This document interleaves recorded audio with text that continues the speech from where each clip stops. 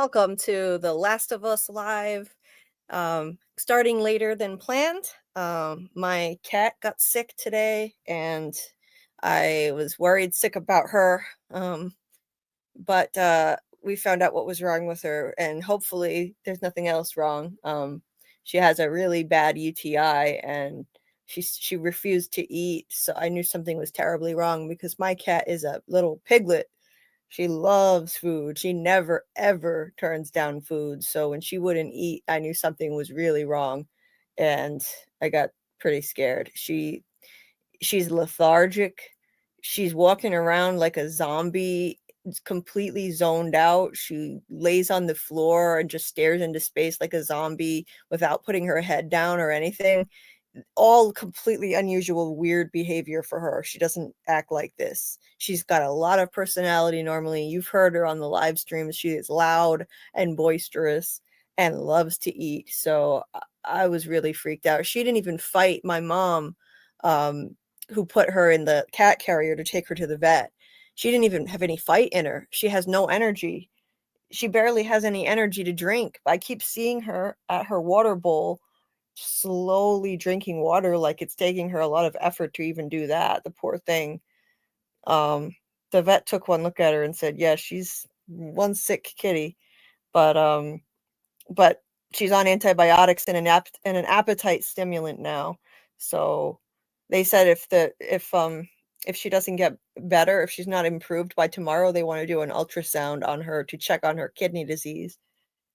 So hopefully she'll be better by tomorrow, because that's a big deal. Ultrasounds are like hundreds of dollars, but she's worth it. I don't care how much I have to spend. I don't have that kind of money to just blow, but whatever. I'll do what I have to do. She's like my emotional support animal, so I don't care. I'll pay whatever I have to pay.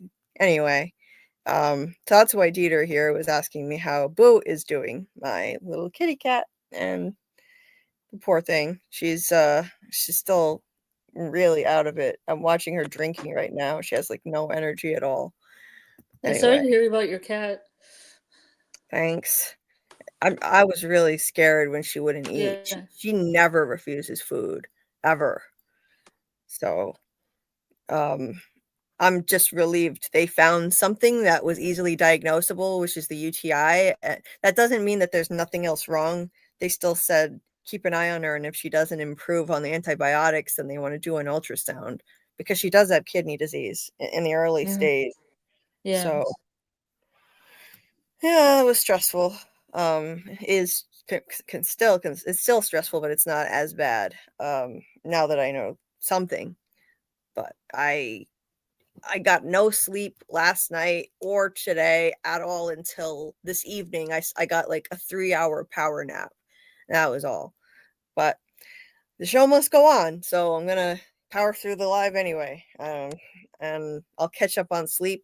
This might actually help me reset my hours a bit, because I will need to go to sleep a whole lot earlier. So maybe it'll be good in the long run.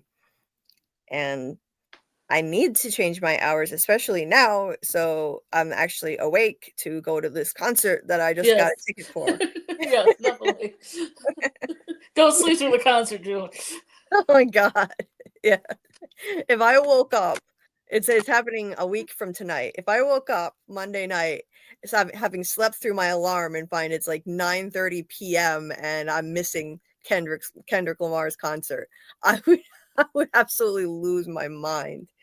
So this is what happens when I'm really sleep deprived, though. Sometimes I'll take a nap and I'll wake up and it's 9:30 p.m.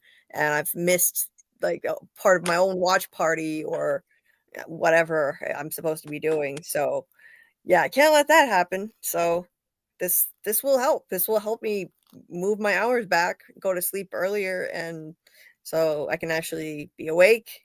And I have to go. It's going to be at Gillette Stadium in Foxborough, Massachusetts, which is not that far from me. It's not as bad as driving into. At first, I thought he was coming to Boston, downtown Boston, and I was thinking, oh no, forget it. I wasn't even gonna entertain the thought of going to Boston and dealing with that. I'm not a city person, and I have way too much physical pain to go deal with that. But then I found out it's Foxborough, Massachusetts. It's not Boston. So I thought about it. I debated it for weeks, and I finally decided, you know what, I'm just going to do this. Yes, I'm going to be in pain. I'm not going to be able to enjoy it on the same level as I used to enjoy concerts. Of course, there's going to be a lot of pain to deal with. I'll have to get up and walk periodically. I have no choice. Um, and and yeah, it sucks. I'm gonna want to be able to stand up and dance and, you know, do what everyone else is doing. Do freaking Kendrick Lamar, but I have to learn that it's not all or nothing. Like, I'm in constant pain and I have severe debilitating pain every single day. So I tend to just refuse to do things at all because I figure, well, I can't enjoy it as much as I could before at all. So what's the point? But even a little bit of joy is better than none. I'm Yes. denying myself any right now. So I decided, you know what, I'm gonna just do this and try to make peace with the fact that I can't get up and dance and go as crazy as the other people around me, and just sit there on my stupid cushion that I have to bring with me and just take it in. So I'm gonna do that. My birthday present to myself on my birthday. It just seemed like a sign from the universe. I need to go. Yeah. I need to go. My freaking birthday is coming close to me. My current favorite artist who I'm obsessed with, who has helped me survive every day since I went down the rabbit hole in November and just became obsessed. Yeah, come on, I need to be at this concert, clearly. So I'm going. That's it. No turning back now. I spent the money. There you go. I'm doing this. You're gonna do it. Yes, I'm doing this. So, and I even have a game plan because they have a set list that's predetermined, and I think it's the same every time. And it actually works really well for my situation because Kendrick and SZA are co-headliners, and they keep switching places throughout the show. He'll do a few songs, she'll do a few songs. So, like, no disrespect to SZA, she's amazing. She has a great voice, but I'm not familiar with most of her music, and I can't just sit there for 2 hours and 20 minutes, which is the duration of the concert. That would be excruciating if I don't get up and walk to manage my pain. So I figure, okay, I'll watch a few Kendrick songs. When he's done and she comes on, I'll get up and start walking. And I'll probably hear her while I'm pacing around. I'll at least hear it. So that's what I'm gonna do. So it's really an ideal situation, for me, that they're switching back and forth like that. Yeah.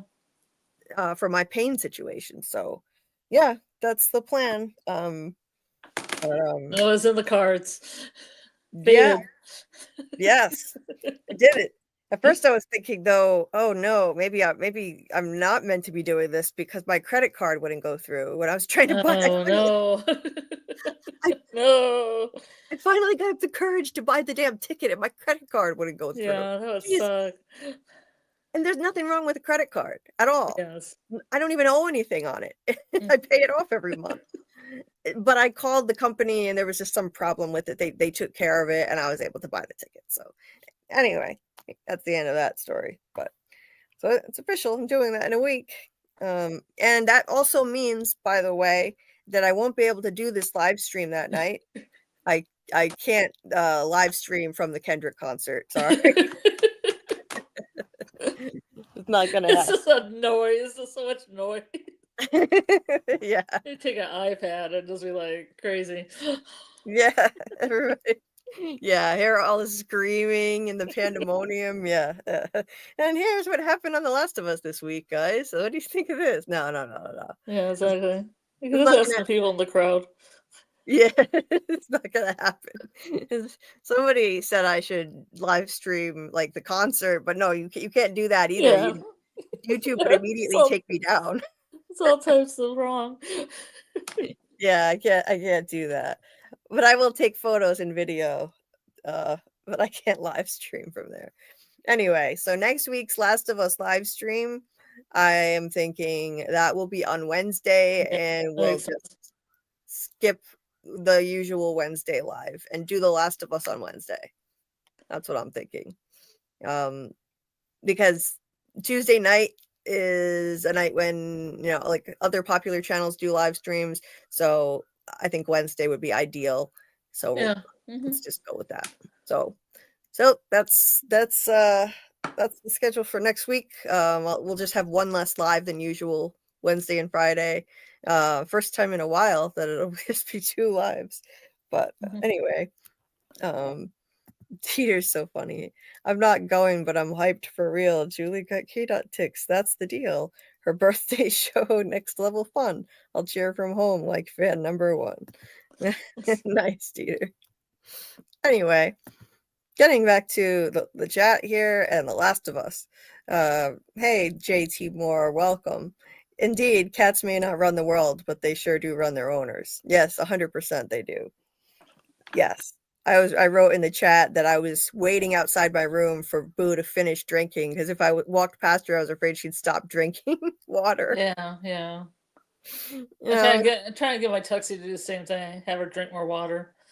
Yeah, Boo drinks an enormous amount of water, which is great. That's so good for her, especially with kidney disease.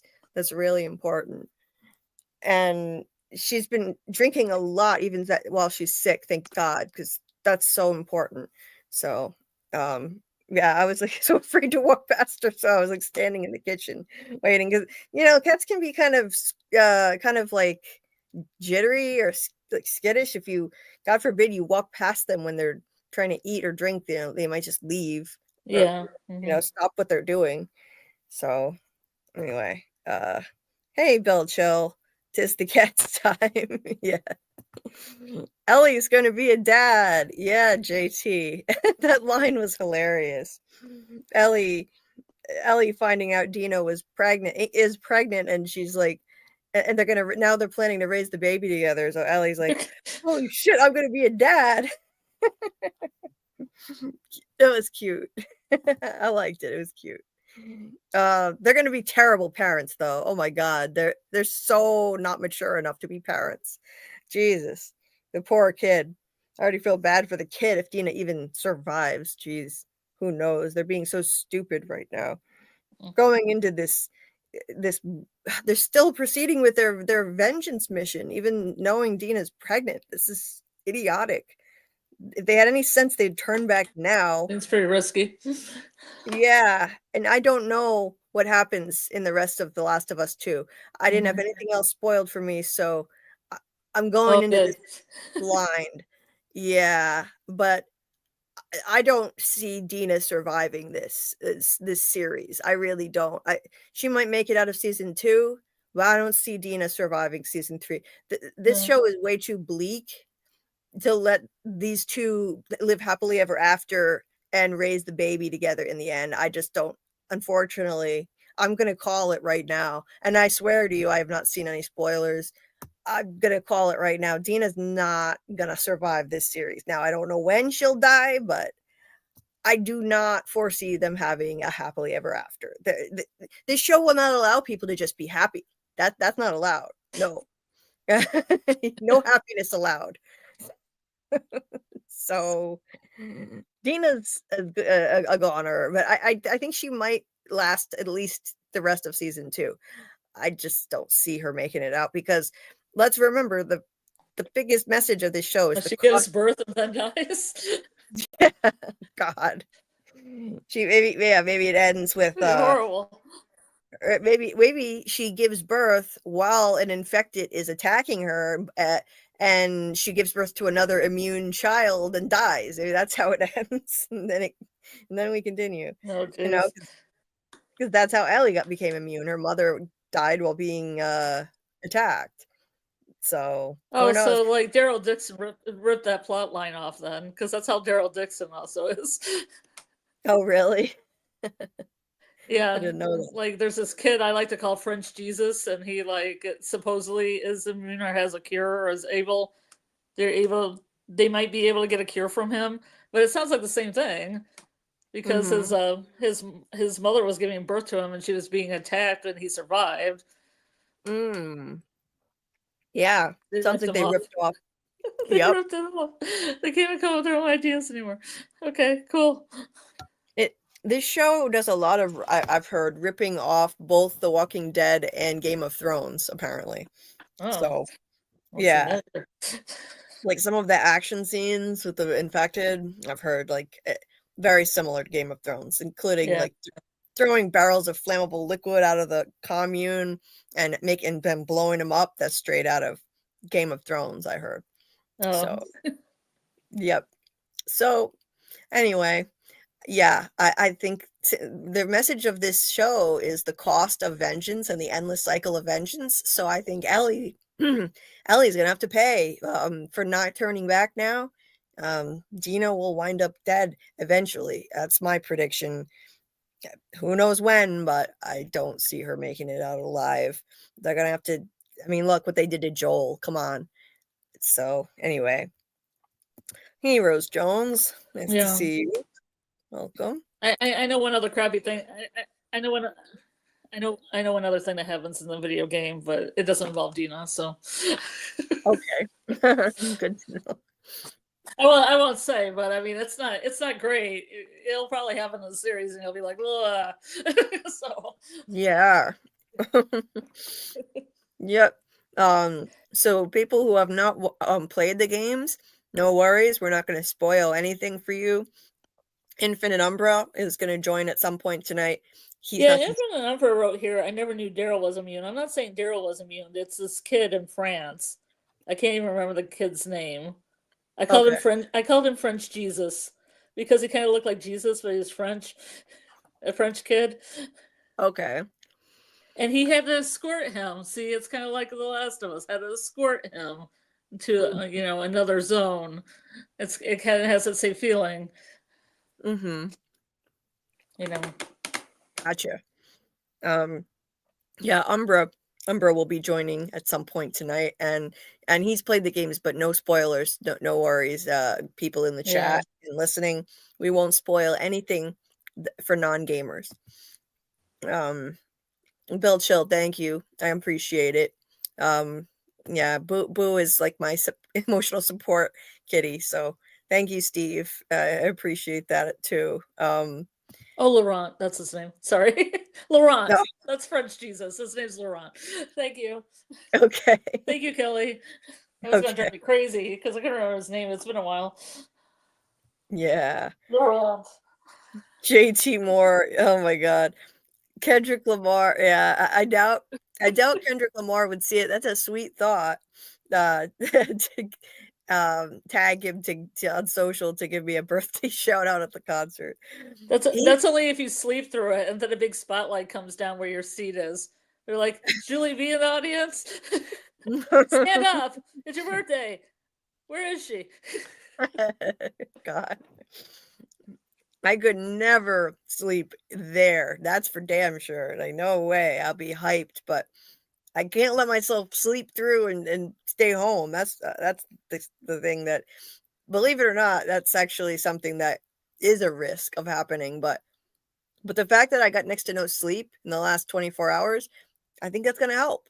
I think that's gonna help. So anyway, Kendrick Lamar though, he barely does anything with social media. He hates social media. He's very private. So you probably wouldn't even see it even if a whole bunch of people did that. But that's a sweet thought. And Rose, thank you so much for the prayers for Boo. My mom was praying a lot today, actually. My mom was terrified too that something was going to happen to Boo. My mom loves animals a lot more than people, and she was just absolutely a mess. I called my mom at work to ask her what I should do, because the vet was saying they had no appointments today, but I could drop her off and leave her there, and then who knows how long it would take them to get to her. It was a drop off system, or wait till tomorrow morning, they said, and then give her an appointment time. I called my mom and I asked her what I should do, and she said she would leave work early and come home and take her. So, but she was like, the whole time she was driving there, she was like praying, like, please God, Yeah. and terrified. But Thankfully, they were able to diagnose something that's treatable, and let's hope that's all it is. Muncher Luncher, how can you not know? Okay, I'm sure you're not the only one who doesn't know a single song by Kendrick Lamar. I was living under a rock until recently, so I actually missed the entire battle with Drake. I missed it. I didn't hear anything about it until November when actually Big Heck, our friend of the community, Big Heck, put me on to Kendrick by coming in my live chat in November and saying Kendrick just dropped a surprise album.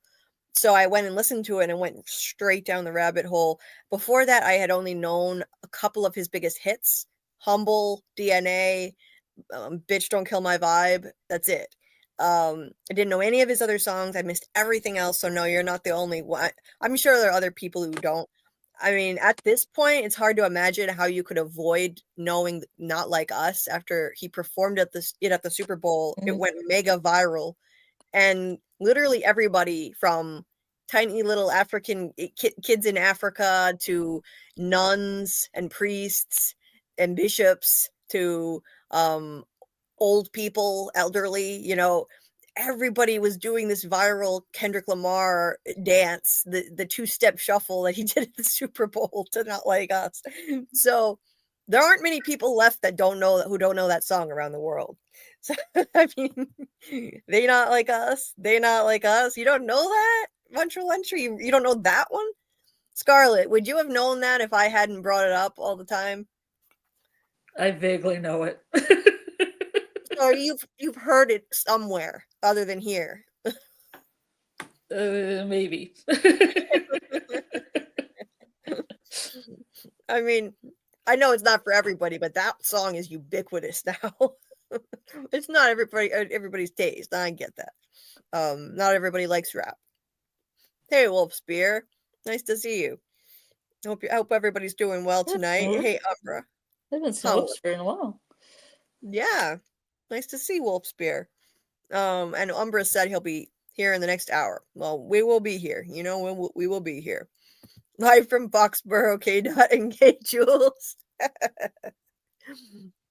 I still have to record myself rapping Not Like Us and send it to Dieter like I promised. I haven't done it yet, but I swear I'm gonna do it. I'm not gonna do it the whole thing publicly on here though. So if you're really nice, maybe, and you're in the Discord, maybe I'll let Dieter share it. I'll let Dieter share it with some This is why you get a Patreon. Yes. You get a Patreon, and then you're like, I do the whole thing on my Patreon. If you want to hear it, you gotta go over there. Yeah, that's right. I need to like start a Patreon, and that's where I'll do my rap performances. Yeah. Yeah, people will fork over their money for that, I guess. No, trust me, I'm terrible.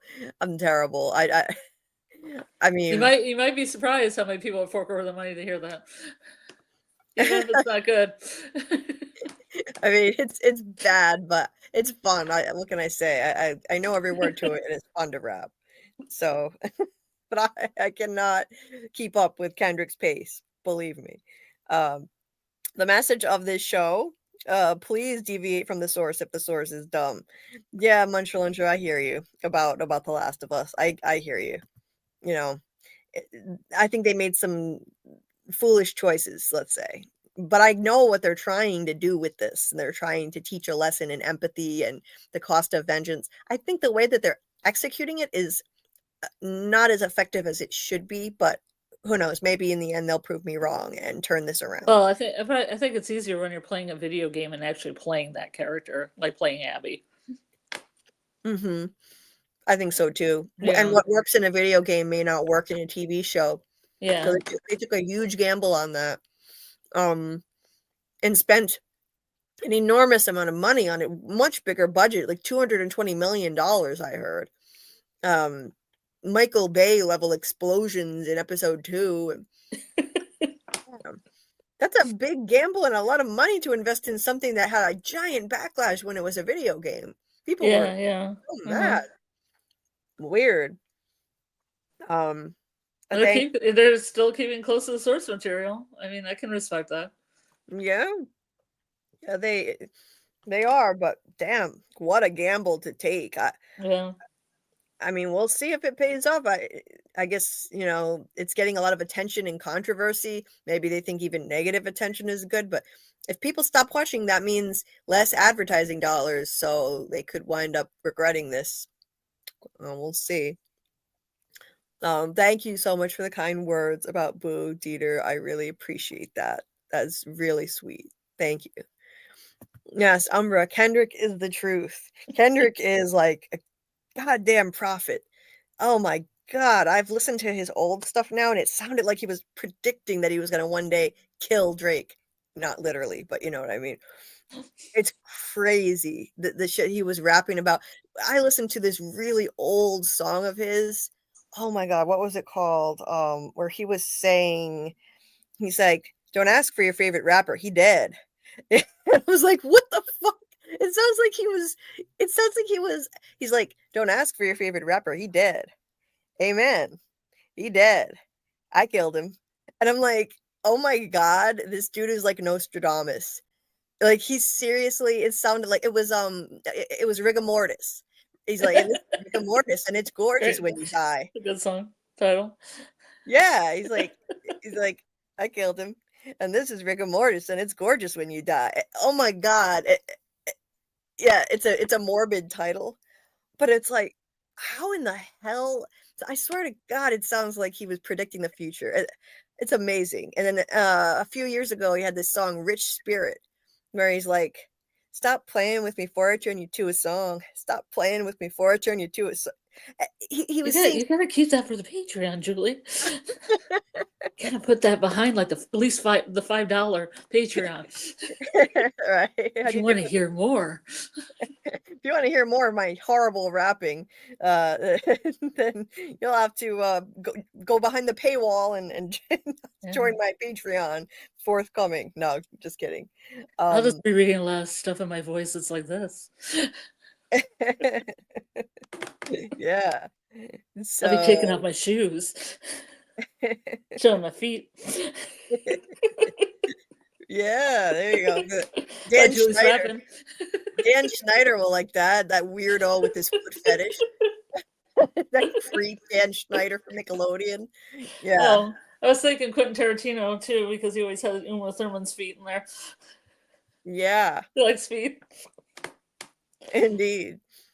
But yeah, come on. Like he was saying, "Stop playing with me before I turn you to a song. Stop playing with me before I turn you to a song." And this was a few years ago. And he wasn't even talking about Drake at the time. But it's like, oh my God. Yeah, he turned Drake into a song not long after. It's like I swear to God, this guy is just. So we can use that audio and I can dance with my feet and we can show my feet. Mm-hmm. We got someone going. There we go. Patreon. Muncher, I also don't have a social media presence, so if it went viral, I still didn't see it. Okay, I believe you. Trust me, I was under a rock last year, so I missed the entire the battle rap. I mean, not everybody is paying attention to certain things. Anyway, oh, a cat water fountain, JT Moore. Thanks for the suggestion. Yeah, you should, because I have one. And she drinks out of it. I have a separate bowl for her too, but she drinks a lot out of the fountain. Yeah. Because they like fresh water. They like a continuous stream of fresh water. Yeah. Well, I think that'll work really well. I'm just looking at the chat. Well, Wolf Spear. Oh, okay. You've been working and traveling. Well, I hope you're doing well. It is with a few bars is what I was laughing at. K Jules.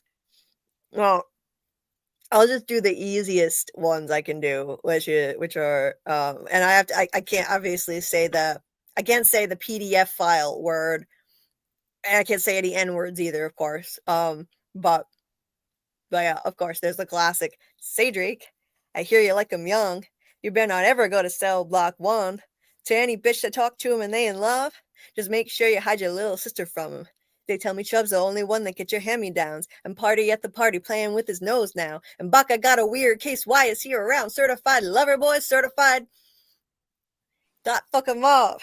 I'ma do my stuff while you're trolling like a bitch. Ain't you tired trying to strike a chord? And it's probably A minor." There we go. I know Dieter will be happy with that. I should have just like got the Patreon up. That's what I'm saying.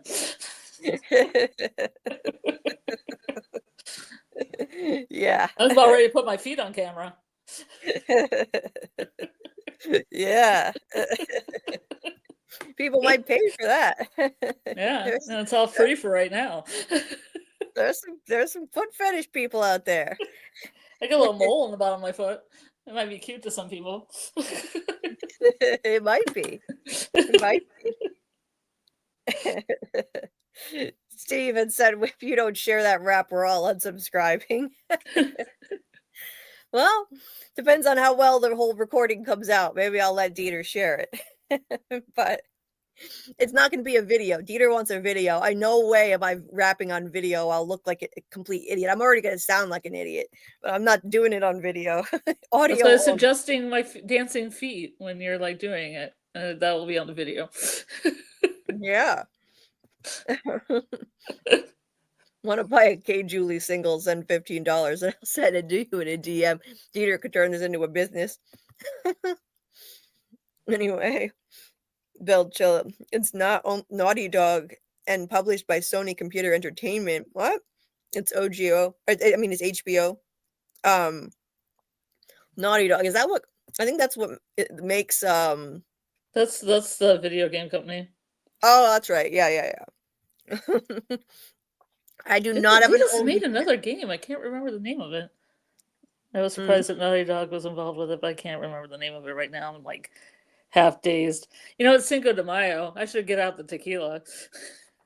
Oh, is it really? I can't even keep track of the dates anymore. I don't even know what date it is, what month, it's almost over. I better get the tequila out. And no, I don't have an OnlyFans. Dieter is just joking. I would never do that. We're gonna make one. No. To be announced. Montreal is Julie. I ate chili relleno and a tamale for dinner without realizing it was Cinco de Mayo, so that was kind of fun. Oh, nice. Awesome. Montreal interested Julie is Lamar and Scarlet is SZA. They're the dynamic duo. I'll have to look up SZA. SZA is an R&B singer. She's really good. Anyway, Steve said Scarlet. It's like on Friends when Phoebe gets a sexy voice when she gets a cold. Like, hello, my babies. You remember that one? Yeah. Steve said that was actually pretty, not gonna lie. Well, thanks. Yeah, that's good. Dieter recorded it. Of course he did. That's not your outro. Yeah. Don't get copyrighted. In my Discord, in my soundboard, when you go into Watch Party, Dieter literally took a clip from the last time from the first time I rapped that, and he put it in there and just started playing it. I'm like, what the hell are you doing? I'm so embarrassed. Oh my god. But this one is the longest one I've done yet. I normally stop after the PDF file line and say, oh, I can't say that. This time I just skipped it. I couldn't do the wop wop wop wop wop part because you can't fit that in. Even Kendrick doesn't do that, and he has amazing breath control. You can't do the certified lover boy, certified what that fuck him up. I mean, I guess you can do it, but it's like I don't know. What I'm gonna do my stuff. I mean, you can do it, but Kendrick usually does one or the other. He does the wop, or he does the I'm gonna do my stuff. You know, one or the other, not both. But other than that, that was the longest version I've done yet. So have fun with it, Peter. Anyway, let's get into the episode. So, because we're here to talk The Last of Us, not Kendrick Lamar, but I am excited. So not feet. And over the weekend, and not feet, not foot fetishes. Not feet. No, not feet. Over the weekend, it was the anniversary of when Kendrick killed Drake, quote unquote. It was the anniversary of the epic rap battle where he dropped like 3 songs in 2 days and demolished Drake. Yet Sunday was the anniversary when he dropped Not Like Us, which was basically him dancing on Drake's grave. It was amazing. So there were some fun streams and videos about that to celebrate Kendrick Day. It's like it's Drake's loserversary. Sorry, Drake fans. I'm not making any Drake fans upset. The only social media I have is I'm a member of the JulieBDeepDives YouTube community. Well, I am honored, Muncher Luncher. Oh. I am honored. Thank you. So, anyway, let's get started here. So I liked this episode a lot better than episode 3. Episode 3, it's not that I didn't think it was good, but it was slow and it was dealing with a lot of heavy grief that was so relatable and a bit too real. So not as enjoyable of a watch for me. And I know a lot of people felt the same way and also thought it was boring. And this episode picked it up a lot.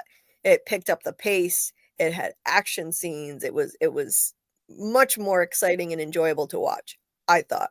Really interesting stuff in this one and some horrifying stuff too. I mean, this is getting into really disturbing territory now.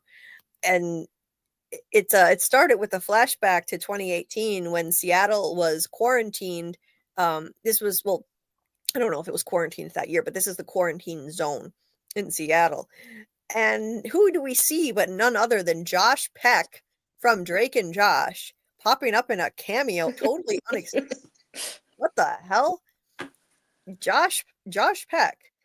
Okie doke. I was not expecting that, and I recognized his face, even with the helmet kind of obscuring it and making it a little harder to see. I recognized him right away as Josh.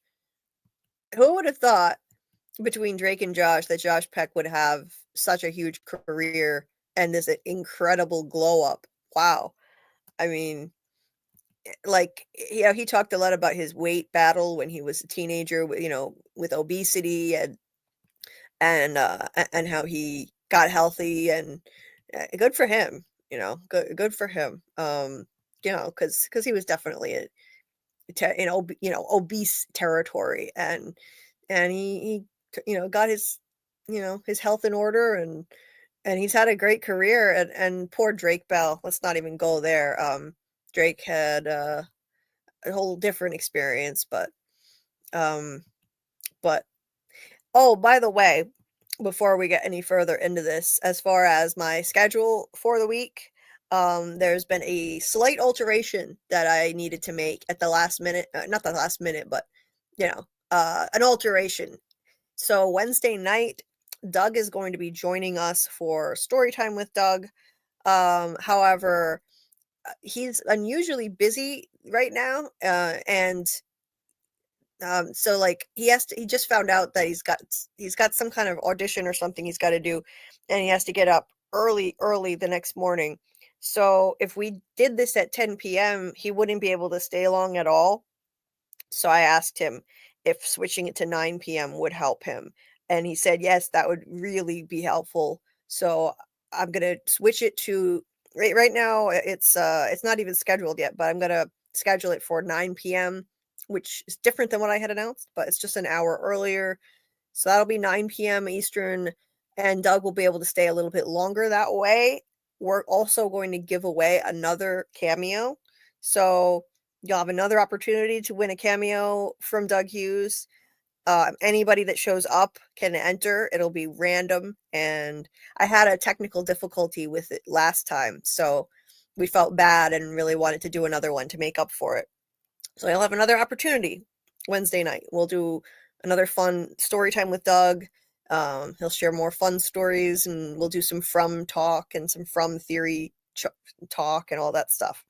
So anyway, also, I'm late on releasing a Handmaid's Tale video for episode 6. I tried really hard to get it done, and I just couldn't do it. So I'm going to release that tomorrow.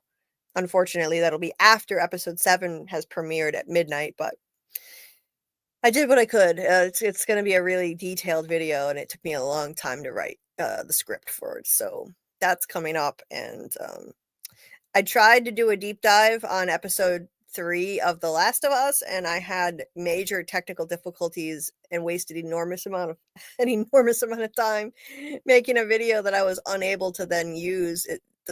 Don't ask me what happened. It's a long story, but it's fine. I mean, I did a long live last week breaking it down. I released a couple of videos with significant clips from that live. That's gonna have to do, and I'm just moving on. Episode 3 wasn't really that eventful anyway, so I'm moving on, and I'm gonna do a deep dive into episode 4 of this show, which we are covering tonight.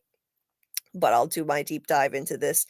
That'll come out by the end of the week. So anyway, that's the channel news. And please hit the like button so that people can find the stream. That would be really helpful.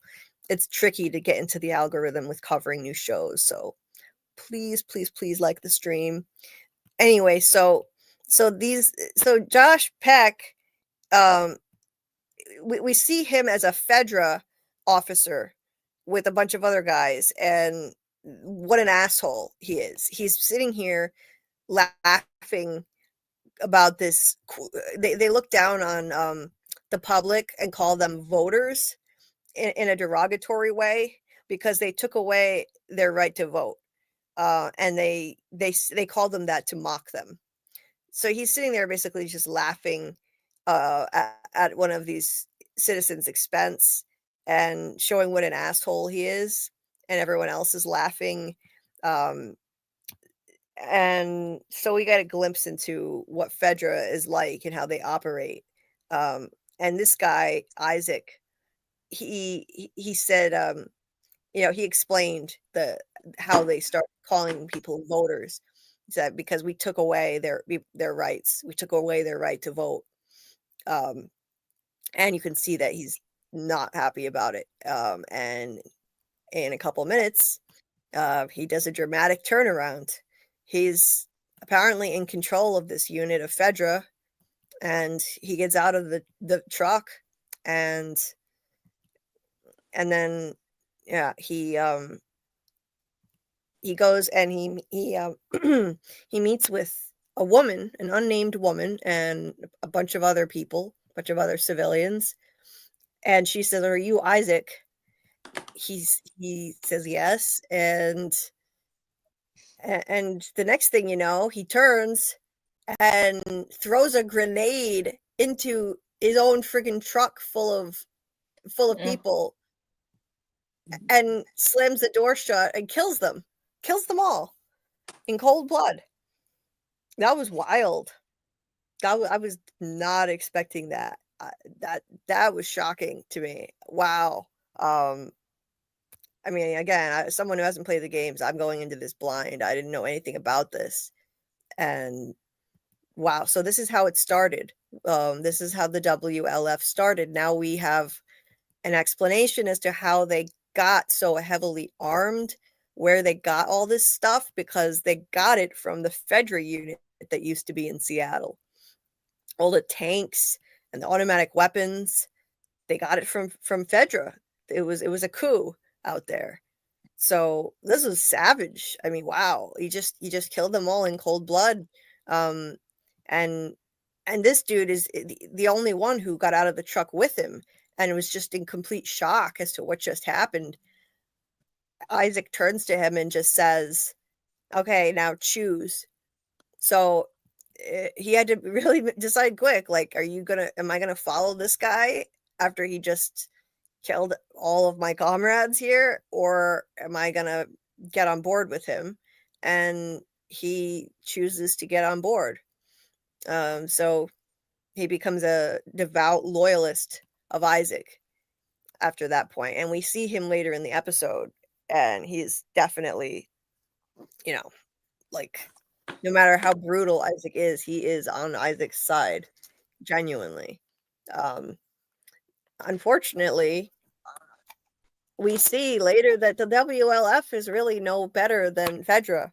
They're just as bad. They're just as violent. And so it's just, unfortunately, like, there's all this hypocrisy. I just realized that's Jeffrey Wright. Yeah. Mm-hmm. People have said Yeah, people have said he's like a big time actor. I don't, but I don't know. Oh yeah. I don't know any of his work. Yeah, he's great in Westworld. Mm. Yeah, people have been saying that. He did amazing in this episode. Great screen presence. Mm-hmm. He's evil as hell as a character, but wow, yeah, he sells it. Mm-hmm. Um, so yeah, we see more of him later in the episode, but the WLF winds up being no better than Fedra. They're also violent and ruthless, and people keep fighting amongst themselves. It's really a shame, but we'll get into that later when we come to that part. Yeah, I guess he did the voice in the video game too. Hmm. It's Okay. interesting because Shannon Wardward, who is also on Westworld, does the voice of Dina in the game. So it's Oh, interesting to get really? some Westworld people. Yeah, that's cool. Hmm. Huh.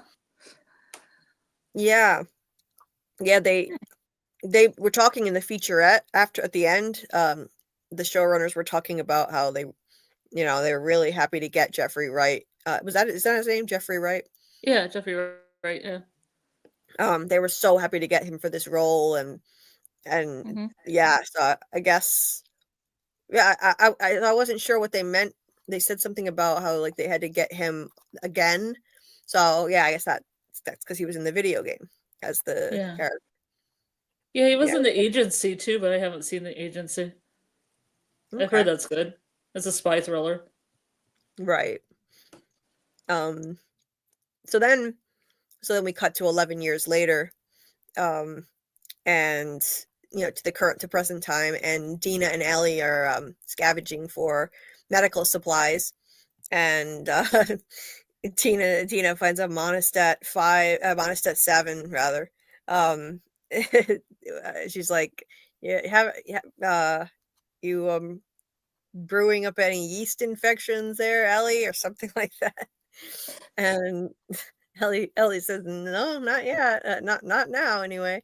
So, but they take that and go on their way. Um, and Dina then spots something, but we don't see yet what it is. This was the only other thing that I had spoiled for me. I knew what it was going to be.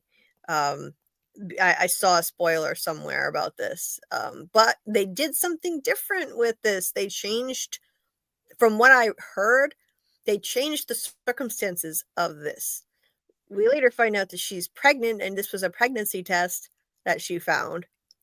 But in the game, what I heard was she already knew she was pregnant before they left Jackson, didn't tell Ellie, goes with her on the vengeance mission anyway, and when Ellie finds out, she's angry. That's what I heard. I could be wrong, but I heard that somewhere, and so I like that they changed it around and she doesn't find out until they're already there. It makes her look less reckless and foolish, Mm-hmm. and also yeah, I don't know. I just like the circumstances better, but Yeah, I think they tweak things a little bit here and there to mhm, make it people making better choices. right. Now, it's still stupid that they don't turn back and go home after they find out she's pregnant, but it's Yeah. not as bad as choosing to go ahead with this. We already knowing that. Going Yeah. from Jackson. Um it's wild to see these sets are so cool. I mean, the scenery, Yeah. the way nature has overtaken Yeah, that's cool. the the buildings. It's really cool how nature just the apocalypse led to nature kind of taking over again. You see vines and grass and everything all growing all over the stairs, the pavement, the buildings. It's cool. Um, it's beautiful in its way, even though the apocalypse is a horrific thing. Um, it is kind of cool. It's like nature had its revenge and won over the stupid humans who screwed everything up. Um, because we know in the show Cordyceps, the whole reason why it was able to start infecting humans is because of global warming, climate change. So, you know, so humans brought about the apocalypse. Humans were the cause of it, essentially. Now, Now it says Seattle Day 1. Day 1 is also the title of this episode, so I guess we're gonna be counting the days that they're on this mission in Seattle. It's it's very dramatic, um, and Dina doesn't tell Ellie what she just did at first, the pregnancy test, so she just plays it off like everything's fine, and they go on their way. Yeah. This was really apropos. They run into an area that must have been celebrating Pride Fest or Pride Month or something when the apocalypse happened. Because there's a rainbow, there's a flag, there's a banner with a rain Capitol Hill. That looks like a stuffed rabbit, I think. The red eye.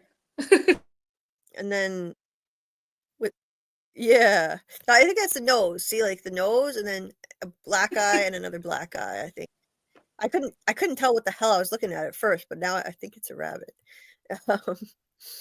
And yeah, so then I don't know if that was some weird product placement for Volkswagen Beetles, but it's like they give you a good close-up shot of that.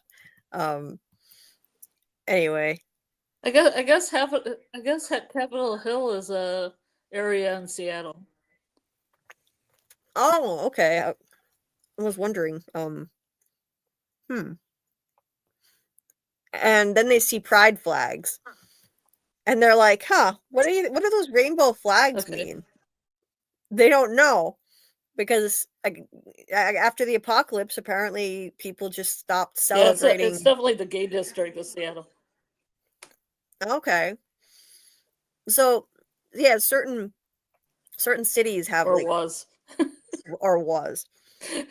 I've heard that certain cities have like kind of gay districts, a certain area that's it's got a lot of gay clubs and bars and stuff like that.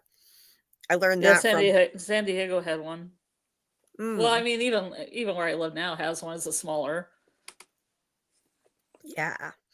I learned that from watching Queer as Folk. They had one in Pittsburgh, I want to say. Yeah. So it's just funny, like the two of them are now going to be in a lesbian relationship.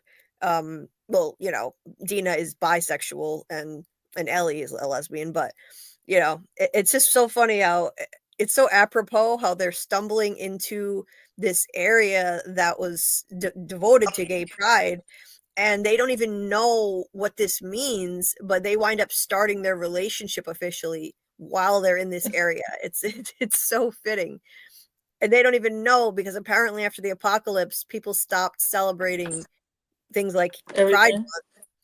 Everything. Yeah, people stopped celebrating everything. Not just Pride Month, but I'm sure all holidays in most places. Jackson is an exception. Jackson is like a little utopia where they have Christmas, and, they have Christmas trees and New Year's dances, and who knows, maybe well, for some reason in Jackson, I guess they don't acknowledge Pride Month, but because these two don't know what it is, and they don't even know what the rainbow signifies, which is crazy. Like, how do you not even know that? That was a ubiquitous thing. They know other things about pop culture from before the apocalypse, before they were born. But they know what grunge is. Right? Well, that was kind of weird. They don't know what the rainbow means, at least. But regardless, it was cool. This is all of this is so awesome. Like the vines just taking over everything. These sets are beautiful. The grass, it's like nature having its revenge. Like, haha, stupid humans, you screwed things up, now taking everything over again. It's cool. But yeah, things get pretty dark pretty fast. They find like skeletons of Fedra people. And then they find like this tank that's completely covered in moss. It's overtaken the old Fedra tank there. And Ellie checks it out, and then And then let's see. They kind of just look around and survey things, and Dina notices that there's a tower that says WLF on a satellite dish right there. So Ellie wants to go rushing over there immediately because she's impulsive and foolish. Dina is the level-headed one between the two of them. She's like, "You really think that's a good idea?" Ellie's like, "Why not?" Dina says, like, "Well, it's broad daylight, and if they put the name of their group up that high, then it means they want people to see it. So they'd be walking into a bad situation. They shouldn't just go storming in there." Once again, Dina is the more level-headed, savvy one. And it's just weird to me. I don't really understand why. I would like them to explain why Dina is so much more street smart and savvy than Ellie when she seems to have lived a much more sheltered life. We don't know much about her background, but if she grew up in Jackson for a long time, then she's been very sheltered. Ellie has been through it. She grew up in a Fedra military school. She trekked across the country with Joel, all the threats that she encountered. You would think Ellie would, by now, that she would be the more savvy one. I don't really understand why they're characterizing the two of them in this way. Dina's the one who came up with the whole plan for their trek out there. All the stuff they would need to bring. She mapped the entire route. Everything. She figured out everything. Ellie was just bumbling through, didn't know what she was doing. So yeah, I don't really get it, and I don't know. Maybe they're never gonna explain it, but I just think it's strange. I don't know. But yeah, because like Dina is like, on the surface you would think she's an airhead, and just she's cute and she cracks jokes a lot, but she's really smart and savvy. I would just like to know where the street smarts come from, because it doesn't really make sense to me. Ellie should have learned a lot from Joel and be more street smart than this. But anyway. Yeah, in our chat, Steve says that Dina lost her parents and sister and had to make most of the trip from New Mexico, where she's from, to Jackson by herself. Okay. I couldn't remember much of that's from a video game, I'm assuming. Okay. I can't remember. It's been a while. Thank you for pointing that out, and thanks, Steve. That explains a lot. Okay. In the game, they did stumble into a gay bookstore, and Dina finds a book called Sorority Secrets with two girls on the cover matching both their hair colors. Dina says, "Hey, it's us." And later you find out that Dina took the book. Oh, okay. They celebrate Mushroom Month every month. That's great. Thank you for this context, Steve. Day 1, 2, and 3 is the structure for both Ellie and Abby's story. The rainbow flags is because they're in Seattle's gay district. Gotcha. Get the structure in the game. Okay. Hi, Amy. Nice to see you, Amy. I hope you're doing all right tonight. Let's see. Oh, okay, Steve. So in the game, Dina didn't know for sure she was pregnant, but she was just late. And okay, so she was starting to suspect it. Okay, so it wasn't quite the way that I heard it from somebody. I don't remember where I read that. Hey, Mackie Vals. Nice to see you. It was so weird when Dana said she was pregnant. And Ellie's like, "I'm gonna be a dad." Huh? Yeah. It's just weird, especially because they just got together as a couple and they're already talking about raising the baby. And Ellie's like, "So we're gonna have a baby." It's like, how is this we already? You literally just got together. It's like, slow down a little bit. Damn, that's moving quick. The hey, lesbian Trace. trope. Lesbian trope. Yeah, like gay guys don't bond together very quickly, but lesbians will set up house within like a month of meeting each other. It's a stereotype. Gotcha. It's a stereotype Okay. even in the gay scene. I mean, it's just what, it's just supposed to be funny. Good to know. They're like lesbians instantly bond, and then they're married. Right. Hey Trace, thank you for hitting the like button. Please, thank you for hitting the like. Yep, please do that for me, guys. It would help people find the stream. Yes, Jeffrey Wright is awesome. Bill Chill, I love it so far. Mackie says he's seen him and stuff, and he's always a villain. Yeah, I'm not surprised. He's good at being a villain. I was not expecting Josh to take a grenade that quickly. I know Josh Peck has actually developed a pretty nice career for himself, so that was a weird thing to see him in such a short cameo. So, anyway, the woman was introduced as Hanrahan, not in the game. Oh, okay. That woman who met with Isaac. Yeah. Yeah, Josh Peck. I was getting Nickelodeon nostalgia vibes too, Amy. For sure. Oh, sorry you're not feeling well, Amy. Feel better soon. Sorry to hear that. Anyway, let's see what else. Did I miss anything else before I continue? Hey KP. Nice to see you, my friend. What's good? KP, it's raining mushrooms and bloaters outside. Mackie. Yeah. Dina was the more level-headed one for 1.25 episodes, and then she saw the drum set. The drum set? Wait, what? Oh, in this episode? I mean, well, I don't know. That wasn't so bad, was it? I think she's still pretty level-headed.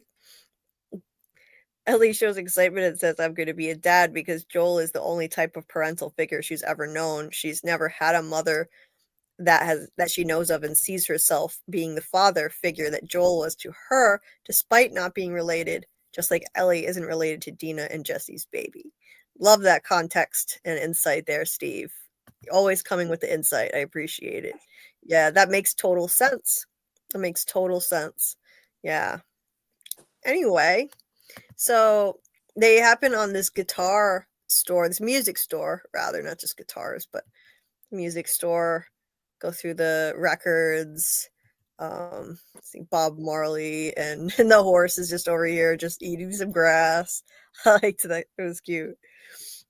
And plenty of food for horses everywhere you go because grass is just overtaking the city. So they managed to find a place that was big enough, that had big enough doors, wide enough ones for a horse to get through. See, there's Tears for Fears. And Ellie goes upstairs. So what was that on the wall? Oh, okay. I don't recognize anything there. Just random posters. Can you see it? Can you go back? Yeah. So I can't really see anything recognizable. I see. Harlequin something? I don't know what that is. But for a second, I thought the one said Walter Weasel. I've seen Walter Weasel perform, but I don't think that's saying that. Yeah, no, it's just I can't tell. I can't even read it. It's hard to see. But Halcyon and the Alps? Yeah, I have no idea. Harlequin and the Howling Traps. Yeah, I have no idea. Like we had this thing that like a friend of mine's channel wanted to do for merch for Yellow Jackets because there were posters of like a girl with a guitar, but she wasn't a real musician, but we wanted to make shirts up with that anyway. Like if some of these aren't real bands and stuff that just made it up, we would make merch and celebrate those bands. Oh, cool. Yeah. Oh, that would be awesome. Like an inside joke.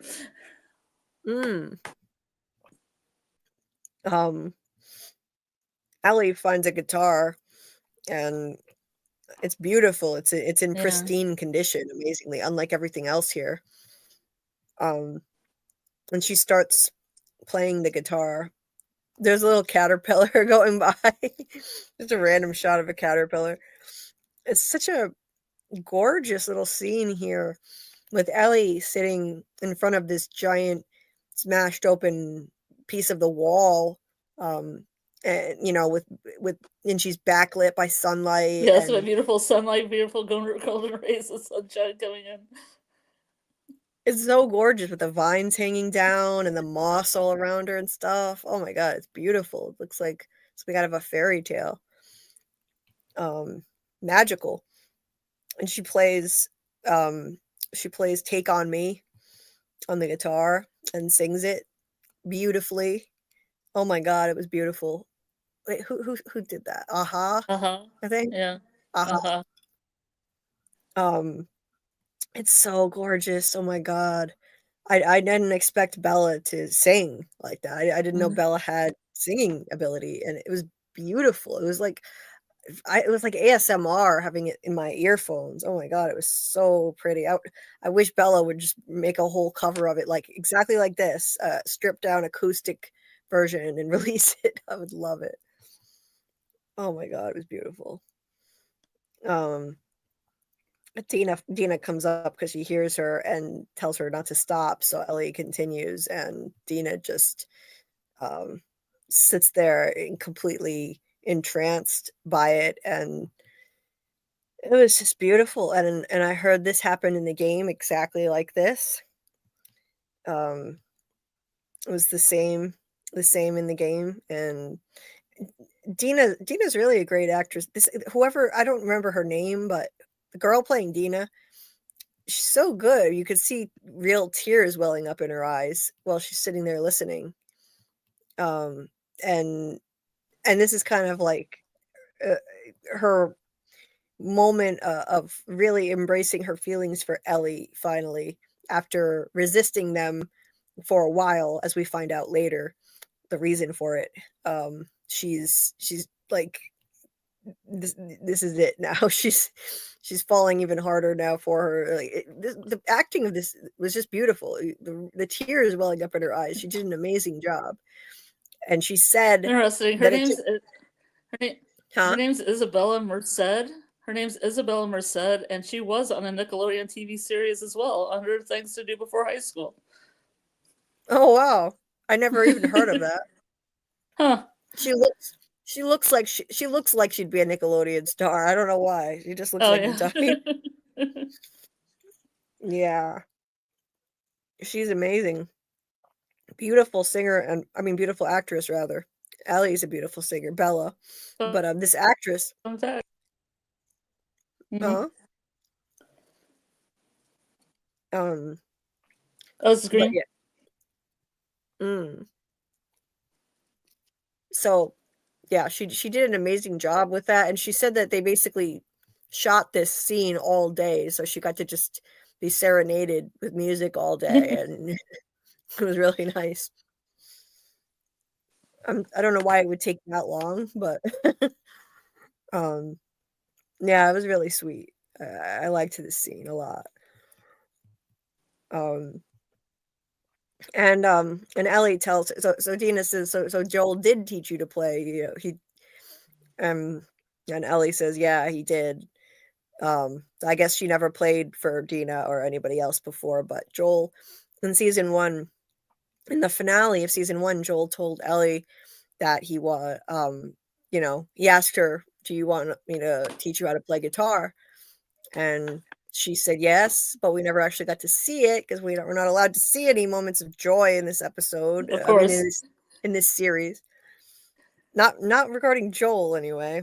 The joy didn't last long. But he did teach her, and Dina said he taught you well, and then they left that behind. Really emotional scene. And then, my God, did they do a 180 to go from that scene to this one? It was like enough to give you whiplash. The highs and lows of this show. It's like what a roller coaster this one was, because you go from that beautiful, sublime scene with Bella's gorgeous singing and the sweetness and emotion of it, and then you got Isaac lighting the gas stove and getting ready to torture this poor guy. Wow. That was nuts. That was quite a swerve that they did. And Isaac sounds like a freaking sociopath, the way he's standing here, like, casually talking, like he's having a casual conversation, but you don't see who he's talking to at first. He's, like, talking about how he was never really good with women, he was awkward, and he didn't know what to say to them, so he would cook for them instead, and one day he always wanted to have his own Williams-Sonoma copper pot set. He's like, he didn't think he'd ever be able to retire or anything, but one day he wanted to have a Williams-Sonoma copper pot set. Kind of a weird reference to Williams-Sonoma. I wonder if they were a sponsor of this episode. So I don't know, I think it'd be hard to get sponsors on a show like this. Yeah. I wonder how they feel about this, to be honest, because this is not the best ad for their product. The way that he uses this thing, it's really, it's extremely dark and disturbing. Not the way these pots are meant to be used. Oh, that's for sure. And he's just, this really sounds like a great villain monologue. Just the way he's so calm and collected about it, talking about how, oh yeah, copper pots are great, but they do require a lot more, like a lot more effort. You gotta polish them, and he said, he always wanted his own set of these, and he finally got them, but it wasn't the way he expected. The apocalypse brought him these, but not quite what he imagined. And then you see this, Jesus Christ. He heats up the thing on the stove. Now, I'm not going to show they really went there. HBO really went there, and they showed full frontal male nudity. Which was crazy. Let me just make sure that I didn't accidentally get any. Okay. There was one shot where it isn't about the violence, it's about seeing the schlong. Yeah. I don't want to accidentally show the full frontal male nudity. I didn't take any pictures of that, but I didn't want to have anything accidentally partly showing. I was not pleased with their choice to do this, really. I mean, I don't like seeing people put in vulnerable positions naked like that. It feels like a kind of sensationalizing or sexualizing someone's the violence against someone. And that's why I don't like in old horror movies how women were constantly being murdered while they were topless or half naked. I feel like it's more dehumanizing than sexualizing, just making them more of an object or an animal than a human being. Yeah.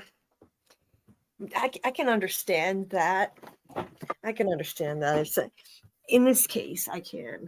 It's not like I think in old horror movies it really was about sexualizing the women. Because sex was usually involved. Like, it wasn't just that they were, half naked or naked. They had usually just had sex and then they'd get murdered. So the nudity was sexualizing them. But in this case, yeah, I think it is more about dehumanizing this guy. And it's something like they used to do this stuff on Game of Thrones too. I never watched. Oh, damn it. I got the wrong. Sorry. I got something out of the fridge and it was the wrong thing. On Game of Thrones, I've never seen it, but I do know of a few infamous scenes where people were featured completely naked and, being tortured or punished or brutalized in some way. So HBO is not afraid to go there. I mean, it will take you down that dark path. When I saw this guy in the trailer for this episode, his knees were up, strategically covering those areas, and I thought, oh, good. I'm glad. I'd rather them not show. Well, they had a lot of nudity in Westworld too, but none of it was like sexy nudity. It was kind of like having all the, what would you say, the robots, I guess it would be biological robots, naked, just to like show that, you know, like, I think Anthony Hopkins is a scene where there's a nude robot, bio robot, and he's like, why are you covering her up? You know, because they're not people. You know, they're making a point that they weren't people, so you didn't have to cover up their nakedness because okay. yeah. It kind of reminds me of that, and that's also an HBO show, so they're not worried about showing nudity. Oh no, they're not.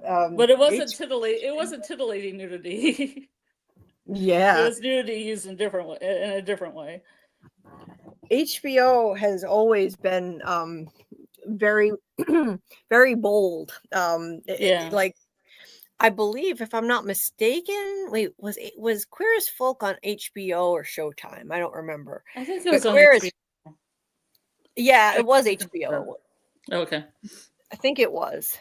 The original Queer as Folk from the 2000s, and that was loaded with nudity, including full frontal male nudity. And that was way ahead of its time for the early 2000s too. So yeah, HBO is not afraid to go there.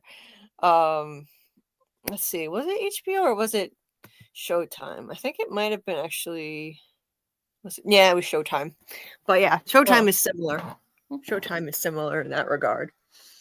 Premium cable channels have always been like that. The premium cable channels are like, the ones that allow a whole lot more. The censors, I don't know why it works that way, but like regular cable, so like broadcast channels like NBC, CBS, ABC, they're the most tame in terms of what they can show. And cable has more lax rules, and they'll show more, and they allow certain swears that you can't say on broadcast TV. And then you've got premium cable where anything goes. You can say as many F-bombs as you want, loads of nudity. I mean, so yeah, I don't know who made up these rules and why, but that's just how it is. And this guy here, it was tough. I really don't like torture scenes at all. Yeah. I watch a lot of horror. I watch a lot of horror slasher movies. I have no problem with horror, but there are certain things I really am uncomfortable watching, and like cannibalism, certain zombie related things, depending on how graphic it is, and torture. I hate watching torture scenes, and this was brutal. This guy has already been beaten to a pulp. His face is swollen. He's bloody. And he's just sitting there with no dignity at all, chained to a wall and naked. And this guy comes over to him, and he's just asking him, where the next attack is going to be, because apparently the Scars, his cult, which the nickname is the Scars. I forget what the actual name is. Maybe somebody can help me out in the chat. There's another name for it, the proper name for their cult other than the Scars, but they're at war with the WLF. So these idiots are out here fighting amongst themselves. What is wrong with my voice? Sorry, I'm going to take a drink. Yeah, I'm going to look that up. Oh, she's in the house Jack built? Oh, interesting. Sorry, excuse me. Talking to myself. I don't know why I have the actress that played Dina was in the house of Jack built. I thought that was interesting. It's Lars von Trier. Okay. Okay, what were you looking for? Thank you, Bill Chill and Steve. Okay. I was trying to look that up. The Seraphites. Thank you guys. The Seraphites, so that's their proper name. So I got yeah. what? I was gonna say I was gonna say someone similar, but it wasn't like a Episcolites or something like that. But it was like Oh. close. It was something I knew it had ites on the end, but I couldn't remember. Yeah. Seraphites. Hey Doc, nice to see you, my friend. Gotta perform my husbandly duties at 1 a.m. Mm. Boom chicka wow wow. Yeah. Get some, Doc. Yeah. Well, enjoy your time with the hubby. Enjoy your time with him. And thank you for popping in. Hope you're doing well tonight. Doc held it down for me last night. I was late to my own watch party yesterday, and Doc was entertaining people while they were waiting for me to stream The Last of Us. So thank you again for doing that, Doc. And sorry, that will not normally be a thing. I know I'm late to a lot of things. I'm almost always late to my live streams, but I'm not normally late to watch parties. I've just had a lot more than usual kind of messing me up lately with the loss of my dad and just a lot of other stuff going on, but normally, no, I'm not going to be late. I promise. I will be there on time at 9 p.m. on Sundays, 9 p.m. Eastern, when we watch these episodes as soon as they drop in the Discord. But this time, yeah, I was a bit late, and Doc entertained the folks there, so that was great. And then we had an awesome watch party. We had a great time and a good discussion about the episode. Really enjoyed it, and I actually played it a second time. I didn't bother last week because really not that much happened, but there was a lot going on in this one. So I watched it. We watched it twice, and then we wound up watching something else after. Oh yeah, we watched a couple episodes of Chucky, which was great. So anyway, let's see. Yeah, Steve. They're showing how far Isaac has fallen from who he was when we met him to now demoralizing and dehumanizing them. Right. So he had principles. Oh my god, my cat's actually coming up to me. This is the first time she's actually shown interest in coming near me since yesterday. Maybe the antibiotics are starting to help. Oh my god. And she's purring. She's purring. Oh, thank God. Sorry, this has been really upsetting, like her not acting normal. She's purring. Oh, it's cool that she's reacting well. Oh my god, yeah. She hasn't come near me. She's been like a complete zombie since yesterday. She like laying on the floor, but not even putting her head down to go to sleep. It's just laying there, like zoning out. And I tried picking her up, petting her. She didn't even stay or purr or anything. And this is the first time she's acted normal since like yesterday morning. And I know it doesn't sound like a long time, but like, believe me, I rely on her like my emotional support animal. So this was really scary. Oh, now she just laid down right like in front of the laptop. So well, she must be feeling better. She must be feeling better. Maybe the antibiotics are starting to work. Oh, I have no idea what a relief this is. Sorry. Anyway, Boo just runs the show here. Everything stops when Boo says so. Anyway, so yeah, Isaac had principles that he was, like he was angry that Fedra had taken away people's rights, and now look how far he's fallen. Now he's no better than them. The oppressed become the oppressor. That's a classic theme. Isaac's brutality could have influenced Abby's golf swing. Yeah, maybe. So, oh man, he's a grower, not a shower. Oh God, we're not going to be looking at his goods on here. So the stream would probably get taken down. So we're not going to be showing that. Hey there, Gabrielle. Nice to see you. Hope you're doing well. Good evening.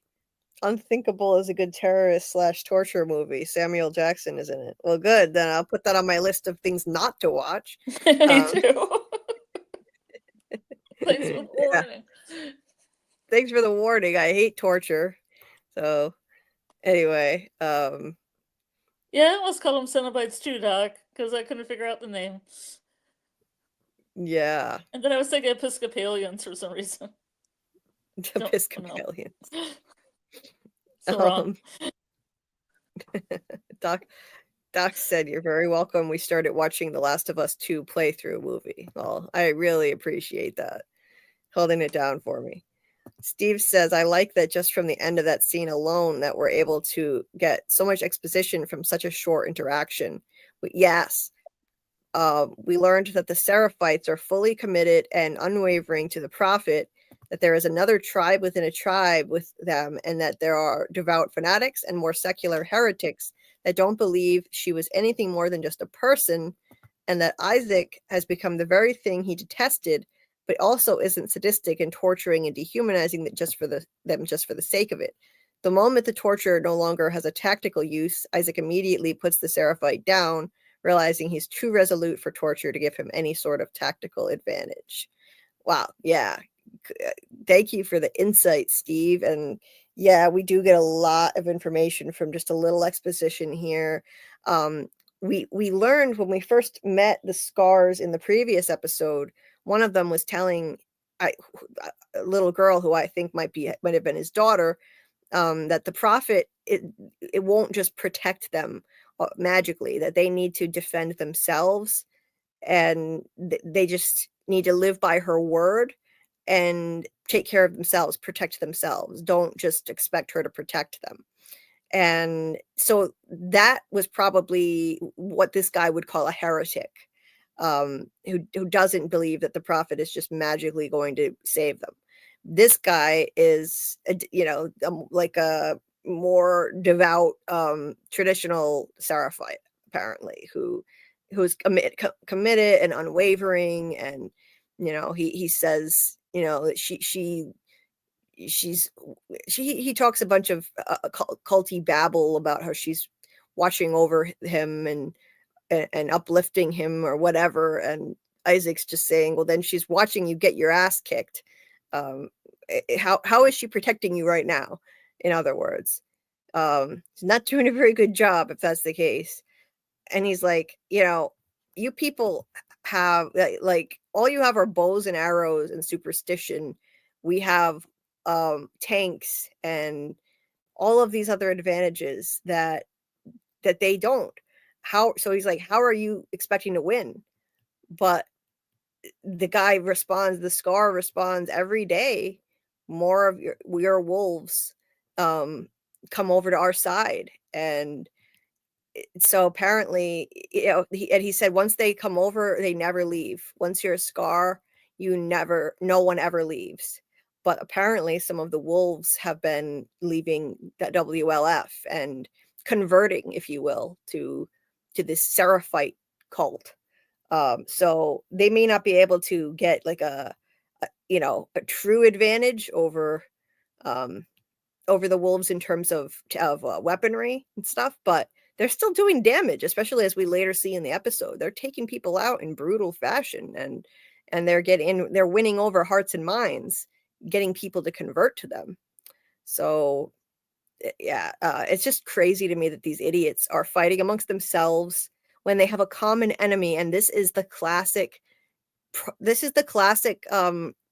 folly of human nature, the tendency to fight amongst ourselves, and even in the face of a common enemy like this, just brutalizing each other.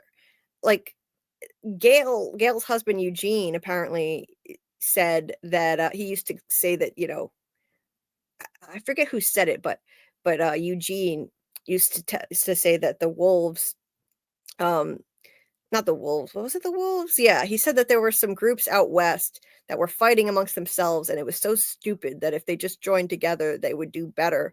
But they were fighting amongst themselves, and now we're seeing this in action. They're basically at war with each other. And when they get attacked by the infected in this episode, None of this would be happening if they would have just come together. None of that would have been happening. They could have united and actually been able to defend themselves against these infected. I mean, look at what they did in the commune in Jackson, coming together, defending and supporting each other. That, I think, that represents the best of humanity in this apocalyptic world. And these people are just being, it reflects the most foolish aspect of humanity, of human nature. The tendency to fight amongst ourselves, us versus them. That is the true infection. That is the true blight on mankind. It's worse than cordyceps. The true cancer is the thirst for vengeance, the endless cycle of violence, the us versus them mentality. And I've already been talking about this in my videos and in my live streams, that these are major themes of the show. The need to learn empathy and show mercy to each other, even your enemies, the dangers and the cost of vengeance, and now, we're seeing it become even more explicit, and the showrunners discussed it in the featurette at the end of the episode, which, to be honest, I was kind of annoyed with it. I just thought, we're not stupid. You don't have to spoon feed us all the answers and the meaning of the show. Like, I'd rather just, tease that out myself. I mean, they were basically saying all the stuff I've been saying already in my lives and videos, but I'm like, you don't have to hold our hand that much. We're not stupid. It's pretty obvious what the themes of the show are. But, these featurettes give a lot of stuff away now. It seems to be a new trend. It's like a cheat sheet. They did it for Severance too, at the end of every episode of Severance, season 2 on Apple. I'll tell you one show that you'll never see that on, though. From. The showrunners of From don't tell you anything. We'll never get a featurette spoon feeding you answers on From. And they tell you stuff in, that it's a little spoilery about Severance and The Last of Us too, in the featurettes, but you'll never see that on From. Oh, Umbra's here. I'm sorry. I was in my image tab. Hey, Umbra. Let's see. I am so sorry. Umbra's been here. I hope it wasn't too long. Oh, geez, Amy, I'm sorry you're not feeling well. Feel better. Hope you feel better soon. Oh, my sweet sick kitty cat is laying like right across my chest with her head on my shoulder and purring really loud. Oh, I think she's feeling a little better. I love when my cat starts acting normal again. Yeah, Gabrielle. Yeah, my poor baby kitty cat. Poor baby. Yeah. Yeah, she was sick. She was really sick. This is the first time that she's starting to act normal again. Anyway, so Mackie says Team Cult, and they will help Ellie and Dina, in my opinion. Yeah, if I had to pick between these two groups, I would be Team Cult. They're both stupid, and they both engage in senseless violence, but if I had to pick, yeah, I'm Team Cult. The heretics are actually much closer to the original way the prophet wanted them to be. It's the ones like the guy being tortured who are twisting the prophet's words to wage war. Oh, Steve, that's really interesting. Thank you for that insight. That's so true of a lot of organized religion too, the way that some religions twist the original their original faith. They twist it around and use it to support their goals, like people who have waged war or committed acts of violence in the name of religion and things like that, or televangelists who make a whole bunch of money off of religion when that's not what it was intended for at all. So yeah, that makes total sense that this would happen with this cult. It's a similar situation in that regard. So yeah, that makes sense. And yes, like Dieter said, the next From Live will be at 9 p.m. Eastern because Doug needs to leave early, and we're doing another cameo giveaway for a Doug Hughes cameo. Anyway, Dieter, you don't like torture either? Yeah, not a fan.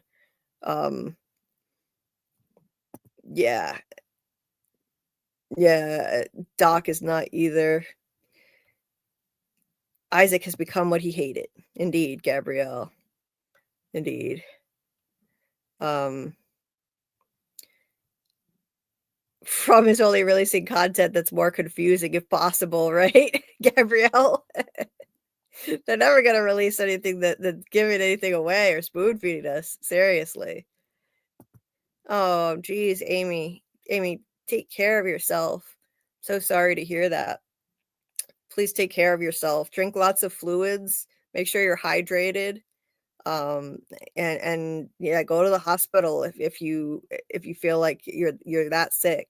Don't mess around with your health. And if not, then make sure you get to a doctor ASAP. Okay, you already went to a doctor, and yeah, it's tricky when you're allergic to a lot of medication, Amy. Well, please take care of yourself. Keep hydrated. That helps a lot. Here, thank you, Jeter, for dropping the link to Umbra's channel. This is the link to Infinite Umbra's channel. And you'll also find it in the description of this video. Please take a moment to subscribe to our friend here. And we will update you on his latest stuff going on with his channel when he comes back. So anyway, I dabble in torture from time to time, Samuel. Oh, geez.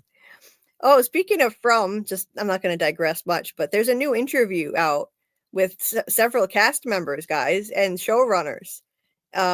Somebody posted the link to it in Taryn Matheru came in my Discord and shared the link to it in my Discord. So I don't have the link handy, but if you want to check it out, if you're in my Discord, just pop in my Discord in the From channel and you'll see there is a brand new interview with Harold and Jack Bender and I forget who else, but I haven't had a chance to watch it yet. So anyway, check it out. I know we're starving for anything related to From, so some new From tidbits. So anyway, you are welcome, Umbra. You are more than welcome.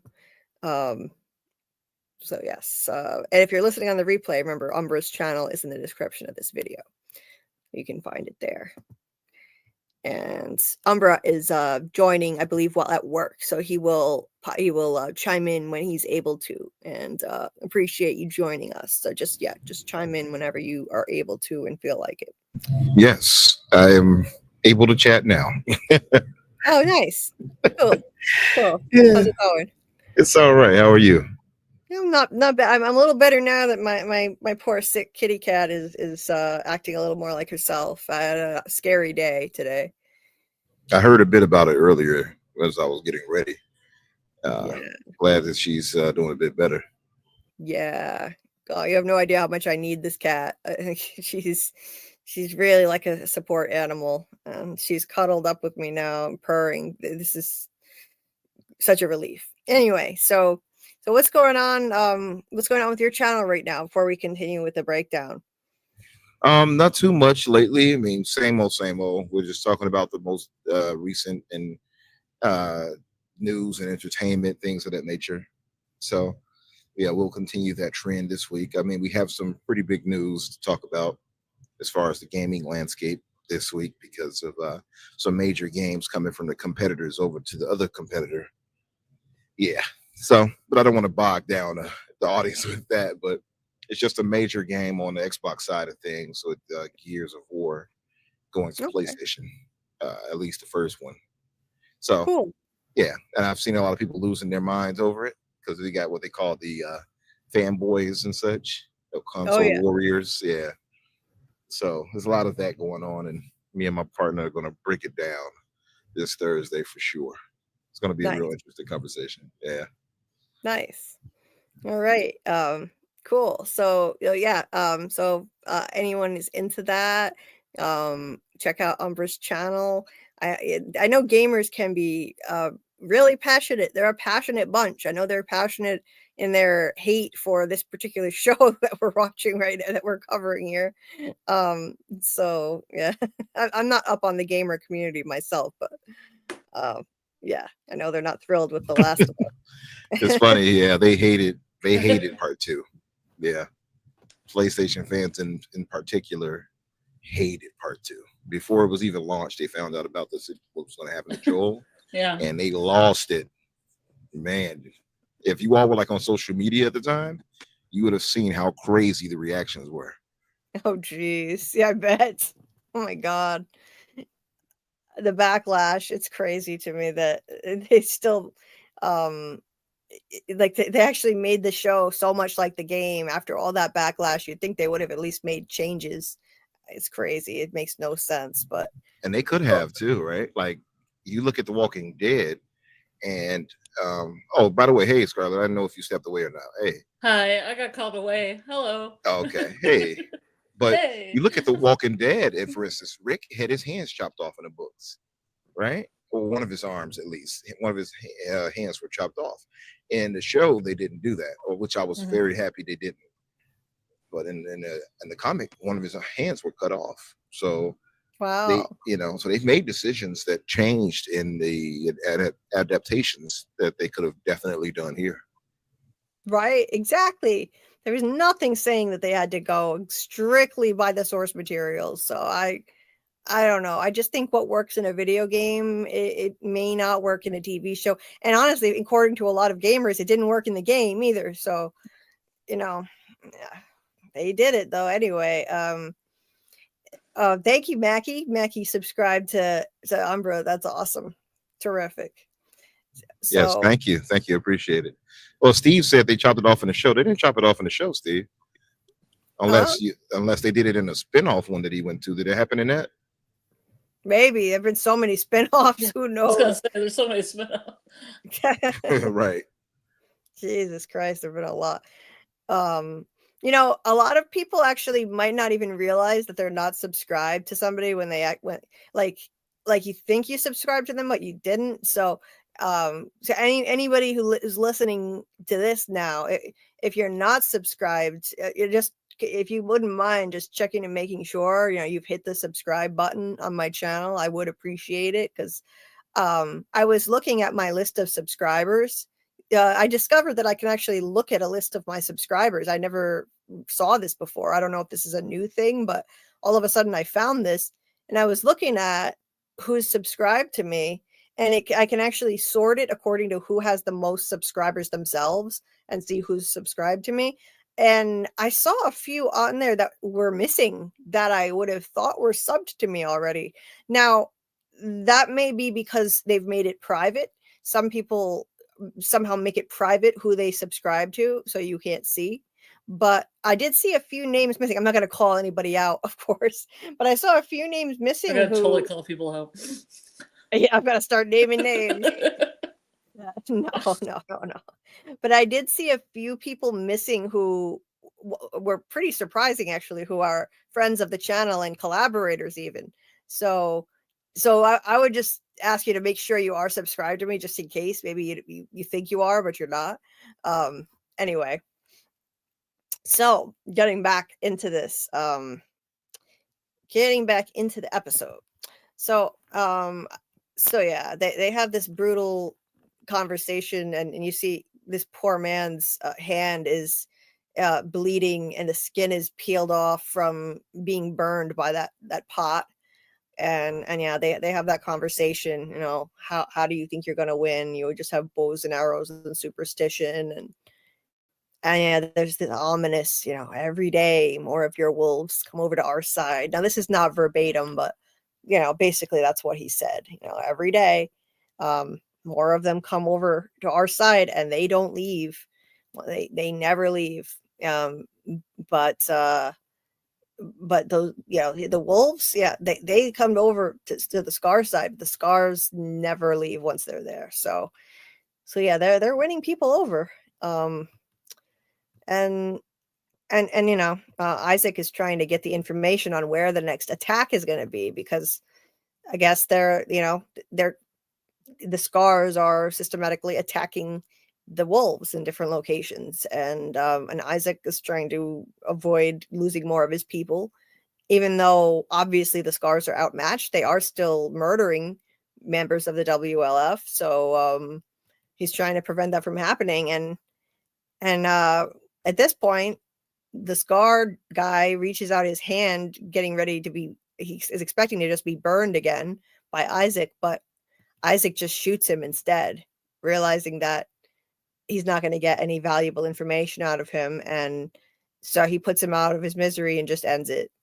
And this man standing guard here is actually horrified and you know, like, oh my God, this is so effed up. And this dude right here is the one we saw in the flashback who was with Isaac when he defected from Fedra. And he had said shoes. This guy chose Isaac, and well, it was either that or he would have been dead. But now he seems like a true believer. He says, you know, he deserved it. Fucking animal. He calls the scar an animal. So they're dehumanizing him, literally. And he really, I fully believe it. It doesn't seem like he's just following Isaac because he's afraid. He's also, you know, basically turned into this monster along with Isaac, both of them. It's interesting with that, by the way, a few things. That guy, for 11 years to have passed, he doesn't look like a day went by. I think they could have done a better job with aging him versus you look at the legendary Jeffrey Wright, by the way, who is older looking already, but he looks like some time has passed with him, right? You can reason that out, little gray hairs or whatever. This guy here looks like, he just looks like he's upset for the night. I wish they would have kind of let him grow out a beard or something, or some facial hair, something to kind of make the transgression of time show on his face. He looks super youthful still. And I mean, he is young, but he looks like not much time had passed. That's one. Two, I would say social commentary wise, is interesting on how this kind of parallels like life currently. And what I mean by that is this kind of lack of empathy that seems to be prevalent in this and in America in general. I'm not going to go too far with that, but I just noticed that there's a general lack of empathy nowadays, and you can see it in him. Indeed. The lack of empathy. Yes. He doesn't even show a flicker of empathy or compassion for that guy who was screaming. Like the other guy was horrified when he was hearing the screams and then the gunshot. And this one, nope, not at all. Yep. Yeah. So Mackie, you are so sweet. Thank you, Mackie. Thank you. I know you're subscribed. And Steve agrees with Umbra 100%. Yes, and I do too. Yes. I noticed that me and Steve typically are like in sync. I've noticed every time, like whenever he's saying something, I'm like, yeah, I agree with that. And if I say it, he's like, I agree. I think we have like simpatico. Me too.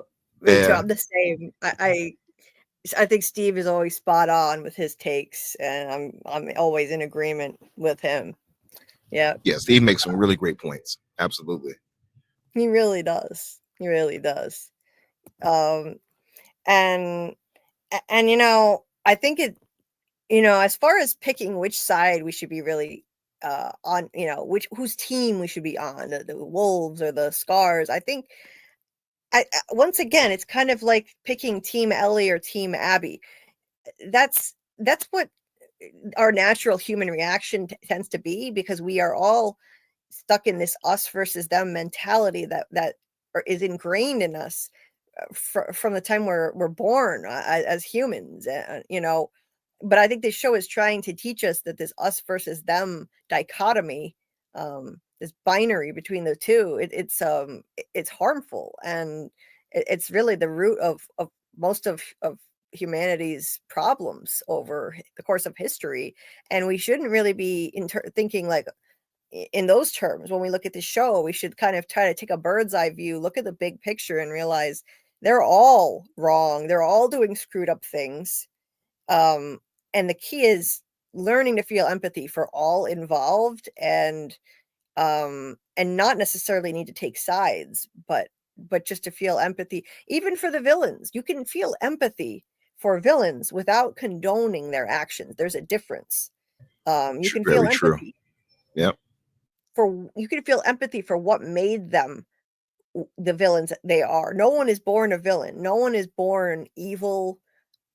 It's all a matter of life circumstances that can turn you into a monster. Like Mary Shelley said, monsters are not born, they are made. So, anyway, I think the key is to try to break ourselves out of that us versus them, that tendency to divide ourselves and look at, that other, the otherizing of the looking at, people as the other, instead of like, okay, though these are also my fellow humans and I can feel empathy for them even if they're my enemy. Yep. So That's the old saying, what the world needs now. It's very much in step with that. We need more of that. It's just a general lack, I've noticed. Oh, 100%. We need more love and empathy and mercy in this world. We really do.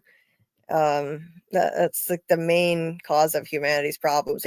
Humanity will always be its own worst enemy, worse than any pandemic or anything else. Anything else that could happen to us. It's always, you look at shows like this, and what winds up being the worst threat? It's not the zombies. It was the same. I didn't watch The Walking Dead, but I've heard it was the same. The humans wound up being a worse threat than the zombies in The Walking Dead, and that tells you a lot. And I said this during the last live stream, and I'll say it again. I used to think that if something major happened globally that united us all, that if we all had a common enemy worldwide, then maybe we'd have a chance at least a temporary peace, at least a temporary time of coming together. But like I imagined, like, what if there's an alien invasion someday or something? You took crazy. the words right out of my head. I was going to say, what we need is an alien invasion, but you took it right out of my head.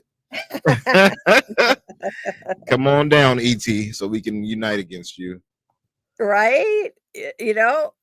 I always thought that, that would bring us together. And then we had COVID. And I no longer think that would even work. Even if we had an alien invasion, after what happened with COVID, I really don't think anything is going to ever bring all of humanity together. We will never have world peace. For God's sake, COVID was a common enemy for the entire world, and we had nothing but infighting and vitriol, nastiness. And it still continues to this day. The othering and all of that. Yeah. Yes. COVID did worse, made us worse.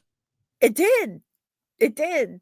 So, unfortunately, that was a really an eye-opening thing. And I realized I don't think anything could ever bring about world peace, no matter what common enemy we have. It's never going to happen. Human nature, we are our own worst enemy. It's depressing to say, but it's just the sad reality. Yeah, unfortunately. It's, you know what it is too? It's like money. The Bible tells you that the money is the root of all evil. It's not evil itself, but it's the root of it. And there's so many more ways we can handle money that would make the world better. Yeah, I know, right? Yeah, so yeah, Mackie, we united slightly during COVID, but yeah, it didn't last long, and it wasn't even for COVID. Yeah, it wasn't much. The infighting started pretty much right away. Steve Reagan said the same thing about a theoretical alien invasion bringing the world together. Oh, I didn't know that, Steve. Wow. I don't think it would work, though. I really don't. I don't believe it. Thanks, Steve. Julie, that's a really good point and raises the question of, do heroes and villains actually exist, and are they just a product of their circumstances? Yes, and that's a giant theme of this show, because it's all a matter of perspective. The hero of one person's story can simultaneously be the villain of someone else's story. Joel is the perfect example of that. So, Yes, I mean we think of like a good versus evil, black versus white, like it's something universal, and it's really it's just a construct in our minds. It's all really a matter of perspective. Now, yes, there are certain things that are just plain wrong no matter what, that almost everybody can agree on. But I mean, still, there's just so much that almost everything is ambiguous. Abby said as she was torturing Joel, there are certain things that are just plain wrong. She was she was acting like this is so easy, black and white. It's really simple. No, it's not. The whole situation was completely ambiguous. It was not clear cut. It was not black and white. And there are no clear cut heroes or villains in the show. I mean, it's just like different level. There are different levels of villain, like different levels of evil, I think, and darkness. Some are worse than others, but yeah, everyone is ambiguous. Moral gray area for sure. Yeah. Um. So with that, Ellie and Dina enter this building, and they find more evidence that humans are the worst, our own worst enemy, because you see there's a Fedra guy, and he's been murdered not by infected, but by these bows and arrows. Obviously, the Scars did this. That's their calling card. That's their MO, and they see the guy has a wolf patch, so they know what that means. They yeah, they're so they're just kind of looking around, and then they discover this horrific scene. And these were real. I watched the featurette at the end of the episode. It's wild. These were actually actors being hung up there like that. Real people, not dummies, with fake, very realistic fake intestines hanging out of them. Yeah. Yeah. You wanted to really use the practical effects to its fullest, huh? Oh yeah, yeah, they did. They really did it. Yeah. Oh yeah, far cheaper. Very much so. Uh-huh. The actress who played Dina said that it was actually really disturbing to film this scene because it looked so realistic, and she's still kind of haunted by it. It was horrifying. Yeah. They wanted it to look as realistic as possible. So these were real people. Imagine being the actors who had to do that job, just hang up there for who knows how long with fake intestines hanging out. That and they're tied up. Their arms are tied behind their backs. The director is like, "Hey, just hang around for a while." I'm sorry for hang around. We're all gonna hang out. Yeah. Right. Yeah. What's hanging? What's hanging? Yeah. But yeah, definitely. Right, hang in there. But this part right here, by the way, was in the game. This section here. Oh yeah. So they did a pretty faithful recapture of this. The slight little differences, but it was pretty faithful right here. I give them credit for this. Yeah. It's deeply disturbing, and so apparently the MO of the Scars is to hang people and disembowel them. Wow. And there are 5 of these people strung up like that, shocking Ellie and Dina, and Ellie follows a trail of blood. I don't know what that is. What is that? She shines a light on something, and it says a bunch of, I don't know what this is. I don't know if that's supposed to mean something to us, but a bunch of letters and numbers, and I don't know what that is. But anyway, what do the letters and numbers say? Says it says 800 CRTG 5.56 millimeter blank M200 M27 UNK. That's all I can see from here. Yeah. So I don't know what the hell that is. I'm wondering if they're like talking about the amount of people that died in that section. They have to like scratch on there. I don't know. Yeah, I don't know. But I'm detail oriented, so I tend to try to pick everything apart, including things like that. So then Ellie follows her trail of blood to this on the wall. Feel her love in blood with the scars symbol on it. Wow, I'm really feeling the love. I'm feeling the love. This is a beautiful thing. Wow, like, sign me up right now. I want to convert. I want to be a Seraphite. Sign me up.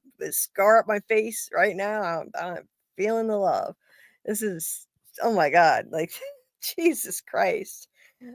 I mean, is this supposed to make people want to convert and believe in their cause? How is this supposed to help them in any way? It's just crazy.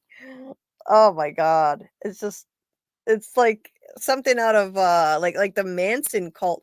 Like the Manson cult when they murdered people, like didn't they used to write in blood on the wall? I I think I heard that they wrote in someone's blood. Helter Skelter, was it? I think I could be remembering wrong. I'm running on 3 hours of sleep, but, like, this is just unbelievably disturbing and something out of, a slasher movie, a horror movie, and her, of course, that's referring to the prophet, Constance. Um, feel her love, everybody, feel her love. Join up today. Or you wind up you may wind up hanging by your neck with your intestines and your guts hanging out. Um, this shot is wild too, as you can see that on the wall, and then you can see the people hanging and disemboweled right in the same shot. Jesus, what a visual. Um, and Ellie and Dina are like, what the fuck is wrong with Seattle, basically. So not only are the wolves here, and they're, you know, a bunch of monsters, but now we have the scars too. And Ellie recognizes that cult symbol from the dead man that they found on the way there.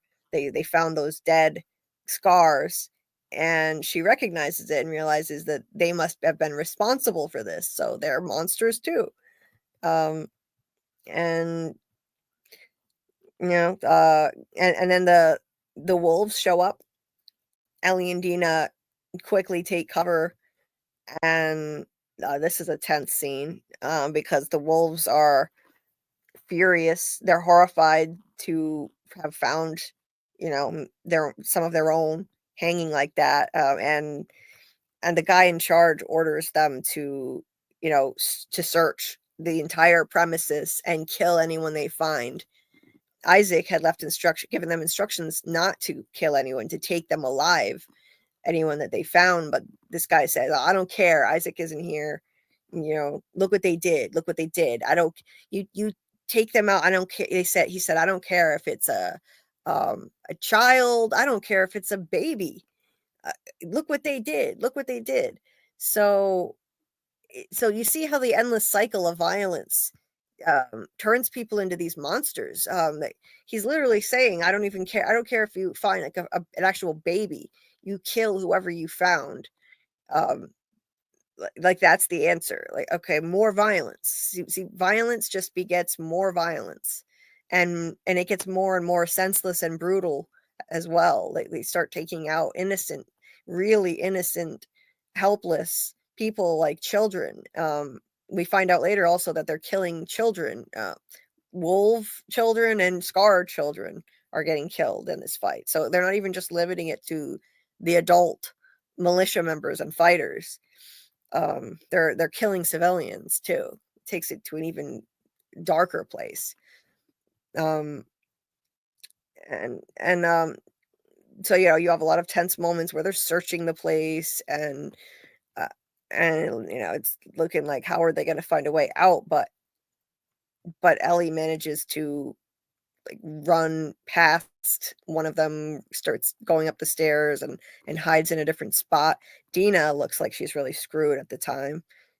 But Ellie Ellie, like, once this guy is like by himself in this particular area, she tackles him, puts him in a headlock and manages to choke him out enough to like actually subdue him. I'm sorry, but I just don't find this at all realistic. Like, I look how tiny Bella Ramsey is, and this dude is enormous, much stronger than her, and it's just a matter of simple physics. Now, there are ways that a small person can get the advantage over a larger person. Martial arts would be the way to do it. Martial arts and using leverage and martial arts moves that allow you to defeat someone much bigger and stronger than you.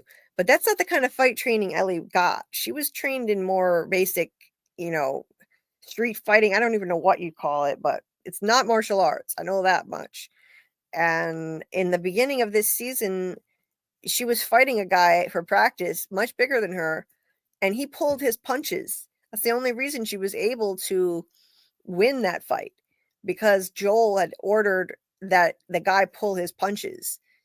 Behind the scenes, Joel said, go easy on her. So, look, I know she's still been training after that point, but I mean, she just was in the hospital for 3 months. She did retain most of her strength because she was doing push-ups and crunches while they were looking, but come on now. This is just silly. How the hell did he not just fight her off that easily, flick her away like a little gnat? Yeah, it asks you to suspend a lot of disbelief.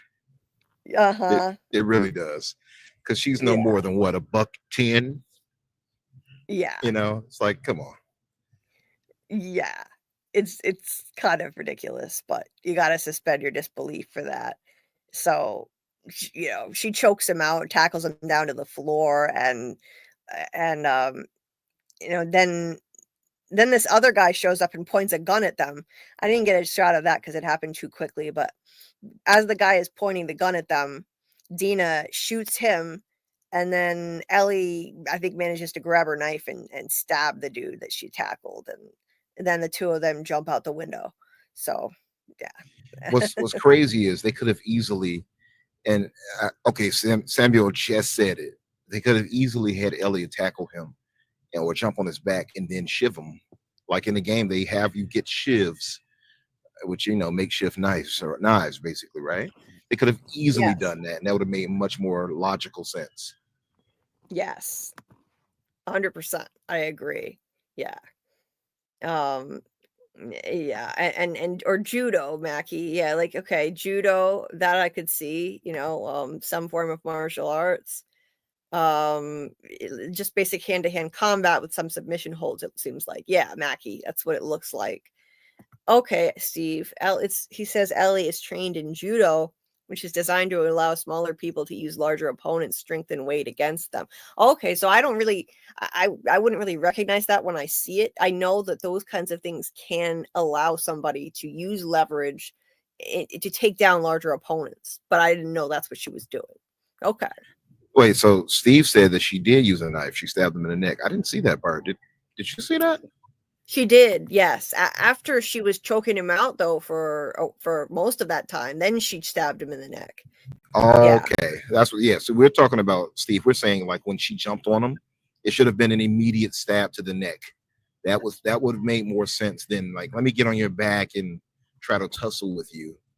Like, it's the way they handle it. Like, if she jumps on him weighing a whole, like, 95 pounds and she immediately stabs him, then it's like, okay, now I see his strength is leaving, he's losing blood, etc., etc.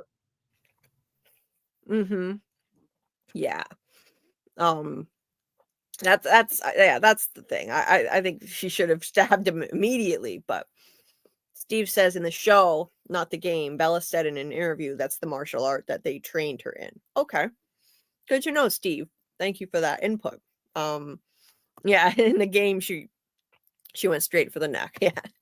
That's what she should have done. That, like Samuel said too, she should have used it right away instead of trying to choke him like she did for the clicker. Right, exactly. Like, she tackles clickers and stabs them immediately. They had to let us know Ellie was a badass. Yes, Mackie, indeed.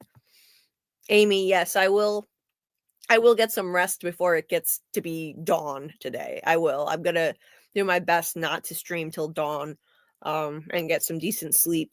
I gotta make up for getting 3 hours of sleep yesterday. Anyway, Oddly enough, I've had some terrible sleep patterns this week as well. I need to get myself in order. My sleep is so screwed up. You have no idea. My hours are backwards. I've been doing the vampire lifestyle, up all night, sleep when the sun comes up. Yeah. It's terrible. Yeah. But I'm gonna hopefully break that cycle. You know, this Kendrick Lamar concert is motivation for me to change my hours dramatically just in the span of the next week. I have to do it. So I'm gonna do it. Steve, okay, Steve, I keep getting this mixed up. I did the same thing last week, and somebody, and I think it was you who corrected me last week, but I couldn't remember. I thought that I had it. So Constance wasn't the prophet. It was the name of the little girl who was killed in the group of Seraphites. And last week, I made the same mistake, and somebody corrected me, and I thought that I had corrected myself in this live and got it right, but I still got it wrong. Okay. I gotta drill that into my head. Constance was not the prophet. Okay. Gotcha. Samuel, I'm excited to see that show too. I might want to cover it. 10 more days until Duster starts. Duster is a new thriller starring none other than Josh Holloway, who played Sawyer on Lost. I love him.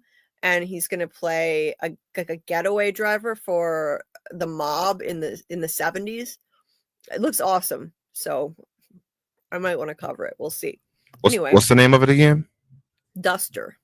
Okay. Yeah. I'm excited about that. I love Josh Holloway. It looks cool. The trailer is great. Anyway, Steve says, feel her love. I think love here has been twisted to be synonymous with hate for those of the prophet's followers who now twist her words in order to pursue their own selfish motives after her death. Yeah. Completely agree. Yes.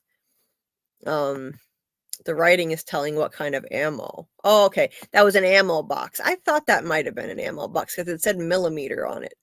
They were just trying to show the blood on the table, not the ammo box. Gotcha. Okay. Hang tight, those guys. Yeah. They were hanging tight. Anyway, people suck. Indeed, we think we know each other, but we don't, and then fight all the time. Yes, Dieter. Indeed. So anyway, I wonder if they were just trying to have Ellie choke him out because he wasn't one of the ones responsible for killing Joel and only resorted to killing him when Dina was in danger. Maybe Steve. What was the prophet's name anyway? Does she have a name? Have we heard her name? I don't think they've said it in the show yet. So I don't think it's been a while, but I don't think they ever mentioned the prophet, who the prophet is in the game. Okay. Yeah. No. Steve says that too. Yeah, Steve said it too. There you go. So I don't think they do. Yeah. From what I remember. Now they might change it here in the show, to be fair. They might like add that, like, oh, here's the prophetess or something. I don't know. We'll see. And Steve said I think they might be changing her origin story to be Hanraham. I don't know if I'm saying that right, but he says I'm not 100% on that. The lady who approached Isaac in that scene 11 years before. Okay. Yeah, that makes some sense. I can see that being the case, that it'll be her. Yeah. Just based on how she was presented. And that would track because in the last episode, the little girl was talking to the guy as they were walking through the woods, the scars, and he said that the prophet died 10 years ago. We saw a flashback to 11 years ago where this woman was meeting Isaac, so maybe that was her and she died shortly after. That could be. Yeah, that would be interesting if we actually get to meet the prophet. I would find that fascinating. So So, yeah, the prophet died 10 years ago, and Isaac joined 11 years. So yeah, it could be her. Steve So mentions, he says, doesn't Hanrahan resemble the prophet murals? Yeah, for sure. I think you might be right on this. I think so too. Interesting. Yeah. Ellie and Dina crawl through this little hole into another building, and it's very smart because they're small enough to fit through, and the wolves are not. So they go through there, and they just wait and hide. And this is so cool. I loved the lighting of this scene. I really liked it aesthetically. It looked awesome. I liked the pink like dynamite or firecrackers. I don't know what this is, but it's cool looking. Whatever it is. I mean, for nice visuals. And they're hiding while not Fedra, but the wolves come in, and Dina does her little counting routine that she did before when they were in a building with infected in there in episode 1. Like, so they're just waiting there, and then they start hearing the clicking noises, the infamous clicking, and we know what's coming. And at this point, I was just yelling at the screen, literally, like, you idiots. None of you would be in this situation right now if you weren't fighting among yourselves. Stop it. Stop it. All of you. None of them would be there with the infected attacking them if they weren't fighting amongst themselves. Like, they all have a common enemy. It makes no sense to be doing this. But again, human nature. Ellie and Dina wouldn't be there if they weren't on their revenge mission right now. They wouldn't have almost died right here in this episode. And all these wolves who are coming after the Scars at this point, this is why they're rampaging around. They wouldn't be in danger now either if it wasn't for this. They wouldn't be at risk of the infected coming after them. And if these people could all live like Tommy and Maria in the commune, honestly, like, things would go a whole lot better. Look at what kind of a lovely civilization they managed to form, where they live in peace and they all help each other. They share everything. It's like a utopia. Amazingly, I think it represents the best of humanity in the apocalypse. And if everyone lived that way, look what they could do. Look how good they have it. They have manicured lawns, for God's sake, with flowering trees and white picket fences and New Year's dances, Christmas trees. Like, they have a life. They have an actual life. Little league. Right. Potluck dinners, like, this is what happens when you actually learn to get along and work together and help each other. Jackson represents the best of humanity, the best of human nature. But anyway, Ellie's reaction was funny when she like, they jumped down into what looks like a turned over bus. I think it's a bus. Yeah. And there's a skeleton waiting for her there, and Ellie's just like, holy shit. She wasn't expecting that to be in her face. I mean, she's seen plenty of gruesome things, but I guess that just startled her. It was funny.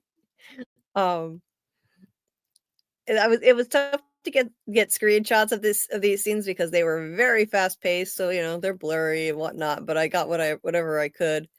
I loved the way these scenes were shot, the lighting, the red and the pink. Really cool looking, well done. I think the action scenes in this season really eclipsed season 1. They outdid themselves. Everything is bigger, flashier, more intense.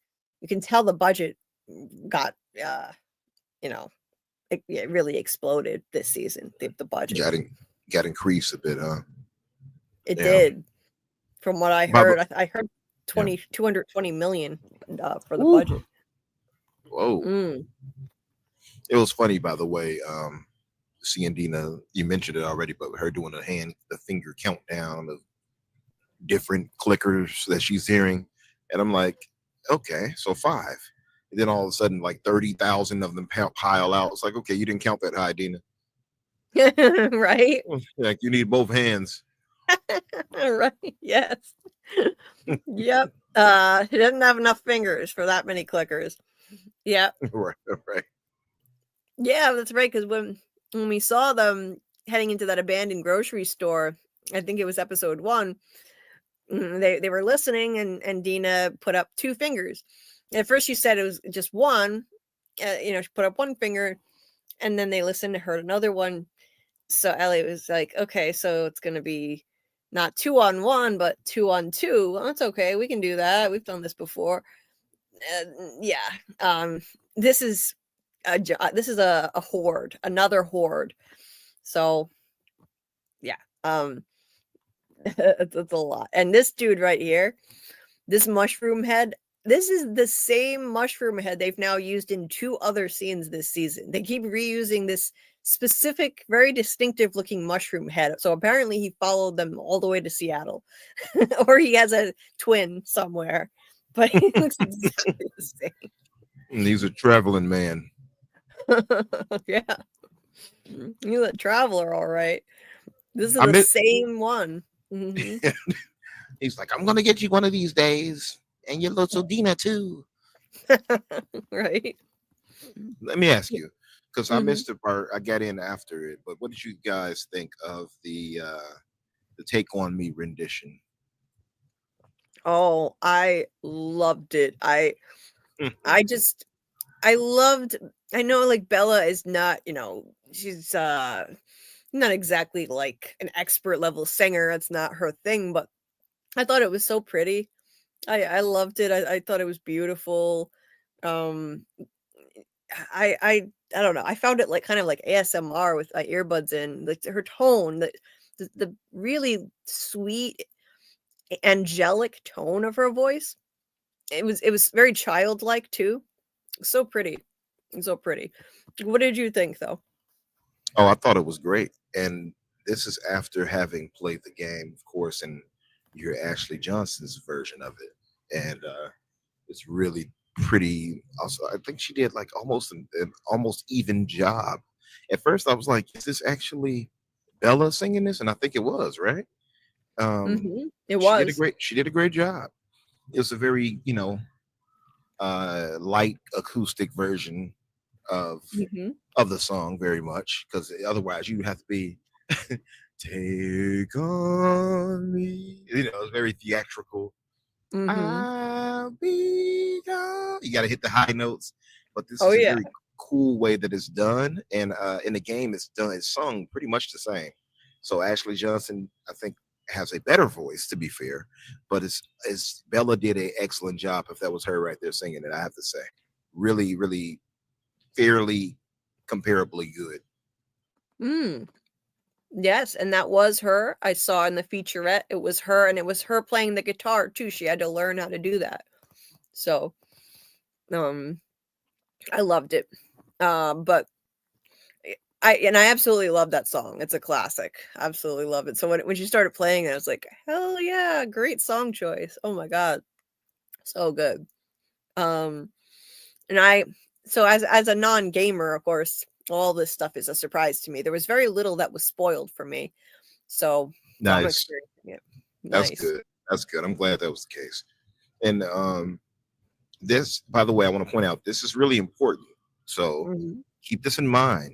I won't spoil anything, but keep in mind that her playing the guitar, like you've seen it several times. They showed Joel with it he's sitting on his porch, fine tuning it and stuff like that, and getting things right as she walked past him. You see her playing it here for her and Dina, and so keep in mind like all those things too. All right, I'll just say that because it's like it'll tie into other things at some point. You know what I mean?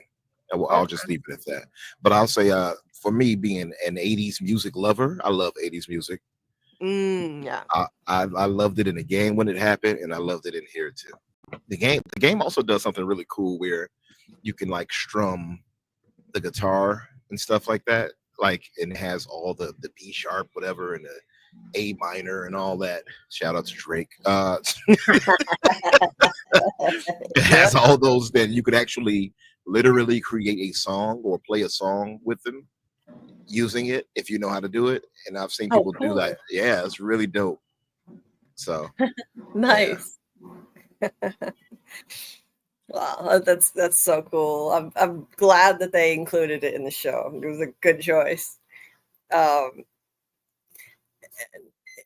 Steve said in the game, we see a news clipping saying the Prophet has quarantined their own neighborhood to keep infected out. And when Isaac shows up, they've blocked off the area with buses and stuff. Oh, okay. All right. Let's see. Ellie just reminds me of middle school. I don't know, man.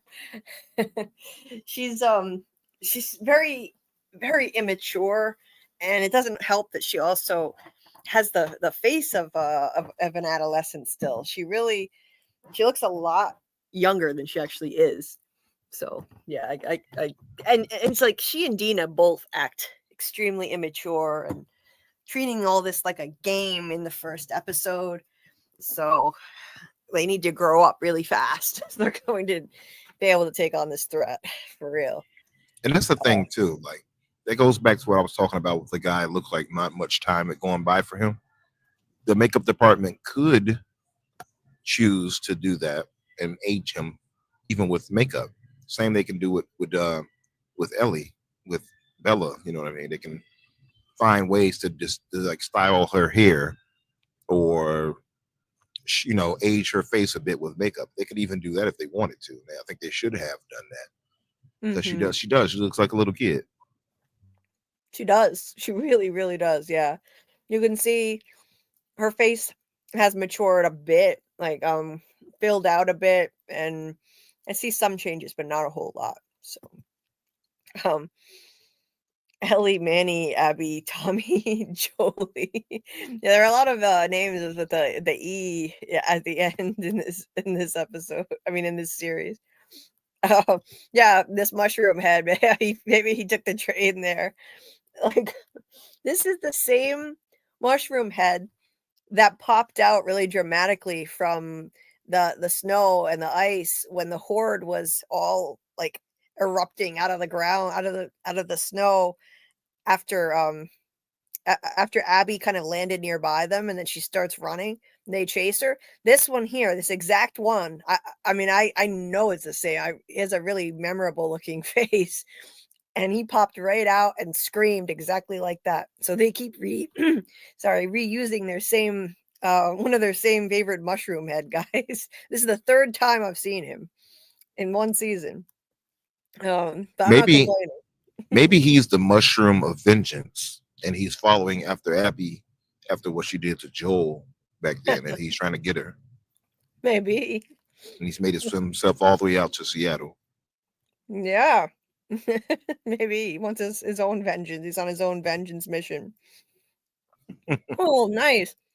Steve, Bella has a YouTube channel where they have their own music played on acoustic guitar. I'll have to check that out. Oh my god. I want like a whole version of that song so bad. I would stream that all the time. It was like I got chills. Bella's vocal tone, it was ASMR for me, for real. Sing it for us, Julie. Sing it for us. No way. I'm not very great at carrying a tune. I mean, I wouldn't be as bad as those infamous American Idol rejects back in the day, but I'm no singer. Trust me. But you can croon. Dude hitting those high notes with ease, like Muncher Luncher said. You can croon for sure. Samuel, do all mushroom heads look the same to you? This one does.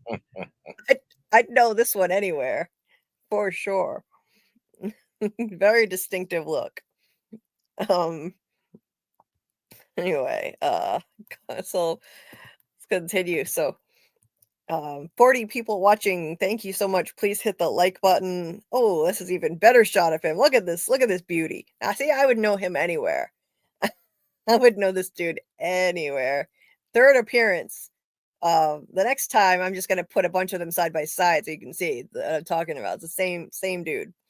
Can I Anyway, talk to you about our Lord Jesus, our Lord and Savior Jesus Christ? yeah, yeah, sure, yeah. Come on He's in, like, come on in. he's like, why Pop did he your keep running from me? I'm just trying to sell them car insurance. head. Sure. Yeah. Um. So anyway, to those watching or listening, please hit the like button so people can find the stream more easily. I'm fighting an uphill battle here as somebody new to covering this show, and it's difficult for people to find me, so hitting the like helps a lot. I would appreciate it. Anyway, Ellie and Dina are holed up in the bus, and what another amazing intense scene. Stills just don't do it justice because it's all blurry and stuff, but I can't show clips without risking the live getting taken down. But the infected were all banging on the windows, and it was very intense, and the red lighting was cool. Like, the whole way this was shot was just really fun to watch. I gotta say, I enjoyed it. Very entertaining. The action stuff is my favorite part of the show now. Now that Joel is gone, Joel and Ellie's relationship used to be my favorite part, but now, I mean, I love the big picture messages of the show, and I think they're extremely important things that we really need in this world, these types of messages. But in terms of just pure entertainment value and enjoyment, I'm just loving the action scenes more than anything at this point. And they're killing it this season. They're really killing it. That they're busting in like in the bus, and so then they have to escape like through the roof, which is really cool. She gives Dina a boost, and then Dina pulls Ellie up just in time. As the mushroom heads bust their way in, and that's cool. Like, I couldn't get really clear shots of them, but there are some of them who look quite human still, like they still look mostly human, like they haven't turned that long ago. And then there are others who look like just pure mushroom heads. So they're at different stages. It's even more disturbing, reminding you that these used to be human beings, and any one of these people could turn into this kind of monstrosity at any given time. Uh, you know, I'm surprised actually that this show hasn't done what I believe the Walking Dead did. I didn't watch that show, but it used to be on in the background while I was at somebody's house, and I would see bits and pieces back in the day. And I remember that I think, if I'm not mistaken, that they would have loved ones who would become zombies after they got infected or whatever. And so then you would have to deal with the trauma of seeing your loved one out there as a zombie and not be able to take them back in and be with them. But I'm surprised that this show has not ever done that, and I don't know if it's ever going to, but it would just bring the whole show to a whole new level of darkness. Like, imagine if there were like an infected Joel walking around if he hadn't been murdered a different way. But now what they do is, if someone gets infected, they just shoot them. So they never have a chance, that their loved ones don't even have a chance to turn into that. They just shoot them. I'm glad, to be honest. Like, I don't really want to see that. That would be too depressing for me. I'd rather not see people's loved ones turning into infected and, attacking people and stuff. And and then so then they Ellie and Dina, they go through this area here that has, I don't know what the hell this is exactly, but it's it's this thing that spins around, and like Ellie is behind one side of it and Dina is behind another side, um and the infected come running and start to attack Dina. Ellie reaches her arm through, and one of the infected bites her right near where she got bitten all those years ago when she was just a little tween kid, and she gets a bite right near there again on the same arm. while she's saving Dina, because she sticks her arm through and shoots the thing before it can get Dina. Really another phenomenal, just heart-pounding scene. Is so good. It's just so good. I didn't expect anything to happen to either one of them at this point. It's way too early in the game for that, but it was just fun to watch, even though I knew both of them were going to be okay. Still, it was intense. It was fun to watch, and clever how it was shot. The way they did this, the action scenes, thoroughly enjoyable. I gotta say, I really enjoyed it. Um, and Ellie manages to shoot and kill that thing, and then pulls Dina through, and they take off together. And like, yeah, there's a just in time too. Then there's another infected right behind them, and a bunch more. So He was doing this. He was doing his best to get in there too, wasn't he? He was. He was halfway out. I'm like, oh, this thing wanted them. It really did. He put in maximum effort here. And he's one who kind of looks only halfway turned. Like, it looks like kind of like Phantom of the Opera style. Half his face is still human looking, the other half is just mushroom. So the music creepy playing. Da-da-da, da-da-da-da-da. Yes. But yeah, it was a clever way, like you said, to, beside the action, to give a little bit of, I guess, tension, seeing how they were trapped essentially and they had to force their way out.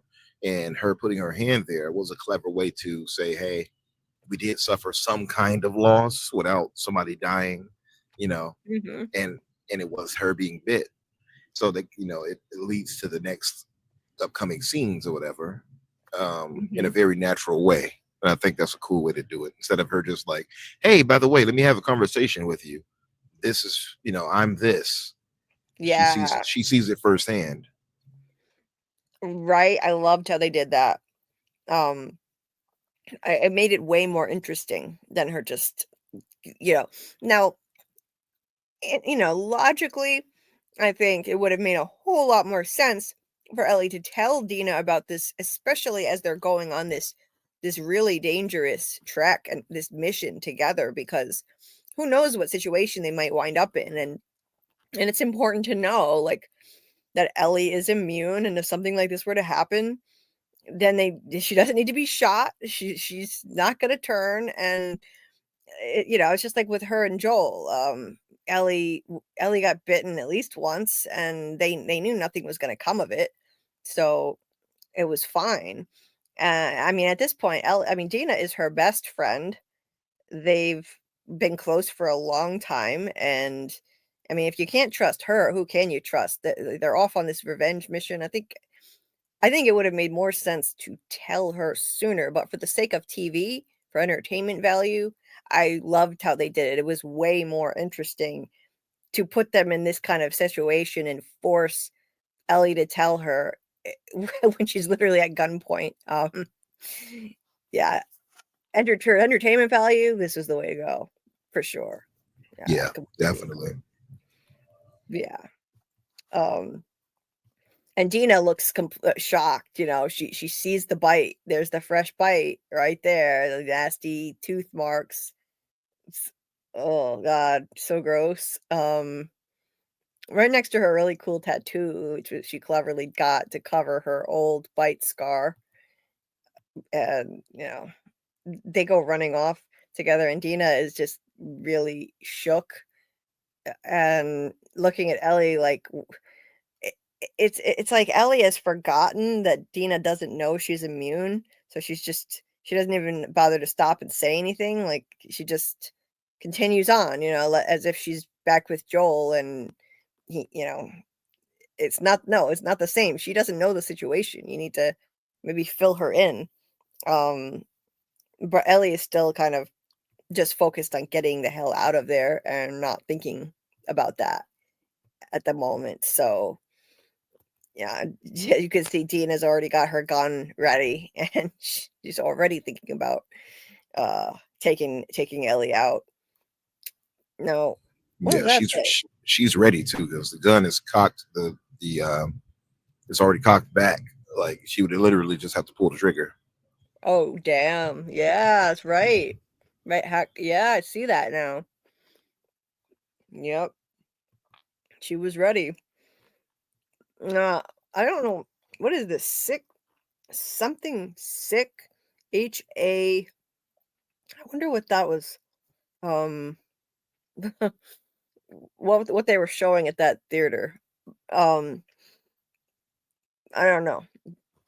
Sometimes interesting little references get put in situations like this in shows, but I don't know what that's a reference to. Yeah, Anyway, maybe nothing in this case, but they go into this really old fashioned theater, and you know, once again, Ellie is just oblivious to the fact that Dina is like terrified of her now and like hesitant to even follow her at all, but she does. And then I saw this in the trailer for this week's episode, and I knew when I saw this that Ellie must have been bit because there's no other reason Dina would be pointing the gun at her and crying like that. So yeah, same. When I saw the trailer, I was like, "Oh, she's going to see." right. Sometimes trailers give away a bit too much. I wish they hadn't done that. It would have been more dramatic if I didn't know this was coming. But yeah, it is what it is. Trailers tend to do that, share too much now. And Ellie, you know, Ellie tries to explain, like, look, um, I would die for you. I really would, but that is not what that was. And she spits it out pretty quickly. I'm immune. Finally, she tells her I'm immune. I would die for you, but that's not what that was. Nothing's gonna happen to me. Um, you know, I I'm just gonna, wake up tomorrow. I'll be exactly the same. Dina is um crying, and Dina definitely loves her already, and she's devastated thinking that she has to kill her own best friend and soon to be girlfriend. um and it's a lot like what Ellie had to do to her best friend. She had to kill her own best friend when she was just I don't know, like maybe 13-year-old. I'm not sure, something like that. It was very young. And this is what happens. They don't wait and let people just turn into infected. They just shoot them, even if it's someone they love. They don't let them turn into that kind of creature. It's also, to protect themselves, but yeah, it was a cool moment, even though, I mean, we all knew nothing was gonna happen. She wasn't really gonna shoot Ellie. What, are they gonna kill off Ellie now too? They already got rid of Joel. What if they're like, we're going to really be bold? Dina is now the star of the show. Right? Oh God. Yeah. It's her and her baby going clear the apocalypse. I mean, we started out the series, we had only two lead characters in the whole damn show. They take out one of them in season 2, episode 2. Imagine if they took out the other one now. Jesus. Yeah. The show will be over immediately. People will literally stop watching. Oh yeah. But it's Clearly that wasn't yeah, gonna happen. Yeah. right. I was gonna say, like, the thing is too, like going back to your point about people shooting people that even those they love, is that the people who are infected turn within hours, if not, I think up to 2 days. Mm-hmm. So it happens pretty quick. Mm-hmm. Right.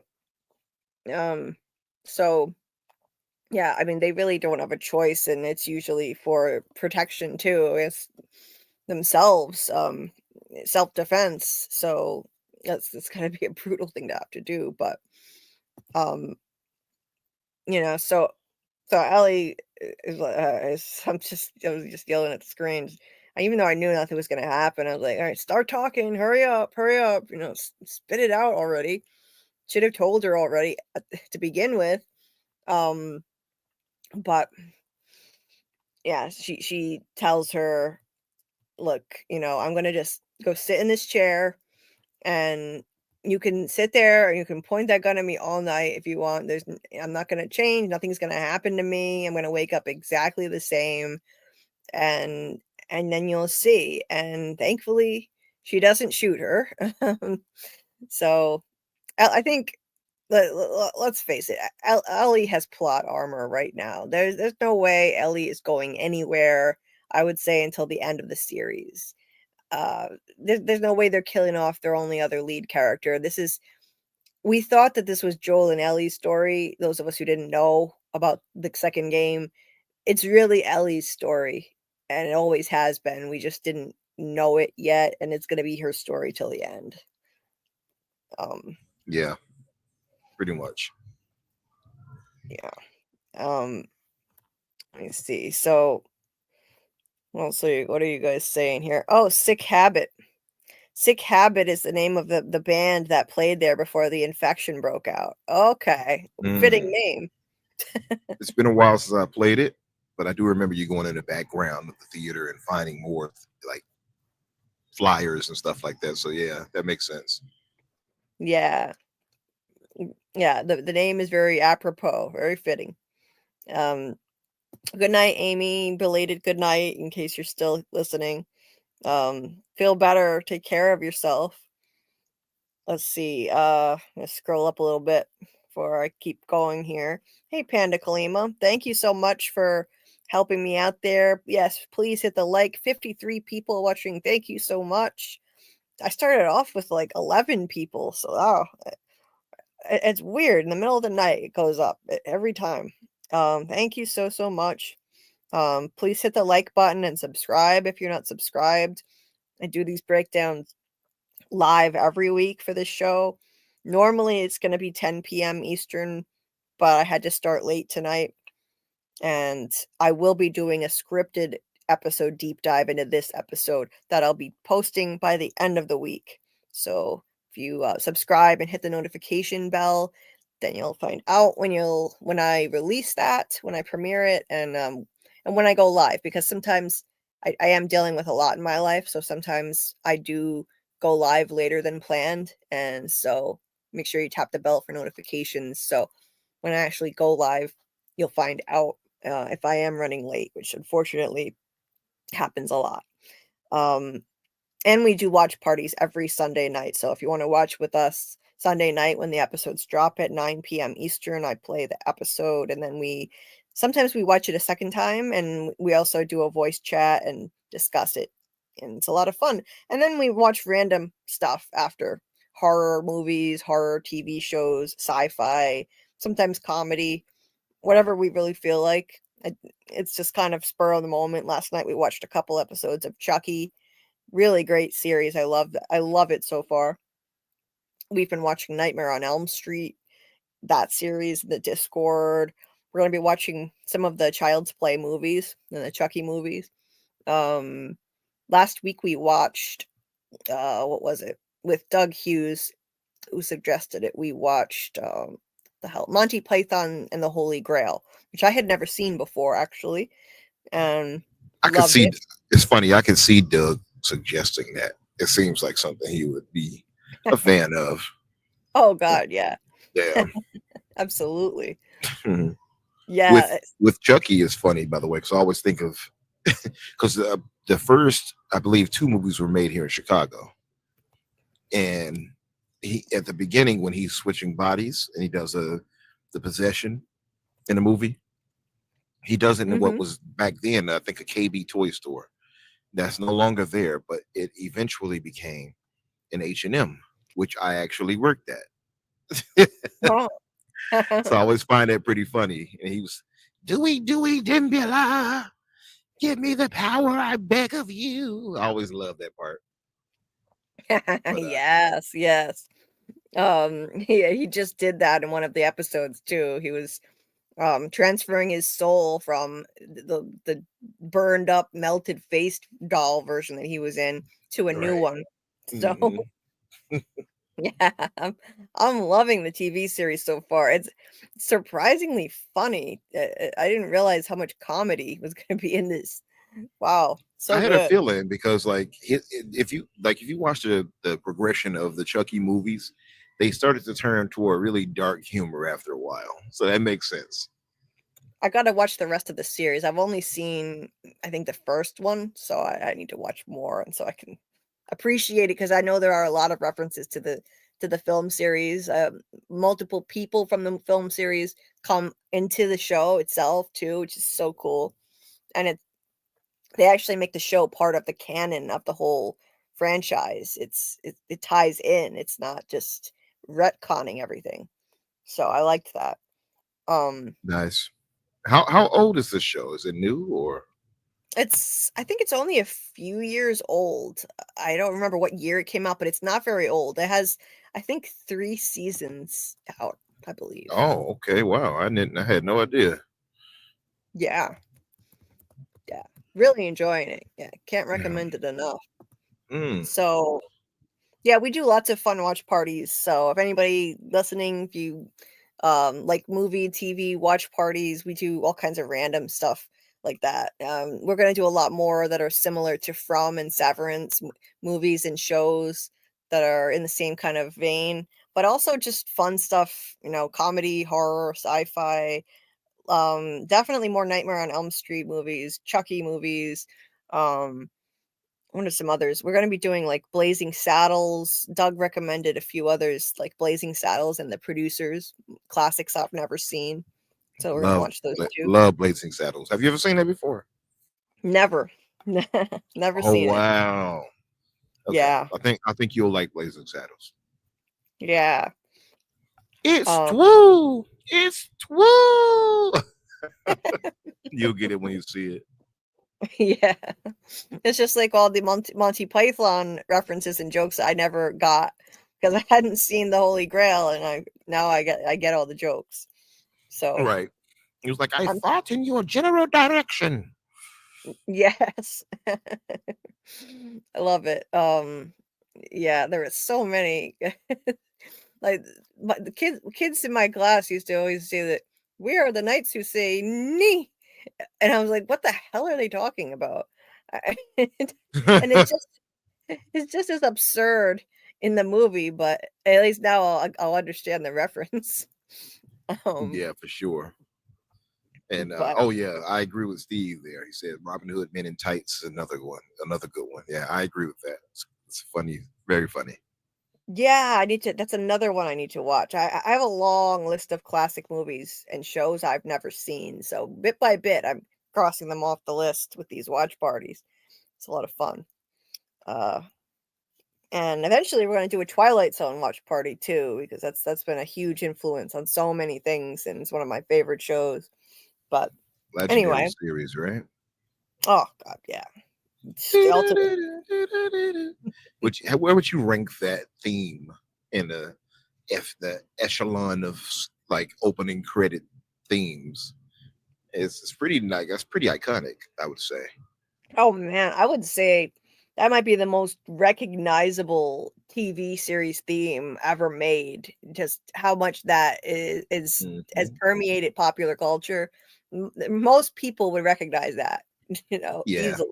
for sure. There's one. It's got to be in the top, probably top three. I would imagine. Oh Has to yeah, be. 100%. Yeah, yeah. It's amazing. I just love it. It's one of my all-time favorite series of ever. It might be my favorite actually. Um. So anyway, and we're also going to be continuing the From rewatch and doing more watch parties for that. I just needed to take a little break while I'm covering multiple shows at the same time right now. So Wednesday nights when we do our From lives, we'll just do fun theory chats and more fun conversations with Doug Hughes when he's available, including this Wednesday. So anyway, back to the chat here. That's racist, Julie. All cordyceps do not look the same. Oh yeah, sorry. My bad. Um, Steve said, I saw it in an interview. Bella is planning on eventually releasing an album. Oh, cool. Their own original music. Nice. Nice. Panda Kalima. Misunderstood mushroom head. Nice. Let's see. Ellie's face when Dina spilled the tea was like, girl, we fighting zombies, not maternity. Joel's ghost probably rolling his eyes. Y'all couldn't wait till after the cries. Like it, Dieter. What if the mushroom heads are simply looking to offer them an extended car warranty? That's great, Munchel Luncher. Mm-hmm. That's great. Let's see. I feel like that was a parallel to drug use. What was a parallel to drug use? I wonder what that was in reference to, because this was like 20 minutes ago, so I'm not really sure. Dater, wish my stepmom turned into an infected. Happy to use a flamethrower. You and me both. Oh, wow. Seriously, yeah. I feel that. Steve, okay.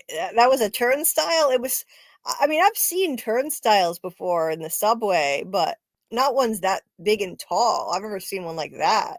Sorry, I didn't mean to make you feel old, Steve. It's a train station turnstile. Okay.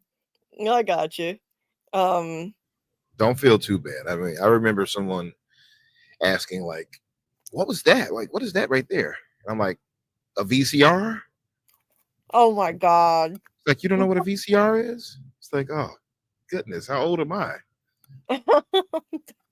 That's awful. Oh my God. Yeah. In this episode, somebody, I forget what the line was, but Ellie, or I think Ellie, said something related to this century. Like, wait, was it this? No, not, sorry. I'm getting mixed up from all the watch parties I'm doing. After we watched this, we also watched Chucky, and in Chucky, one of the young people who's like a teenager said something about, something like that was from this century, and I'm thinking, oh my God, are we really that far removed from the 20th century that people can say that now? Oh my God, like, I feel so old now thinking about that, how much the end of the 20th century was a huge part of my life. I'm in my mid-30s, so that made me feel super old. Oh my God. The Yeah. 20th century ended 25 years ago. It's crazy, right? Yeah. Yes, it is crazy. How's that possible? It's just Time. It just flies by. Like it's an old saying, and it, kind of like a catch-all phrase to really kind of sum things up, but it is true. Time just really goes by, and if you're not really paying attention, so much of it passes you by. seriously, it's scary. How has it been a quarter century already since the 20th century ended? Oh my God. It's wild. But Steve, if The Last of Us Part 3 ever comes out, Ellie is going to be covered head to toe in tattoos with all those bites. Yeah. Probably. Ellie wraps up her bite but doesn't disinfect it. Bacteria is still dangerous in the apocalypse. Good point. That's a good point. She's not immune to everything. She's just immune to the cordyceps thing. She acts like she's immortal. In the game, they play Cassandra. That particular infected, kept good hygiene. That's all. So Yeah. she's okay. Super clean one. They brush their teeth and everything. So no worries. They found some baking soda and just kind of dipped its mouth in it for a while. So gargled a bit, and it was good to go. Good to go. Yep. Steve said in the game they play Cassandra. The play Cassandra was on the billboard, but you find a playlist for Sick Habit backstage near a guitar. Oh, cool. Let's see. The girl is not immune from rabies. Damn it. Yeah, seriously. Dina and Maria popping babies just changed the name to The Next of Us. Another pregnancy storyline. Yeah, that's right. The Next of Us. Yes. Turns out the mushroom head following them around is actually the main character. Steve, yeah. Surprise. Yeah, Ellie gets killed off, and Mushroom Head is our new lead. She's like, I'm ready for my close up. Muncher. Gonna straight up make Tommy and Maria the leads, living a happy life in Jackson, putting up protective walls of buildings. Yeah, we might as well just watch paint dry. God, boring. Watch their little utopia in the apocalypse. Yeah, great TV. After Joel died, the show is The Rest of Us. Yeah, basically. And Dina equals The Best of Us. Well, I like Dina. I don't know if she's the best, but she's I like her. She's likable. Rocket is gonna show up and it was his story all along. Okay. Let's see. Yeah, I haven't seen Life of Brian either, Samuel, so that's on the list too. "'Tis but a scratch." Yes, now I recognize that quote and reference. Finally. People say that all the time. That was from the Holy Grail. Anyway, okay, just scrolling through. Missed anything else? Yes, I watched the newer Twilight Zone. I was very excited about that because I love Jordan Peele. His movies are phenomenal, so I thought if anybody on earth could actually do justice to a remake of the Twilight Zone for once, it would be Jordan Peele. But sadly, it did let me down a lot. It was nowhere near. I mean, you're never going to equal the original, but I mean, it was not even remotely close. It didn't have the same vibe. It just wasn't. It just wasn't right. Like it didn't have the same mood, the creepy mood. It didn't even have creepy music. Like it just didn't have the same impact. The same je ne sais quoi. Yeah, the same je ne sais quoi. Just didn't have it. What was one of your favorite? If you had the name of your favorite Twilight Zone episode, what would it be? Oh, I have so many favorites, but if I had to pick just one, oh, that would be so hard. I would say probably I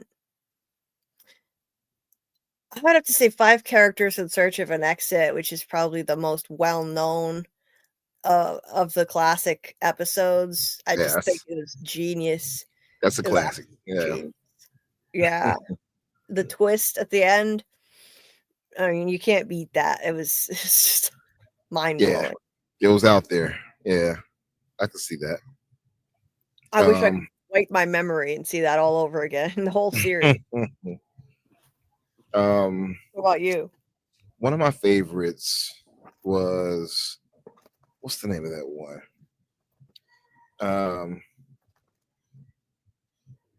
What was that one? I'm trying to make sure I don't confuse this with another show, because there's a bunch of different shows that kind of do this. Excuse me. I think it was the one where you know what? I'm going to forget it. So excuse me. I'm going to forget it. So I can't. I'm going to go to another one. One of the good ones and most famous ones is when the guy, he's like the last person on Earth. And he gets all the time to read and things like that and do what he wants. And I won't say more than that, but of course there's some terrible irony at the end of it. Yes. Time enough at last. Is that it? Yep. Time enough at last. Okay. Mm-hmm. You know what? There's another one too. Yes, Dieter, I need to drink some water. There's another one too, where this gangster, is like brought into this like hotel, whatever, and this guy's like treating him real nice. Oh yes, sir, we'll do all these things for you, et cetera, et cetera, et cetera. And the guy is like, he's done so much terrible things, and he's like, why am I getting all this good stuff happening to me? And eventually he finds out why. And I don't want to spoil that either, but obviously, visuals can be deceiving. So wait, what the premise was? What was it again? I missed the very first part of what you said. More or less, is this gentleman. He's like a thug, right?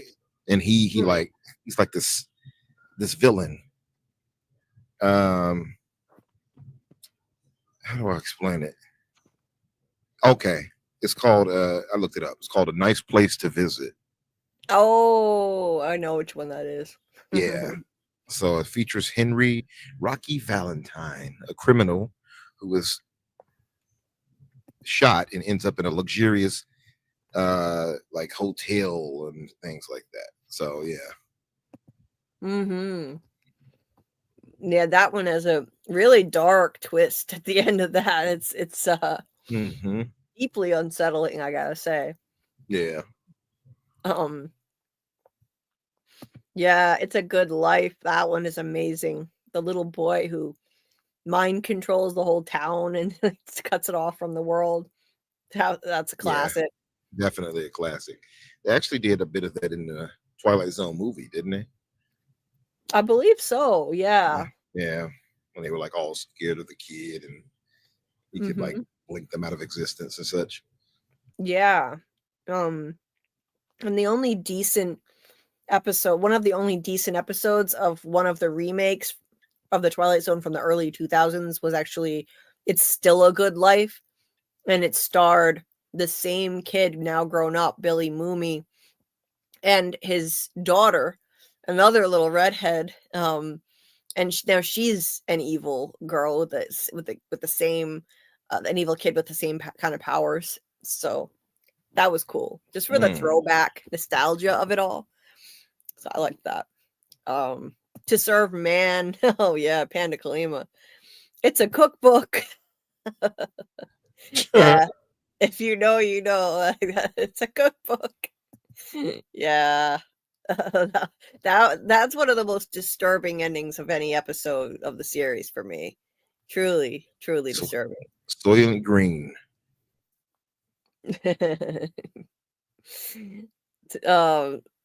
Yeah, The Monsters Are Due on Maple Street and Nightmare on 20,000 Feet. Nightmare at 20,000 Feet or others. Yeah, other classics, absolutely.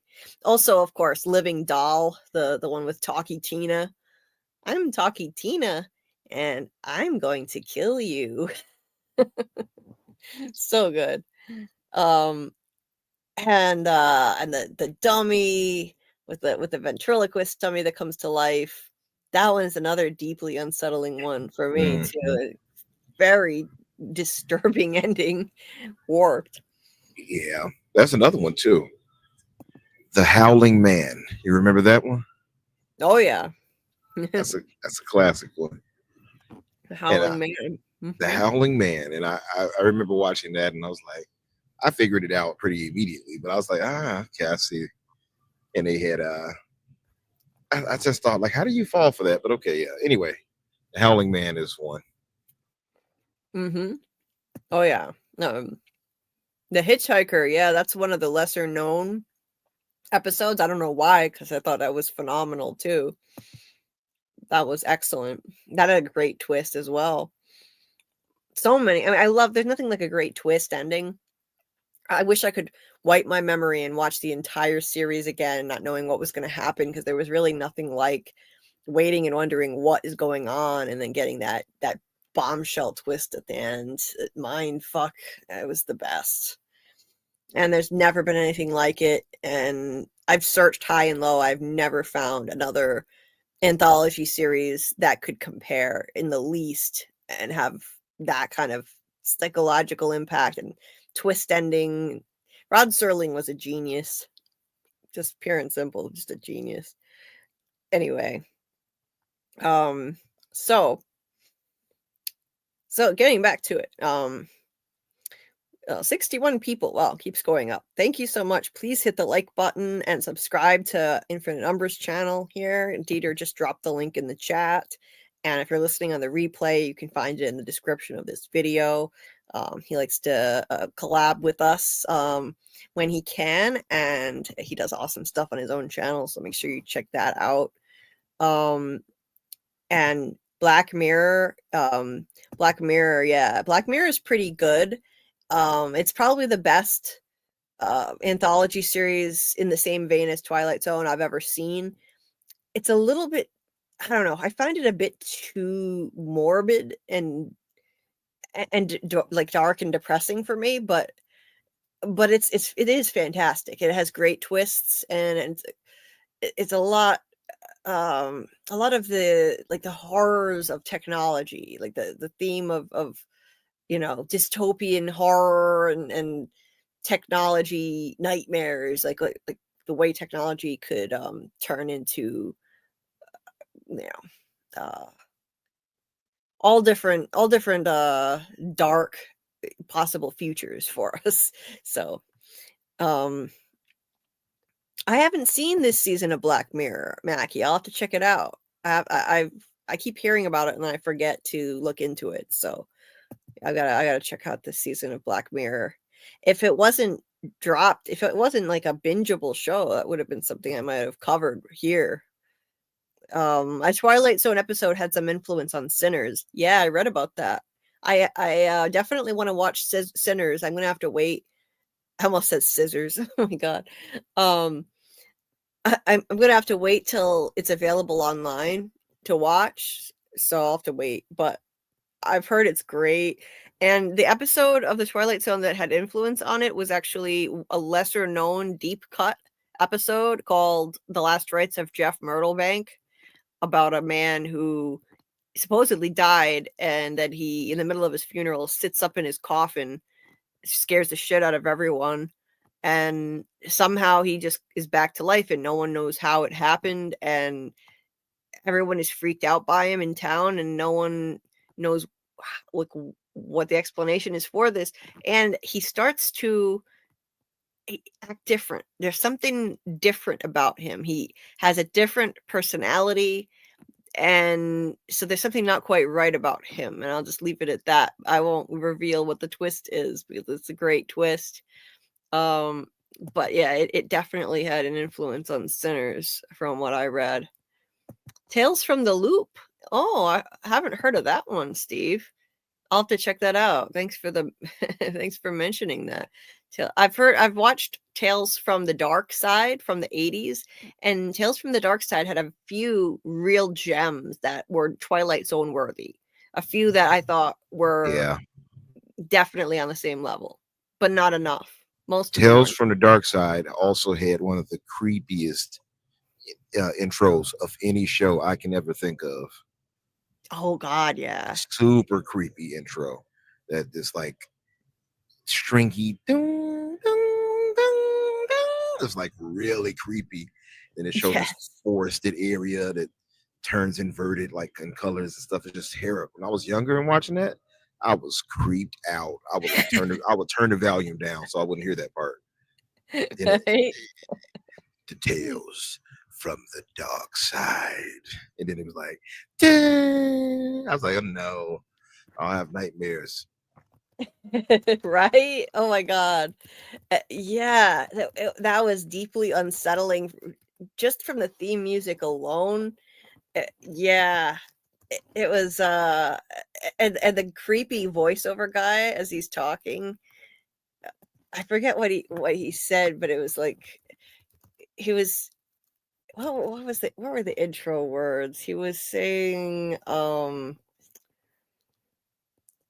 don't remember, but they did this like double exposure, or this they took like images and then they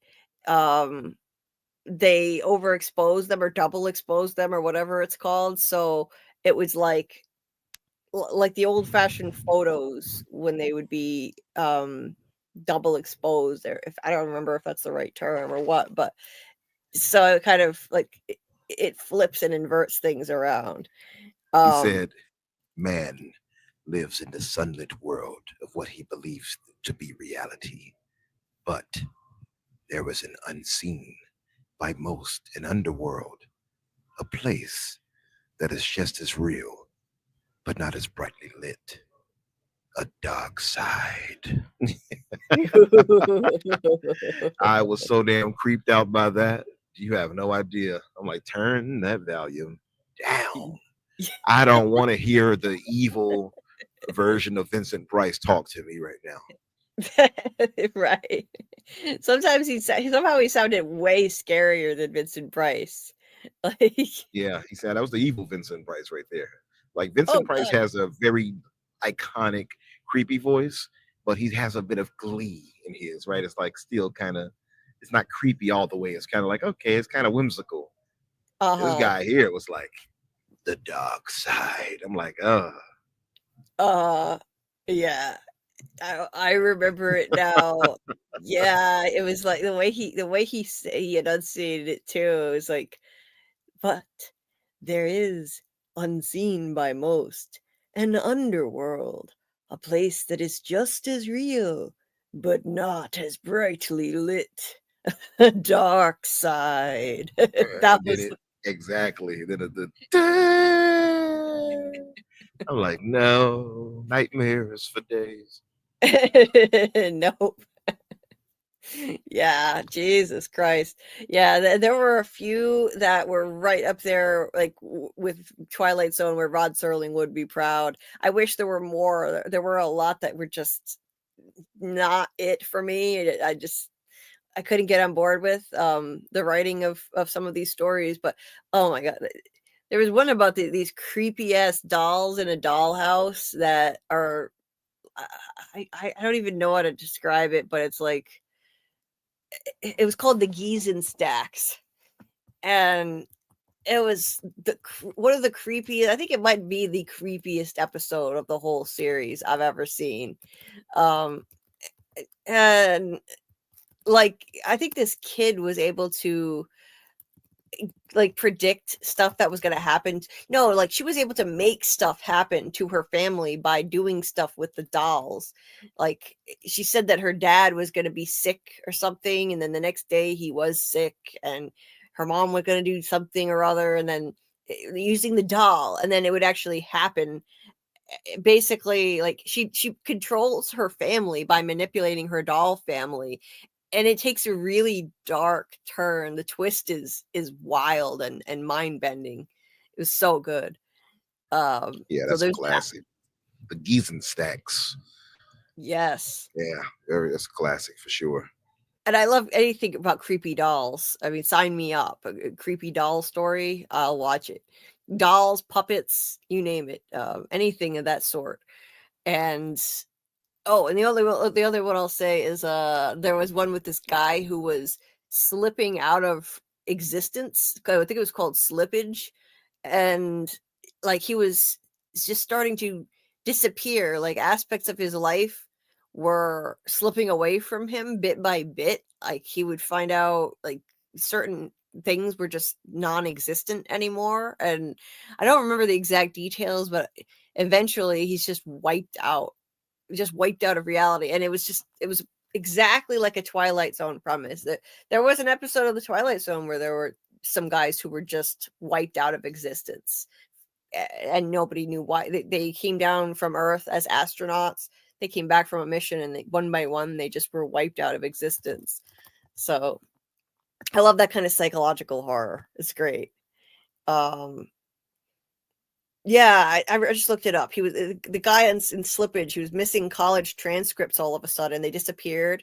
Then he had no social security number, and his mother doesn't recognize him anymore. And like it just bit by bit wiped out of existence. It was great. Anyway, sorry, like we digress. But yeah, it was a classic bill, right? Hey Mal. I got a hunch what The Last of Us 3 game might be about. What might be about okay, wait, might have to do with a specific character from RDR1. What's RDR1? Is that another game? I don't know.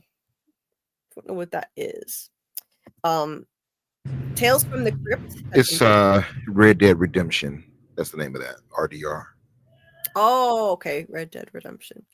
Gotcha. Pause, Julie. Yeah, when I said scissors by accident. Yeah. I've got too much of that on the brain with Dina and Ellie in this episode, I think. So Freudian slip, I guess.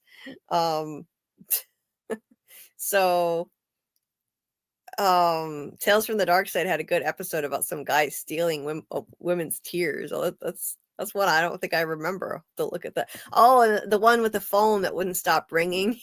Yeah, that was actually a good one too. Yeah, there's some episode about like a call from the future or something. I don't remember, but and there were a couple Halloween episodes that were extremely disturbing. One with this really awful old man who was terrible and mean to his son, and like he it was Halloween and he would like screw with the neighborhood kids, and it just turned really, really dark. I forget the details, but I just remember the devil being part of it, and it was one of the most disturbing episodes I've ever seen of any anthology series. I gotta say, it was messed up. But anyway, back to the chat. Dieter, damn bedtime stories with Umbra, right? Yeah, Umbra has a great voice for that. It would be soothing. Saturday afternoons, Tales from the Dark Side. Yeah, Bill Chill. I didn't discover it till years and years. I mean, when it was on, I wasn't even born, or I was a baby. I don't know. I was born at the end of the 80s, but yeah, I was born in '82, but that was in '84 and all that. I was a kid. Yeah, I didn't see it until replays, for sure. I didn't find it until I became an adult and I was searching high and low for anything remotely resembling the Twilight Zone. Nothing has ever come anywhere near equaling that, unfortunately, though. I scared Panda Kalima with my creepy Tales from the Dark Side voice. Sorry. No, I know that didn't sound sexy, Teeter. Come on. No way. Tales from the Crypt is pretty good. Yeah. Tales from the Crypt is a little bit morbid and gross for me, and a little bit too sexual. I don't know. It was like I'd like a little more horror and less of the campy sexual stuff, but it had some good ones. The Outer Limits was pretty good. The Outer Limits was more weird. The original, it was just more weird shit than anything else. And I don't know. I'm watching it and I'm like, am I supposed to be creeped out or what? Like, it's just weird shit I'm looking at here. I don't know. These weird alien creatures that are just more weird than scary. And I don't know. I do think the remake in the 90s was better, actually. I've seen some episodes of that were a whole lot better than the original. Anyway, moving on. 80 people, holy crap. Thank you for watching. I don't know why this happens in the middle of the night, but thank you so much for watching. 80 people. We do these lives every Monday night for The Last of Us. We are going to get back into the episode breakdown now. Got off on a tangent, but every Monday night at 10 p.m. Eastern, I'm covering The Last of Us and doing so that's every night at 10 p.m. Eastern, every Monday night, and collaborating with various people doing these panels. And then every Sunday we do the watch parties in the Discord when the episodes drop at 9 p.m. Eastern. So if you want to join that, the link to my Discord is in the description of this video. And we have a lot of fun with it. We watch it sometimes twice. We do a voice chat and text chat. If you don't like to unmute yourself, you can type, and other people can unmute if they want.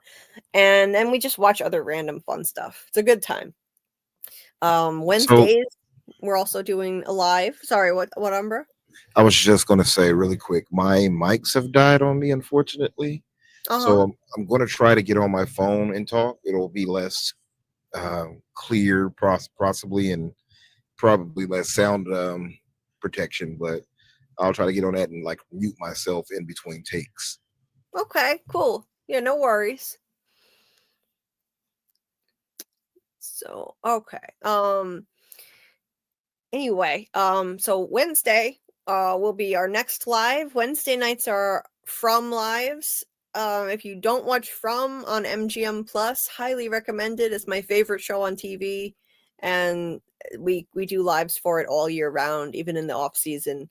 And so Wednesday night, we're not doing the rewatch this week. We're actually going to be doing another live with the Man in Yellow, aka Doug Hughes, on From, and he'll be joining us at an earlier time than usual, 9 p.m. Eastern instead of 10 p.m. Eastern. So so make sure you don't miss it. It'll be earlier than average, and you can call in with a question or a comment for him if you would like. And other than that, you can write what you want in the chat and I'll highlight it, your questions and comments. Doug tells awesome, hilarious, and fascinating stories from his life and his career in playwriting and theater acting and various other acting jobs. And he's terrific. We're so fortunate to have him as part of our community here. So we'll also be doing a cameo giveaway, a second one, Wednesday night. So if you want to have a chance to win a cameo from Doug Hughes, a personalized cameo, then all you have to do is show up and I'll give you a code word Wednesday night to type in the chat and randomly select a winner live on stream. So that'll be the second one. We gave one away last week to Compassionately, and we're going to do it again. We had some technical difficulties with the contest last week, so we wanted to do it again. And Just Me, a lovely member of our community, very kindly offered to sponsor this cameo giveaway. So thank you to Just Me. We're going to be doing that on Wednesday night, and it'll be a great time. And then when Doug heads out, when he goes to bed, we'll keep on going and do some From theory chat, which is always a good time. And we can maybe talk about the latest interview with the From showrunners and some of the actors that just came out. And then Friday night, we're going to do our FROMacademy with Doc and do more discussion of how to solve mysteries and how mystery solving techniques can help us figure out From, unravel the mysteries of From, and also shows like Netflix's The Residents, which I also cover on this channel. I don't know if we're going to be doing the Residents coverage this Friday. I'll keep you posted on that. It depends on how crazy it is. We do need to cover the final 2 episodes of The Residents and do a live and break it down. But I'll keep you posted. Depends on how my week goes. If I'm able to cover the last 2 episodes of The Residents on Friday night, I'll let you know. If not, then it'll be next week on Friday when we do that. And so that's pretty much it for the live schedule for this week. I'll also be doing a deep dive video into this episode of The Last of Us that will come out by the end of the week on episode 4. And I am almost done with an episode deep dive into The Handmaid's Tale episode 6, which I'm going to release later today, Tuesday. It's a little bit late. Episode 7 already just dropped, but I've been swamped right now. So I'm going to get that out. My deep dive into episode 6, which was a really eventful episode. So if you are into The Handmaid's Tale or you know anyone who is, I'd share, let them know about my channel, pass the word along. If you have any Handmaid's Tale fans you're friends with or whatever, because it's tricky to get into the algorithm with a new show. So I could use all the help I can get. And liking, even if you don't watch the show, throwing a view that way, opening up the video and letting it just play, mute it. You don't even have to listen to it. You could just play it for a few minutes, hit the like button, that really helps get me into the algorithm. The more people view it and hit the like, maybe throw an emoji into the comment section, all that stuff triggers the algorithm for me.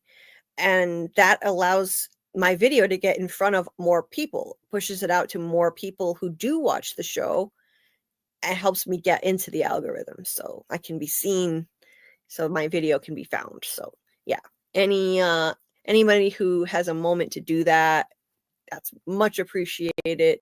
Also, scrolling on the bottom of the screen there, you'll see I have a Cashapp and a Venmo. It's also in the description of this video, the Cashapp and Venmo information, if anyone is so inclined. Every little bit helps, and it's much appreciated. Dieter, my amazing moderator and friend, also has a PayPal account that he set up on my behalf. It is in his name, but it's strictly for expenses for my channel. And he also fronted the money for a really nice laptop that's so much better than anything I've used before to make my work a whole lot easier on this channel. So donations to that PayPal also help reimburse him, and he's invested a whole lot of money in this channel and in me. And he's not rich, trust me. So yeah, all that information is in the description of the video under ways to support. And every little bit helps. So anyway, getting back to this, getting back to the chat here. Oh, Scarlet said it took me forever to get my iPad to behave, and now I'm so tired I will probably go to bed after promoting Towards Zero. No worries, Scarlet. It's fine. Thank you for coming on and hanging out with me. Scarlet doesn't watch the show, but she's kind enough to come on and hang out. So especially in the beginning, so I'm not on my own here, and I appreciate it. I mean, I can go solo if I have to, but it's always preferable to have somebody around with me. So thanks, Scarlet. Appreciate you. Are You Afraid of the Dark? Oh my God, JT Moore. Yes, you're speaking my language. One of my all-time favorite shows. And that one was made for kids. That's an anthology, horror anthology series made for kids, and I still find that creepy even as an adult. Amazing. Hey, welcome, AA. Nice to see you. Nice to see you. Make sure I'm caught up with everybody. If we're talking about Afraid of the Dark, then you have to mention Goosebumps. Yeah, Goosebumps. Goosebumps is another classic. Yes. It also had a haunted dummy one. You know, I love my haunted dummies and dolls. Slappy. It sure did. Yeah. By the way, how clear am I coming through for you right now? It's kind of like, I don't know how to describe it. It's a little garbled, I guess I could say, like a little bit garbled, but not. But I can still hear you, and there's no like feedback or echo, so that's good. So yeah, no worries on that. Okay. Like, what about now? That's actually better. Okay. Yeah. Before it was my headset, my Bluetooth. Now it's just me speaking directly to the phone. Oh, that's way better. Way better. Yeah. Much better. Perfect. Anyway, so Scarlet said here, if you like mysteries, please join me at Sci-Fi Vision to discuss Agatha Christie's Towards Zero watch parties. And so she's got that link to their live that's coming up for Towards Zero, and I think that's happening Thursday night. And then they're going to do watch parties in Jamie's Discord before that. So check that out if you like mysteries. It's an Agatha Christie. Anyway, yeah, that's the PayPal link right there that I was talking about, that Dieter set up for me, and it is in the description of the video as well.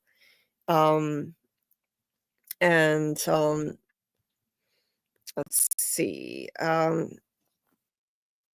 What else? Umbra, I have seen every single Goosebumps book released in the 90s in paperback sitting in my basement in a box. Oh, man. Nice.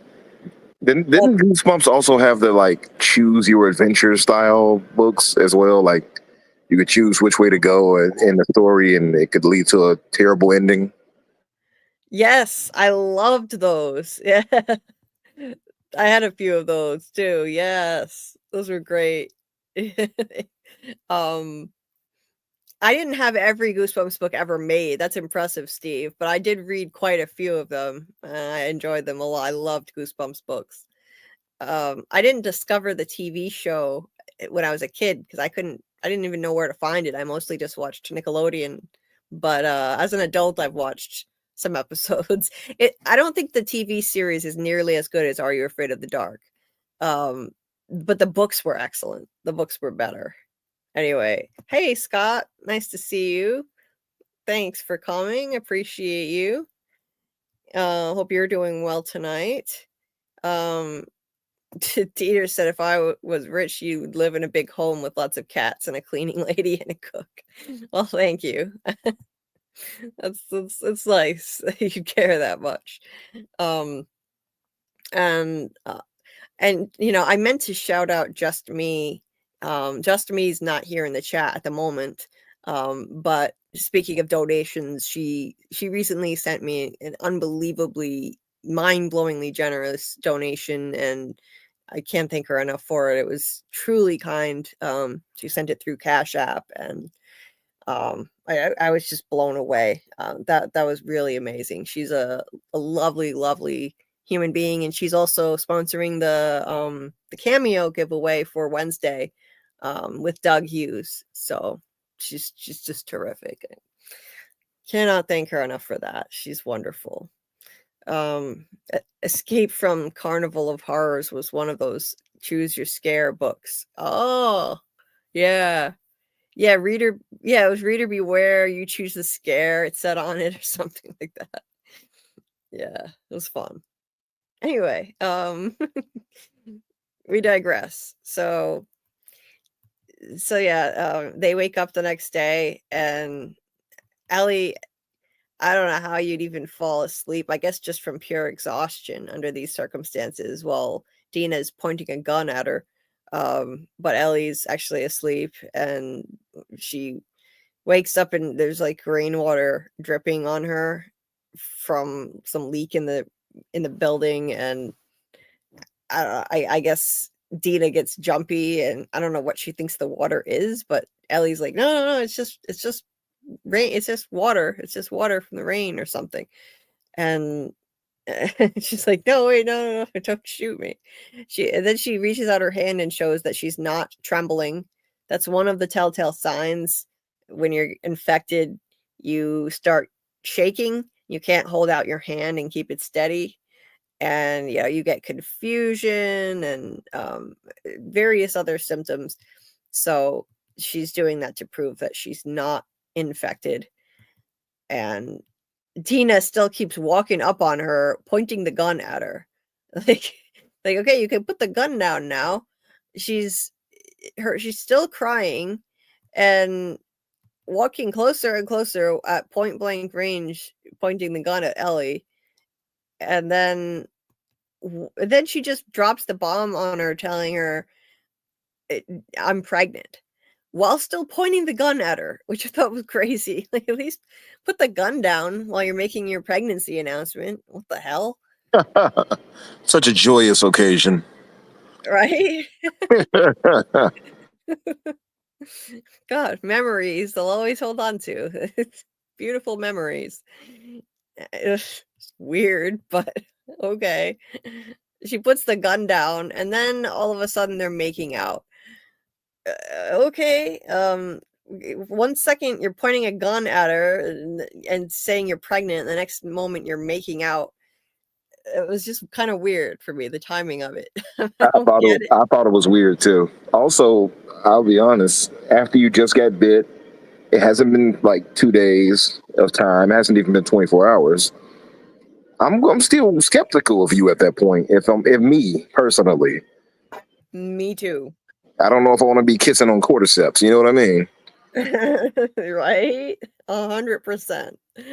I was thinking the same thing. I would not have like pounced on her like that. No. It's still been way too soon. Sorry. Yeah. No. I'm pregnant. Let's get it on. Yeah. What the hell? Yeah. Weird. really weird timing. I wouldn't have shot her, but I would have definitely kept my distance and kept my eye on her for a while before I'd go that close. Like that is Exactly. yeah, like yeah, it's way too close for comfort for me. But she goes all in. She just goes for it. I mean, and it's not even just like a romantic sweet kiss or anything. All of a sudden it's hot and heavy, like 0 to 100 in 5 seconds flat, or not even. They're making out, they're like, you know, scissor, the doing the whole scissor thing, and like Ellie's, you know, undoing her pants. Is like, Jesus Christ, this came like out of nowhere. Came in like a wrecking ball. I don't know if I'm the only one that did this, but I literally skipped through this part to the next scene. And I did it because it just felt so awkward to me because Bella just looked so young. And I was just like, I can't get jiggy with this. Skip. Right. I know. Like, this is just it's icky because yeah, Bella looks too young. I know Bella is 21 years old right now, and when Bella filmed this, they were probably, I don't know, maybe 19 or something. They're definitely of legal age, but Bella has that little girl face still. Oh yeah, I totally get you on that. Like, oh my god, like Ellie really went there. Oh my god, that was fast. Holy shit. Just seeing her like that made me think of like how our mothers in the black community or aunties or whatever. You too fast. Go sit. You too fast. You're too dang fast. Right? Yeah, it's too fast. Just sit your fast tail down somewhere, Ellie. You young whippersnapper, you. Seriously, slow the hell down. God damn. I mean, I know it's the apocalypse and now they're in a dangerous, crazy mission of vengeance, and who knows, anything could happen to them at any time. So it's like, hey, why not go for it? Just jump in. But the timing of it was just so bizarre for me. That's just what I didn't really get. But whatever, suspending disbelief again. um it's strange, but uh they they wake up together, and they're spooning and all that. Like, it's all of a sudden it's turned into, or somebody in my watch party said, like, how did this show turn into a rom-com now? Like, how is this happening? What is going on? And I'm not gonna lie, I get what they're saying. I mean, like, all of a sudden it's like teen romance, and they're wisecracking all the time on top of it, and it's very different than season 1. It has taken a sharp turn from where they were at to where they are now. I don't mind it. I will always prefer the whole Ellie and Joel father-daughter dynamic of season 1, but I'm still enjoying the show for what it is. I like it. I'm still enjoying it. I find it entertaining. And no, is it going to be one of my favorite shows of all time that I rewatch over and over? No, I'm going to be honest with you. No, but I think it's worth watching. I think it's an excellent show. I'm enjoying it. The messages in this show are really important, I think, for humanity. And if people would just open their minds and look at the big picture and try to understand what they're trying to tell us with this, I really feel like this is a message people need to hear. The messages of this show, for all its imperfections, and as much as we get emotionally attached to certain characters and angry about events, I think the big picture of this show, it's important, and I'm glad that they made it. I'm glad they made this show. I'm gonna stick with it. Yeah, there are certain parts of it that I'm not as big of a fan of, and I don't think are necessary. But or well written, like Joel's early demise. But I like these two. They're sweet together. They're sweet. I've heard some people say they have no chemistry. I don't know. I mean, I guess there really isn't a lot of chemistry because mainly just because for me, it's like Umbra said here, Bella just looks too childlike, and I just can't feel chemistry coming through the screen if one of the people is childlike. That just feels wrong to me. It's the baby face for me. I just can't with that. They're cute as friends. They're cute. I like their dynamic, and they're both likable. I love Dina, Ellie, but yeah, the romantic thing, I'm not really connecting with that aspect of it. And I think it is mainly because Ellie just looks so damn young and babyish. So, but I like them. And it's nice to see them together finally, and Dina not teasing her anymore and playing with her emotions, and they do have a conversation about it. And so we finally get some backstory on Dina to explain her situation.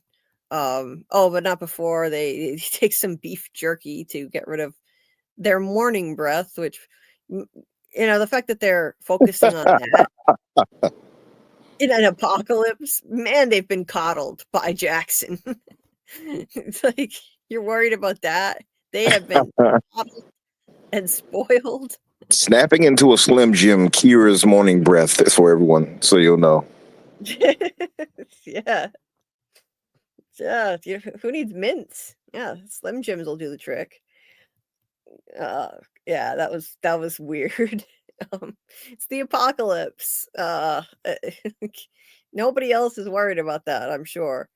But anyway, we get some backstory on Dina, and she like they talk to each other about their pasts, and she looks at Ellie's new bite mark and then sees her old bite mark scars underneath the tattoo. And there they are. And she basically explains that when she was a kid, she told her mom she likes boys and girls, and her mom said, no, you like boys. And she just repressed that part of herself because her mom made her feel like that wasn't okay to like both boys and girls and be bisexual. So she's been holding that in for a long time, and that's why. So now we know why she and Jesse were on again, off again, her boyfriend, so many times, because he just wasn't the one. It's not that she doesn't also like guys, because she does, but he wasn't the right one, and she was trying to make it work with him over and over again, not being able to accept that she also likes women and that she liked Ellie more. So, or even loves her. I mean, it seems kind of like she does. So I get it now. I get it, and yet I do think she shouldn't have teased Ellie with all the flirting as much as she did, because she admits what I had already figured out, which is that she knew Ellie had feelings for her. She knew exactly how Ellie feels. It was obvious. And then she was being so flirty and teasing, and I thought that was a little over the top. Like, if you know your best friend is crushing on you that hard, don't tease her like that. If you don't know what you want, and you don't want to go out with her yet, or don't feel comfortable with it, don't tease her. That always irritated me in the first few episodes, but she at least explains it, and that she wanted to be with her, but she just wasn't comfortable enough to just let herself be, as she said, because of her mom, the way she made her feel.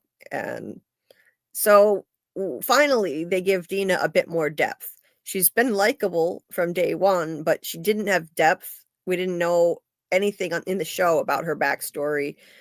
She was just, fun and cute and cracking jokes. And now we get like some emotional depth to her. So hopefully they can keep fleshing her out and giving her more depth as a character, because this helped, getting this perspective.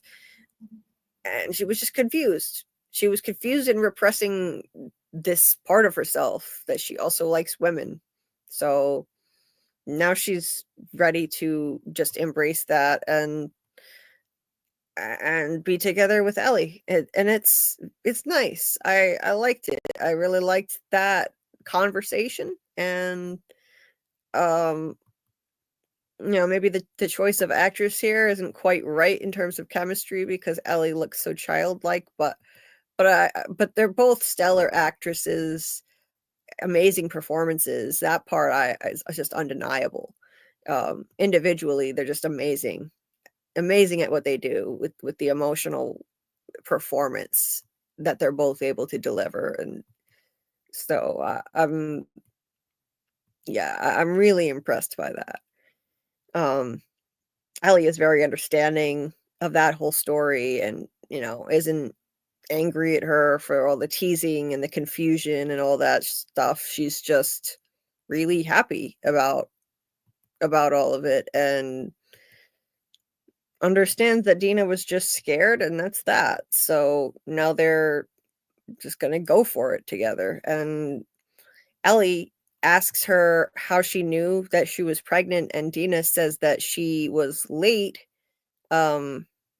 So her period was late, but she said that she's never really been regular anyway, so she didn't think much of it. And then when they were on their trip, she started throwing up when they saw all those bodies of the scars. And she's seen, and I noticed this too last week when that happened. I said, she must have seen loads of dead bodies already. So it's odd that she'd be throwing up now over this. She should be pretty desensitized. And she said, well, she started to suspect that she was pregnant because she has seen a lot of messed up things. And normally she doesn't throw up at that kind of stuff.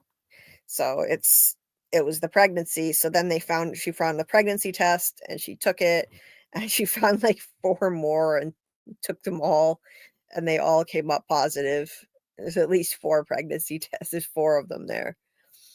So yeah, they're old pregnancy tests, but they all came up positive. So Ellie had this really funny line. Well, first she says, we're going to have a baby, like as in we.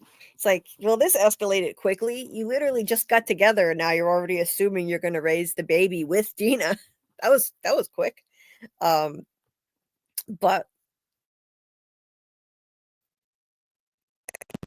to her that when she thought Ellie had been bitten and infected, she was terrified because like the reason why she explains the reason why she suddenly kissed Ellie when she realized that Ellie was not infected after all is because she had thought she was going to lose Ellie, and this future she had been envisioning in her mind was never going to happen. Since she found out she was pregnant, she's been imagining that she and Ellie would raise the baby together, and she thought that wasn't going to happen because she thought Ellie was going to die. And once she realized that wasn't going to happen, I guess that's why she pounced on her like that. The timing was still a bit weird to just start making out. I mean, I could see maybe a kiss, but anyway, I won't harp on that anymore. So that's why she wants to raise the child with Ellie. I still say, damn, that poor kid is gonna really need help. Like, or these two need some parenting classes stat because they are not mature enough to be raising a child at all. Like, neither of them. So, oh my God, this this family, the two of them. She's like, Ellie's like, holy shit, I'm gonna be a dad, which is hilarious. I got a kick out of that line. And like Steve said earlier, it's a funny line, but it also has some emotional meaning because Ellie's only parental figure was Joel. She never had a mother figure in her life, so she only really knows how Joel was as a father, and so naturally she's thinking of herself more in that kind of a role. So yeah, that I liked how Steve put that. Anyway, that was a cute scene. I thought it was hilarious. I'm gonna be a dad. And she said, talking about how, oh, they're gonna be raising the baby. Oh, and I guess with Jesse. Oh yeah, that's right, Jesse, the bio dad. So I don't know if Jesse wants to be a part of the kid's life, then I guess they could all raise the kid together. But I said it in the beginning of the live. This isn't that kind of show, guys. This is not a happily ever after kind of show, and enjoy this sweetness while it lasts, because I don't see this happening. I just don't see it. They're not going to live happily ever after raising this baby in the end. This show, let's not ever let our guard down again after what happened with Joel. Never. I am never letting my guard down again, because no, don't get emotionally invested in these characters. This show is not about making us feel good and seeing the good guys win in the end. No, no, no. This is a show that's trying to teach us some really hard lessons about the cost of vengeance and the endless cycle of violence, and the need for empathy in this world. And unfortunately, they are making the wrong decision by staying out here while Dina is pregnant, and there will be a cost. I think there's going to be a price to pay if Dina doesn't make it. If Dina makes it through this season, I don't think she's making it out of season 3. I have not played the games, so I have no knowledge of that, but I would be willing to bet money right now that they will not be raising this child together. I just don't see it happening. That either they'd break up and then they won't be together, or Dina's going to die. And I think the latter scenario is more likely, because Ellie will wind up having to pay for her quest for vengeance. She'll have to pay dearly for it, because again, the show's trying to teach us that lesson. It's not going to be pretty, guys. It's not. Don't expect a happily ever after here. Not on this show. If they took Joel from us in such a brutal way, yeah, anything can happen. No one is safe in the end. I'd say Ellie is safe until the very end. She's got plot armor, but nobody else. The episode ends with them hearing somebody come on the walkie-talkie, and I believe her name is, they reference somebody named Nora, I believe, and so they're looking out over the city and figuring out where that might be coming from. And I think they see like a smoke cloud off in the distance. They look out over the horizon, and they remember that I think that name was one of the people who was in Abby's group. So she might know where Abby is, and that is who they need to go for. They need to head in that direction if they're going to continue with this. They don't need to. To Ellie's credit, God, what a beautiful view. I just love these landscape shots of the moss and the vines and the trees just overtaking everything in the city. It's so cool. But yeah, Ellie looks out over there, and then her face kind of changes, and she's remembering, oh yeah, wait a minute, Dina is pregnant. This kind of is a game changer now. And to her credit, Ellie tells Dina, we don't have to do this. And this reminds me a lot, actually, of when Joel and Ellie were on their way to the Fireflies hospital in season 1. Toward the end, Joel told Ellie, we don't have to do this, we can turn back. We don't have to go. He didn't want to risk losing her at that point. He'd fully embraced her as a daughter. And Ellie said, no, we need to finish what we started.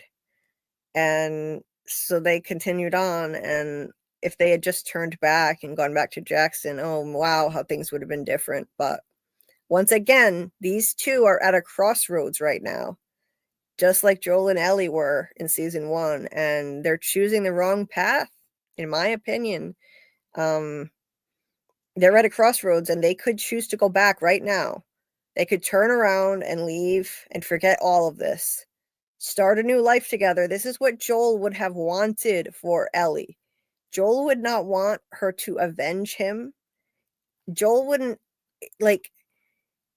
all Joel would want for her, his surrogate daughter, is to just live her life and be happy, find whatever happiness she can get out of this life in this hellhole that the earth has become, be with Dina, and help raise her child, and be with Tommy, her surrogate uncle, and stay in Jackson. That is what Joel would want for her.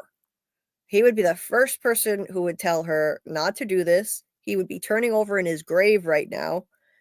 And, it just drives me crazy. That none of this needs to happen, and any bloodshed that happens as a result of this now, it was not necessary. None of this needed to happen.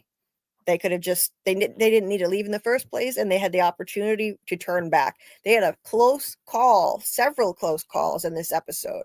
They almost got taken out, and they just got to Seattle, and they already almost got taken out twice in the same episode. First by wolves, and then by infected. And they have an opportunity now to turn back. Everything is quiet and calm. No one is around. They could turn around and leave. But are they going to do it? No. And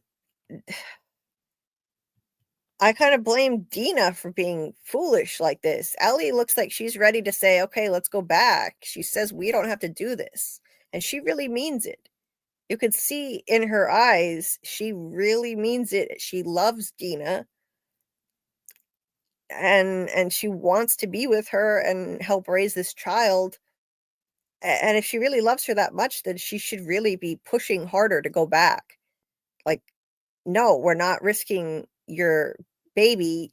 I don't need this revenge. I don't need this so-called justice. Let's go back. This is not worth it. This is too big of a risk. You've seen now, you've gotten a taste for what you are up against in this place. This is bigger than the two of you can handle. You're the two of you all alone versus a militia with tanks and automatic weapons and a bunch of lunatics with bows and arrows who string people up and disembowel them. Yeah, sure. Let's just take them on, the two of us. Let's wade through all of this mess and try and take out some people just for pure revenge. Yeah. Well, one of you is pregnant. Like, that's a great idea. Yeah, let's do that. Oh my God, it makes me crazy. But I guess if they didn't do this, we wouldn't have much of a show. Maybe they could have come up with some other storyline to go with this premise with the infected. Who knows what they could have done with it? It didn't have to be a tale of foolish vengeance, but this is the story that they're telling, and I understand that there's a message that this show is trying to get across, and so that's what they're doing. And it's gonna make me want to bang my head against the wall and tear my hair out to the end, like, because every time something terrible happens, I'm going to be yelling at the screen, this didn't need to happen. This did not need to happen. Damn it. That's what I was saying all through this episode already. Every time they were in danger, I was like, you idiots, you didn't need to be there. But there they are. Man, did Bella get taller? Jeez. Bella definitely looks, I mean, I don't know how tall Dina is, but Bella definitely looks like they got taller since season 1. Anyway, Bella was supposedly 14 in season 1, but that doesn't really, the math doesn't really add up, because season 1 came out like 2 years ago. Maybe they filmed it like the previous year, and Bella is now 21, so I don't know. I'm kind of confused on that. I think Bella was playing a younger person than they actually were, but anyway, so Ellie says, we can go back, she says, we don't have to do this, is what she says. And Dina says in response, together. She just says together. That's it. Just together. Okay. Could go into a little more detail, but all right.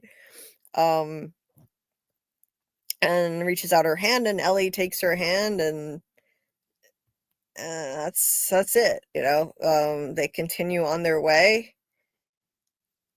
Yeah, I just I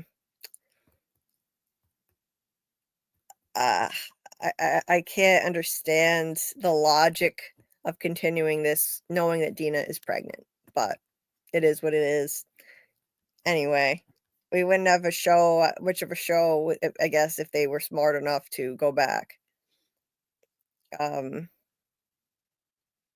So let's see. Check in with you guys now. I managed to get through the breakdown quicker than usual. That's the end of the episode. I still have the trailer for the next episode to go through, but wow, 4-hour mark. That's actually really quick for me, and we went off on some tangents too. It's weird because this week a whole lot more stuff happened.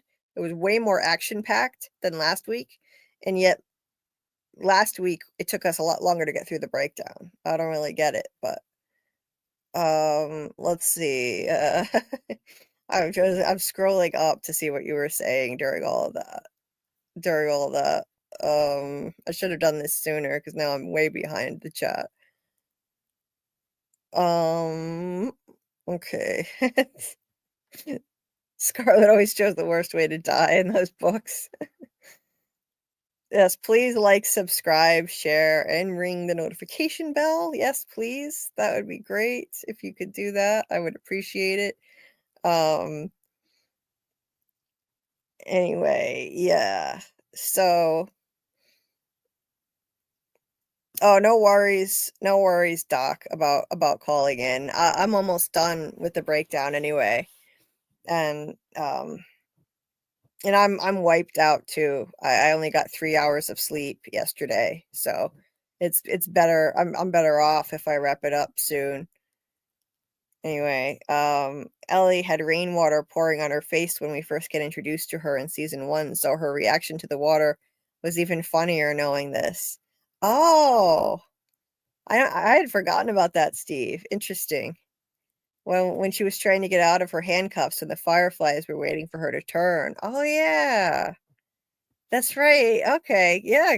Good catch, Steve. I forgot about that. I am pregnant. I am immune. Let's have sex.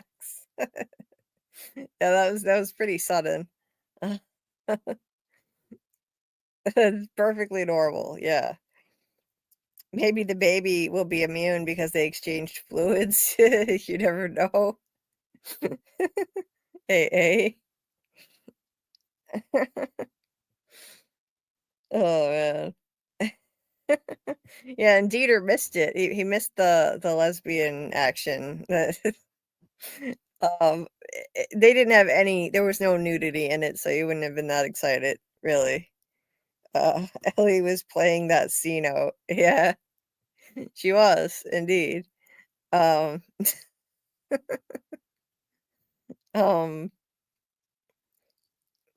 Steven said I'm out of here, but we'll be back later. Well, maybe I don't know if he'll be back before I wrap it up, but hopefully he can catch the replay. If not, anyway. So let's see what else here. Maybe Ellie's turned on by pregnant ladies. Yeah, maybe. Bye everyone. Oh, Always, I did all that hours ago when I first entered the chat. Oh yeah, the like and the subscribe and all that stuff. Nice. Ellie wants what's her name? Dina to call her daddy. Oh God. It's hard to watch a story get changed and not stick to canon. I didn't want to see that happen, so I didn't watch it. Okay, Scott. Understandable. Yeah, I know some people prefer it would stick to the source material more closely.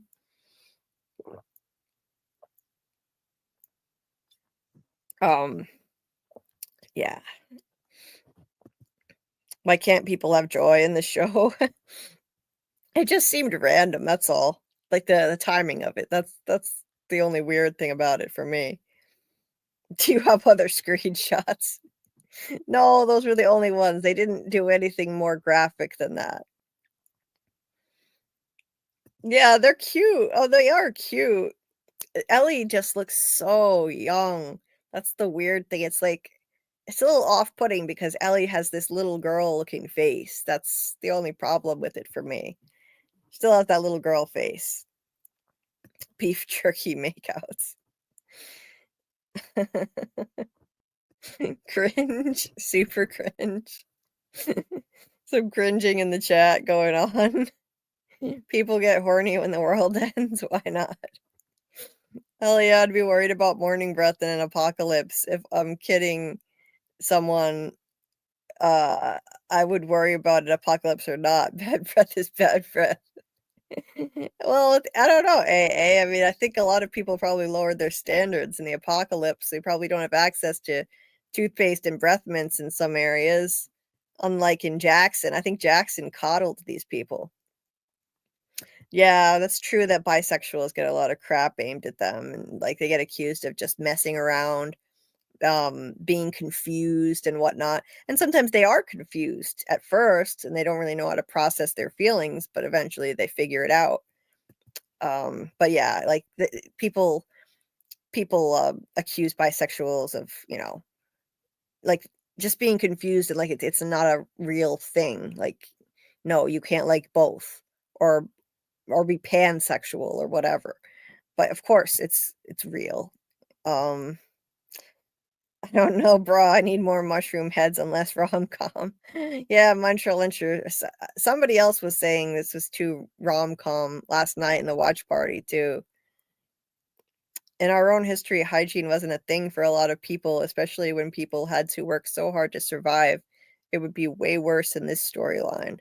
Oh, yeah, that's true, that's right, Scott, like in the distant past, people were not, bathing the way they are now, like the way we are, like as clean as we are. Um, People didn't have access to the like same kind of hygiene products. So yeah, it was kind of a nasty, disgusting world. And this is after the apocalypse, it's been kind of reduced to that again. More rom-com, but with mushroom head meat cutes. Yeah, pretty much. The rest of us. Oh, sorry. Am I late? Belchill. Oh, that's funny. Next step in de-evolution for the show is to have a laugh track. Oh God, Muncher Luncher. Yeah, maybe. Yeah, maybe. It is getting to be a bit rom-com-y, like a teen rom-com. Just from a survival standpoint, they would be very concerned about having babies, getting food and supplies, and even making things would be a high order. Oh, for sure, Scott. Oh yeah. It would be way more risky having babies. She should immediately, that's all the more reason to turn back and go back to Jackson. For those people who are arguing that that Ellie should seek vengeance and kill Abby in retaliation, I wonder what their opinion is now.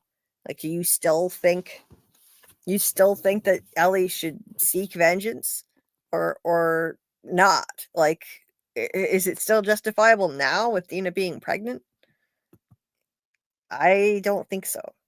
That's me though. Dieter posted a link to the view.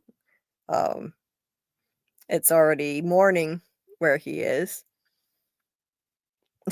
Filmed before a live audience. Yeah, I miss the old sitcoms. Yeah, stock screw vengeance. Go raise a baby. 100%. Screw vengeance. You can scratch a species of African frog, pee on them, and if they ovulate, you're pregnant. What in the world? Old school pregnancy test. Well, the more you know. Samuel with the interesting factoid there. Please hit the like. Yes, thank you very much, Scott, for the support. Jesse deserves to know he is the father. I agree. No, I agree, Muncher Luncher. He deserves to know about the baby. Hugh Morey participants doing backflips and breakdancing. Right. Yeah. Yes. Ellie, you are not the father. No, Jesse is the father. Jesse is the father. But yeah. He deserves to know. I agree. Jesse gotta pay child support. Yeah. Yeah, he's gotta get stuck with the bill. And the ladies can raise the baby together. Just send him the bill. When it comes to 3-month-old Apaka baby, Ellie, you are not the father. Exactly. That's what I just said. except the Apaka baby part. Hope the lesbians win. Yep. I'm enjoying the sweetness so much I can hardly stand it. Luncher. I love your avatar, your avatar of the cat with the pizza, Luncher. Gotta say, it still is not getting old. I love it. Ignore your need to make emotional connections as a human. Well, we all need those, that's for sure, Scott. We all need those. Justice for the mushrooms. What are you, team mushrooms, Bill? Yikes. How can you be team mushrooms of all the teams you can choose in this show? Jerry Springer or what? Yeah, we were lucky to have Joel in the whole first game. We were. Joel was amazing. He made the show for me. A ticket in hand, the night is hers, beats more eyes, and soul cheers. Though she walks alone, she shines so bright. A birthday bathed in stage lit light. Yeah, I got my ticket. To see Kendrick Lamar on my birthday. I have to talk quietly because I can't let somebody know about it. Anyway, so I'm excited about that. Yeah. Anyway, spores are consensual. Ooh, yeah. It looks like we're getting spores now. I'm about to get into the preview for the next episode. So they're introducing spores into the show, which was not happening at first. Interesting. We're introducing spores now. And I heard that they were in the game, but they weren't in the show yet, and now they are, which means you can get infected through the air in certain areas.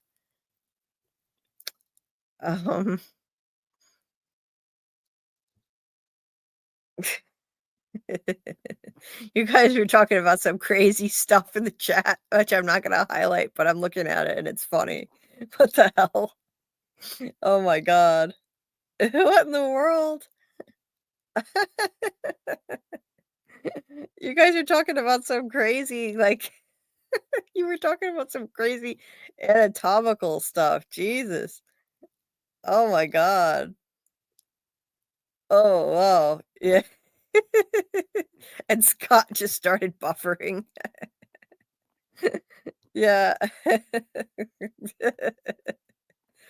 Okie doke. I'm gonna skip through these. I'm gonna read this stuff. We all know I have trouble reading certain words. I get really embarrassed and awkward. I don't like to read certain anatomical, sexual, organ type words, so I'm not gonna do that. When Julie sees this chat, yeah, I'm seeing it right now. I'm seeing it right now, and I'm not reading this stuff out loud. Dieter, no, not happening. Is anyone else buffering? No, I'm not. What's wrong? Dieter said it. Dieter said it's fine. So no buffering. Okay, no buffering. Bill says no buffering. Kelly. Oh, sorry that's happening, Scott. Maybe it's your internet connection. Believe me, Lord knows I have my issues with my internet quality. Oh my god. Okay, so scrolling down past the scrolling down past all of the stuff. And good night to Scarlet. Again, good night to Scarlet. Bill Chill says TV magic dumbed down the characters. Yeah, pretty much. Yeah, you got to dumb them down so that they walk into stupid situations like reckless idiots. Otherwise, you know, how would we get a lot of the drama that comes from TV? It's mostly people doing stupid shit. Look at any horror movie. I mean, it's constantly people doing stupid shit that, and if it wasn't for that, we wouldn't have the horror movie to begin with. It's just nonstop. It's classic.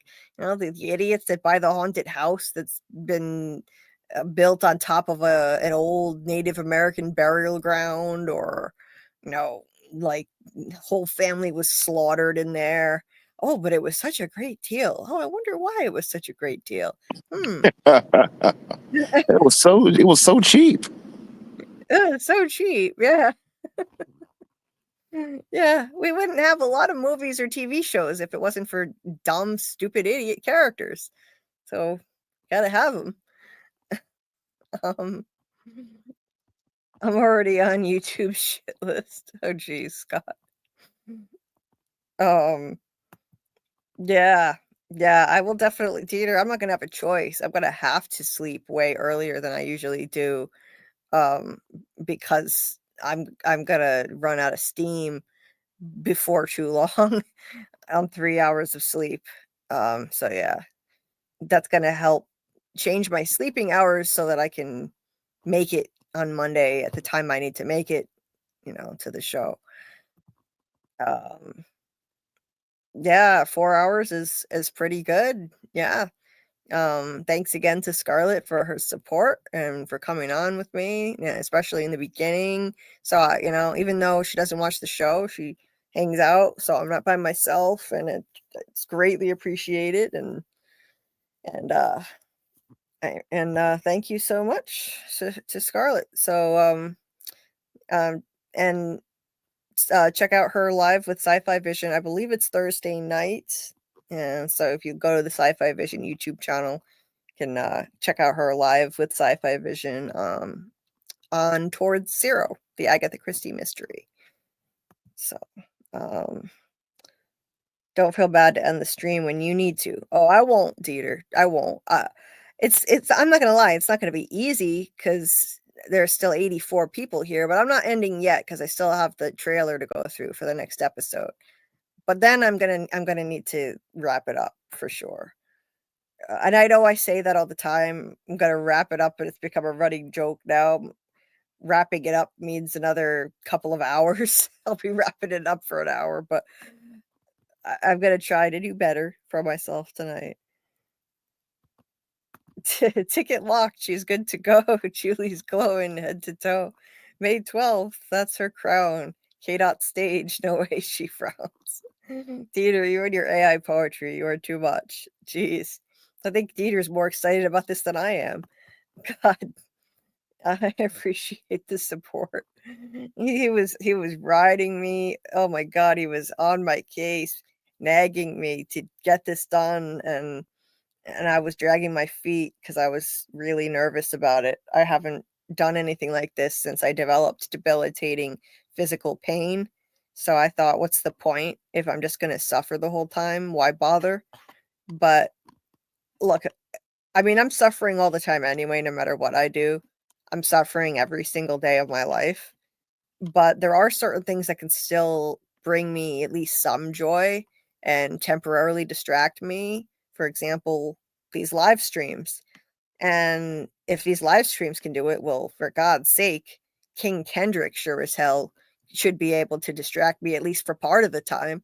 I mean, it's not gonna be the kind of thing where, like in the past, where I could get completely lost in a concert. I could stand up the whole time and no problem at all. I mean, I had some chronic pain, but very mild, and I could stand. And if I could go back in time, I'd go to so many concerts and just dance and enjoy myself. And I wish I had gone to more. You don't realize what you have until it's gone, and you take for granted basic things like being able to stand without excruciating pain happening. I can't stand for more than a few minutes without horrific escalating pain in my legs, and it's just crazy. Like, I wish I could just go to the store and stand in line without suffering so much. It's just crazy, like the basic stuff that I cannot do. I barely even leave the house. So, I was too afraid to make a move and do this, but Dieter kept pushing and pushing, saying, you should really do this. Some enjoyment is better than none. You deserve something. It's better than nothing. Even though I can't, I can't be pain free. Like I'll still have severe pain to have to deal with, but it's still better than no experience at all. It's better than just staying stuck inside these four walls like a prisoner nonstop. So I appreciate Dieter for his support and encouragement in pushing me to do that and take the plunge and buy the damn concert ticket, which I damn well deserve. My birthday present to myself. My TV is not missing a beat. It's YouTube crap. I had one comment that hit just over 12K likes, and that's what my counter stopped working. Wow. You had a comment that got over 12K likes? Damn, that's a lot. I've never had that many. I've had one that maybe got 1,000 or maybe a few thousand likes. Doc said I did wonder if we would see another immune person or baby this season. Yeah, that would be interesting. Yeah, you never know. I haven't played the game, so I wouldn't know. Anyway, stick to the source material or on the bad parts. Montreal entry, yeah, they pretty much do that. They stick to the source material on the bad parts or the parts I wish they would have changed. Yeah, I agree in certain areas. Okay, Doc is getting ready for bed. Good night to Doc if he's still listening. Yes, nothing like ignoring everything that wants to kill them, but hey, let's not think about that. Yeah, Scott. What else? Oh my god, another one. This May 12th, one woman, one ticket, endless fives. Julie hits Kendrick live. Solo seat, max energy, birthday legend incoming. Be there, no, be proud always. You're sweet, dear. Jeez. God. I think you are more excited than me. I mean, I'm excited, don't get me wrong, but I just wish that I could go and just be a normal person and stand up and dance and not be in pain the whole time. But I'm trying not to reject at least some joy out of life. At least I can get some. It's better than nothing. So, but I am excited. Yeah. I wanted to get a floor seat really close to the stage, but I wouldn't have been able to see over people's heads, and I'll have to sit. I won't be able to stand up. So yeah, it's too bad because there was one ticket that was only 9 rows back from the stage. Oh, I was so tempted, but I thought, no, that would be idiotic. I wouldn't be able to see anything over people's heads. I'd be sitting down, unable to stand up due to pain. So no. But the seat that I got is it's not bad actually. It's it's a stadium. Of course, there are no really great seats in a stadium. Stadiums are really not made for concerts. They're just not. But I got one that's like, it's off to the side, so it's not far from the stage, and it's the lowest of the stadium seating levels. So not super high up. He shouldn't look like a tiny little ant on stage. And it's like, so it's like 9 rows back in the very first level above the floor level. Only 9 rows back, which I think that should be pretty good. I hope 9 rows back. And it's almost next to the aisle, which is great. I want it to be right on the aisle so that I can get up and down when I need to manage my pain. So yeah, that I think it's pretty good, and I'm lucky because I almost waited too long. There were next to no seats left. The seats were going quick. I think they might sell out by the time Monday comes around. I mean, there's still a lot left, but in the last week, I've seen a lot disappear since I started looking, and I almost waited too long. But I should have known. I didn't realize that the 1-year anniversary of Kendrick killing Drake was coming up. So of course, there's going to be more attention on Kendrick and his tour, and more people buying tickets. Duh. Should have hurried up and gotten a move on, but I got in just in time. I think I really got lucky with the seat I managed to pick. And I mean, it was the 1-year anniversary of Kendrick killing Drake with the 3 diss tracks within a 24-hour period over the weekend. And a lot of videos of his concerts have been going viral, so it only makes sense that more people are buying tickets. And anyway, sorry, I digress. Team Scissors. No, Dieter, you can't tell. Nobody tell my mom. No, it's a secret. It's a secret. Wrapping it up. Yeah, it's time for the trailer. 2 a.m. wrap up, and then daylight comes. Yeah. I'm trying to enjoy the things I can. I'm trying. Anyway, so onto the trailer now. A few more presents coming up. You're sweet. Oh, you're so sweet. Thank you so much. I haven't looked forward to my birthday in years. It's just been so depressing. No one has ever, like, the only person who's really made me feel special, like it really matters, is my mom, and in the past my grandparents, but I don't have them anymore. And my birthday has just been depressing for years. Nothing but depressing. And now I actually have something to look forward to, and a community of people who actually give a damn about me. So in addition to my mom, who I thankfully have here. So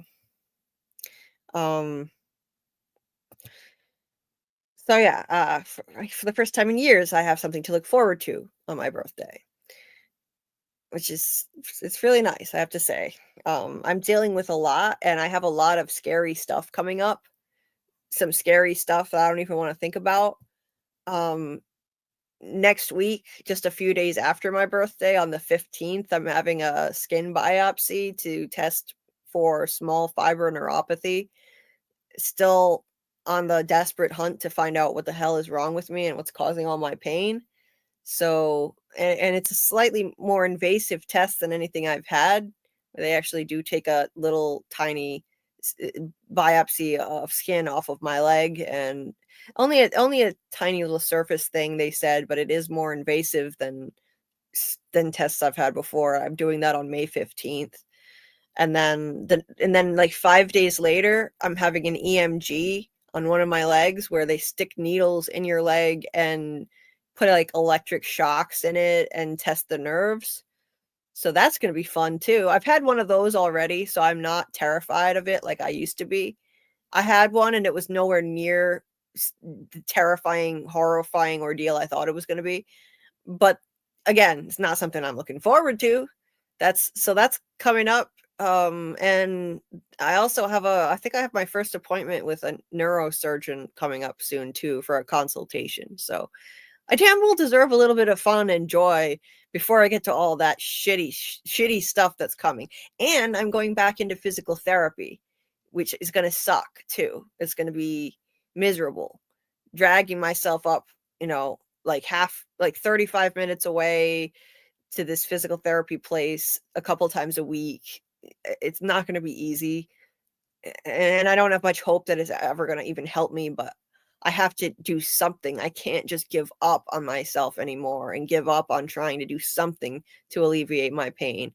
So I'm trying stuff again. I have a lot of stuff on the horizon, a lot of stuff coming up that's going to be really stressful and triggering and also discouraging too if I still keep hitting dead ends and no one can tell me what's wrong with me. But at least I'll have something positive coming up. Thanks, AA. I appreciate it. And thank you, Dieter. Yeah, the thing is though, I was in physical therapy for a while and it didn't do anything for me. But then again, when I stopped physical therapy, I seem to have gotten a lot worse since I stopped. So maybe it was doing a little more for me than I thought. It was at least preventing me from getting worse. So hopefully it could actually help a little bit. I do use the treadmill, so it's not like I've been completely inactive. I have to. If I don't use the treadmill, my pain is just excruciating to an even worse degree. So the treadmill keeps it a little bit more manageable. It's still horrible pain, but it's the only way that I can manage it at all. Thank you, Scott and Dieter. Okay, back to the trailer. Sorry, I digressed again. Back to the trailer. So, in the trailer, Dina tells Ellie, "I'll go back if you want, and I'll keep going if you want," essentially. It shows them walking through a deserted street in Seattle. So it sounds like Dina really left it up to Ellie. I'll go back if you want, and I'll keep going if you want. And so if Ellie is choosing this path for them to keep going while Dina is pregnant, then this is going to be on Ellie's conscience if Dina dies as a result of this ridiculous, stupid plan. And I'm sorry, it's just plain stupid. There's just no mincing words about it. Now this lady, who is she? Is this the same lady? I can't remember if this is the lady that we saw who was meeting with Isaac in the flashback to 2018. She had long hair then, and then in this shot she has short hair. And I believe that may have been the prophet, like someone predicted it might be the prophet for the scars, but no, I believe that's her. She just has her hair done up right here. Oh, okay. The same lady as from the beginning of the Yeah, episode. for sure. Oh. Look, now that I'm looking at her, I'm pretty sure that is her. Okay.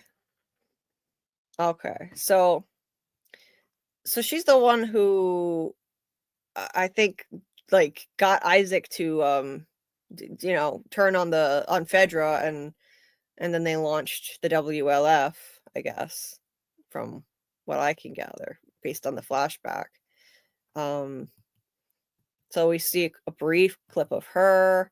Then there's somebody marking up a map, a man's hand. I don't know who this is.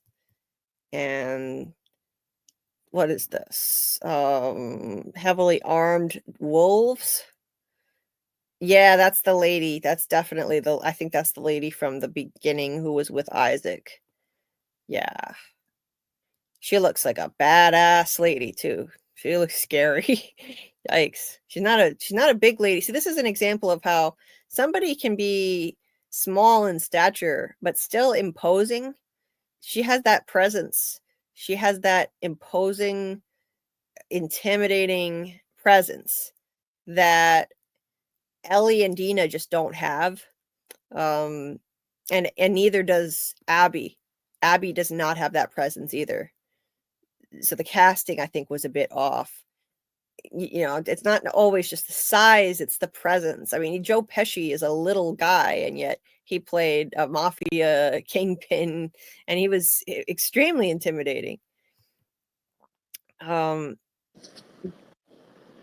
I would agree. It's about the presence sometimes too, and how they can draw you into the character like that, and it's still a weird contrast just from playing the games to see Bella as Ellie, Mm-hmm. and even forgot her name, but the girl cast as Abby, the lady cast as Abby, should I say? They both just Yep. seem like, both seem more like misplaced a little bit, but yeah, it is what it is at this point. Yeah. See, like, that's a level-headed take on it. Like I've seen a lot of gamers online who are really overly worked up about the fact that Ellie and Abby don't look like the game and they were cast wrong, and it's fine to feel that way and have that criticism, but I've seen people just flipping out over it, just overreacting to the max. It's like, calm down. It's not Yeah. serious, Yeah, some are too obsessed. right? I saw Jesus. somebody one time, they got mad at me just because I was like, I forgot what it was about, but it was like the discussion of The Last of Us 2. I didn't even say anything negative about the game except to say, like, I wish they would have handled Joel's death differently, et cetera, et cetera. And this person was so upset, and they were like, yeah, no, they did it right, blah, blah. And I go to their profile, and their whole entire profile, including their avatar, is all dedicated to The Last of Us. Oh, I'm like, oh, okay then. right. That explains a lot. Yeah. Yeah. This man he took pictures in his home. He had like the cardboard cutouts of Ellie, and he had the little fake replica guitar. He had all these different things, like all in his house. And I'm like, what is this? Oh my God. Some people are a little too obsessed. Like, it goes to an unhealthy level. For sure. Jeez. It's just a game and now a TV show. It's like, calm down. It's not that serious. For real. Chill a little bit. But, I mean, look, I have my own shows I'm obsessed with. Obviously, I'm obsessed with From enough to do marathon live streams, but it doesn't consume my life. It's not like all I think about all the time, and I'm not, my whole house isn't filled with like From memorabilia, and yeah, I'm not like, it's not an all consuming thing. I have plenty of other things I'm interested in, and I would never get so worked up over the casting of somebody that I think is wrong. Oh, they don't look a certain way. Oh no, now I'm gonna riot, and I'm gonna bully the actors on their social media and just act a fool. Like, come on, grow up. Just seriously, grow up, people. Chill out. Cosign. I concur. Right. Samuel, I am not. Are Umbra and Julie prepared for the apocalypse? Hell no, I'm not. Hell no. Nope. I will be apocalypsed because I am not prepared. No. Yes, I am not prepared either. I would be one of the first to die. I'm not gonna lie. I have no survival skills. Zero. I'd be completely screwed. I'm the opposite of a prepper. I'm not good at planning ahead. I am an absolute mess. I don't know how to. I don't know how to do anything in terms of survival skills. I couldn't possibly hunt or catch any kind of animal and skin them or do anything I would need to do to survive out there like that. I couldn't do it. I would be, yeah, I'd be toast pretty quickly, I'm afraid. Probably day 30 of having, or 32 or something like that, having to scrape food from some type of leftover can somebody left on the side of the road or something like that, I'll probably be like, all right, that's enough. Yeah. Right. This little tiny morsel of beans or something like that isn't going to do it. Yeah. We'll start with tools and work on that green thumb. Yeah, I don't know how to grow anything either. I've never learned how to garden. I can't even keep a plant alive, like a potted plant alive. I'll forget to water it and it dies. So I'm terrible. Um, yeah, sunchoke, scarlet, onions, duckweed, sugarcane, and aloe are a good place to start. It sounds like you're ready to grow. I mean, you're ready to. I was looking at your comment here. Easy to grow for beginners. I was thinking grow. You're ready to go for the apocalypse. Sounds like you'd be just fine, Samuel. Sunchokes are taste like a potato and an artichoke. Texture of a water chestnut. I don't know what a water chestnut texture is like, and I don't remember if I've eaten artichokes, but potatoes are good. um right, really? Yeah. Basically. People do flip out over if I think I don't know if this was in reference to what I was saying, people rioting over video games, like people get really worked up over gamers get very worked up over stuff like and I just so get it, it's like calm down, it's not that serious. The amount of hate that this show is getting for the casting of Bella Ramsey as Ellie and the actress who plays Abby it's just way over the top. Criticizing is fine, voice your opinion, but Jesus Christ, the backlash is just ridiculous. Iodine and salt are also important. I live near the ocean. I can get those minerals easily. Well, me too. I live near the ocean. Man, Samuel, you got to teach me your survivalist skills because I'm afraid the apocalypse is nigh. It's honestly, we've never been closer to an apocalypse than we are today. This world is so screwed. We're so screwed in so many ways. Yeah, we're going to have to lean on you guys, Scott, and everyone else who's prepared, Samuel. Yes, I'm looking you up when the apocalypse happens. I'm looking you up. I'll be beating down your door. Water chestnuts are in Chinese food, sometimes the crunchy vegetable. Oh, okay. Yes, Scott, people need to get a real life if they that upset. 100% they do. Why are people criticizing Ramsey?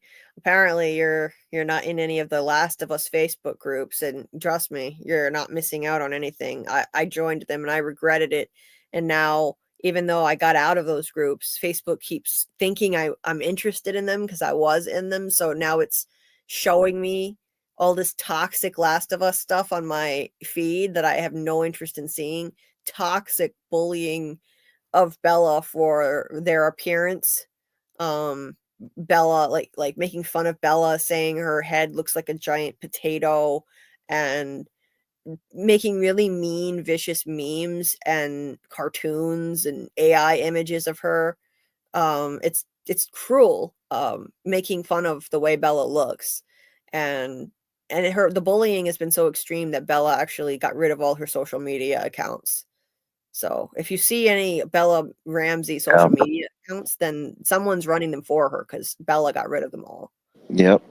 Yeah, they've been pretty vicious. I've seen some AI images, and yeah, they're doing her dirty. And like you said, it reached her enough to where she was like, okay. And I think she even admitted that she had some type of autism or something like that because of it, or something like that. She actually was diagnosed with autism while she was filming The Last of Us season 1, as a matter of fact. But yeah, this couldn't have been easy to deal with when you have a diagnosis like that. It's not easy for anybody, but then you factor in autism and it's even more difficult. People who have autism really struggle to feel like they fit in. Like you feel, many times they feel like they're kind of aliens from another planet and they just don't know how to connect with people as easily as others do. And so I just felt bad when I heard about all this hate and I saw all this hate for Bella. It's just cruel. People think celebrities don't have any feelings. Like, no, they're human beings like anybody else. How would you feel if you opened the internet and saw nothing but people making fun of you and laughing at you and attacking you nonstop for the way you look? Like, it's just messed up. So it's not right. Yeah, seriously, leave Ramsey alone. Indeed. And like this is fine, like to just have a criticism that someone else would have been more accurate to the game, having a civil, respectful criticism. That's fine. But like, they're taking it to extremes that are cruel and bullying, and I know you guys would never do that because this is a kind community of people. It's messed up. It's sad that it got to her, right? But this is why the show, like, these are exactly the kind of people that this show needs to reach. People who need to feel more empathy for others, and yet the message of this show is going right over their heads. Anyway, sorry. Back to the pictures here. So Ellie and Dina are going through a long hallway, and so it looks like more tense scenes coming up. They're going to keep the action going. This is not going to be a long season. I believe there are only 7 episodes, and we are already 4 episodes in. So we're more than halfway through. We've passed the halfway point now. So we only have, I believe let me just double check. The Last of Us season 2. Number of episodes. Yep, 7. So we only have 3 episodes left. So I think the pacing this season is really much quicker than last season, and I don't think it's going to be slowing down at all. It's going to be it's going to continue to be hectic. We're going to get a lot more action scenes. And next season, like last season there were 9 episodes. So we have 2 less now. 2 less episodes. Season 1 had a much slower pace, taking its time, this very long journey of Joel, and it was a totally different experience, really. Joel and Ellie. Yes, there were tense, action-packed scenes, but there were also a lot of slow character building scenes, and character development. But now it's just nonstop action. So looks like we're getting more of that next week. They're right in the thick of things in Seattle, and they're not going back. And they're down in like a basement looking area, and they see some infected that are kind of like crouching like a bunch of animals. Looks like a bunch of monkeys. When I first saw this, I thought they were like monkeys, the way that they're crouching, but they're infected. And so they're looking alarmed, as they should be, and this is a chilling moment. Jesus. So you've got a Scar here, and he's holding, I believe that's a scythe. It's like the Grim Reaper carries. I believe that's called a scythe. And their weapon of choice. I thought I got a screenshot of it. Damn. Oh wait, no, I did. Never mind. So it shows this lady for a split second, but then it cuts back to this. This is the guy with the scythe, if I'm pronouncing that right. So now it looks like we're going to be treated to a really gory scene where we actually get to see the Scars doing this to actual people, like we saw those bodies hanging in episode what the hell episode did we just watch? 4. This guy is hanging from a rope. It looks like he's still alive. I'm guessing they probably disembowel them first, just to torture them first. That's what people tended to do when they would do this sort of thing, because you can still that's a drawn out way to kill somebody. that you can still like be alive for quite a while. It's just suffering while your intestines are hanging out. And then they hang them. Lovely. I really don't want to see this. I gotta say, I'm not looking forward to that. I see, I don't mind watching slasher movies and, violent things to a certain extent, but I don't like this kind of stuff. I hate to see brutal, gory violence. I like stuff like this, disemboweling, torturing, like we saw in this episode that we just watched, and I'm not looking forward to this part. A couple weeks ago, I was saying, or last week, I was saying, gee, I'm really looking forward to seeing more about the scars. I'm really curious about these people. They seemed like such nice people. Like they fooled us with this guy and the sweet little redheaded girl. They seemed like such nice, lovely people, like oh yeah, they fooled us. They fooled me. Those of us who don't play the games, they got me going. The name of them would also probably clue me in, like the scars. Sounds kind of, yeah. Yeah, I should have figured that they're savage just like everybody else, but they I really think that was some deliberate trickery, introducing us to them through that scene with that adorable little redheaded girl. That conversation with the man. I mean, yes, it was a little creepy how they all had the scars, including the poor little girl. You could tell they just did that to her face. The scars looked fresh, but it looked like a nice group of people, and the group was, the girl was so sweet, and she was, she asked for a hammer, and she was so happy with it and smiling, and they were talking about the prophet. And so I was like, wow, I'm really interested to learn more about these people. And now I'm like, no, please, no more of these people. I don't want to see this. No, as Tabitha from would say. Oh my God, no. I don't want to see intestines spilling out. No, please. It was bad enough to see the aftermath. Now we're going to have to actually see it in action. Please, God, no. Uh, oh, I'm not looking forward to this. Jesus. So it looks like that's what we're getting. And this is HBO, so they don't pull their punches. I never watched Game of Thrones, but I know that it got very brutal. So I fully expect this to be way gorier than anything we saw in season 1. So yeah, it's going to be rough. And it just goes to show that the humans are the worst threat, not the infected. The humans are doing much gorier and more horrific looking things than any of the scenes with the infected. Not to say those weren't scary, and yeah, but it's a lot of chaos when the infected attack them, and it's not the same. It's violence that's a bit more palatable, the way that they've portrayed it. But with this is going to be a lot harder to watch. A lot harder to watch.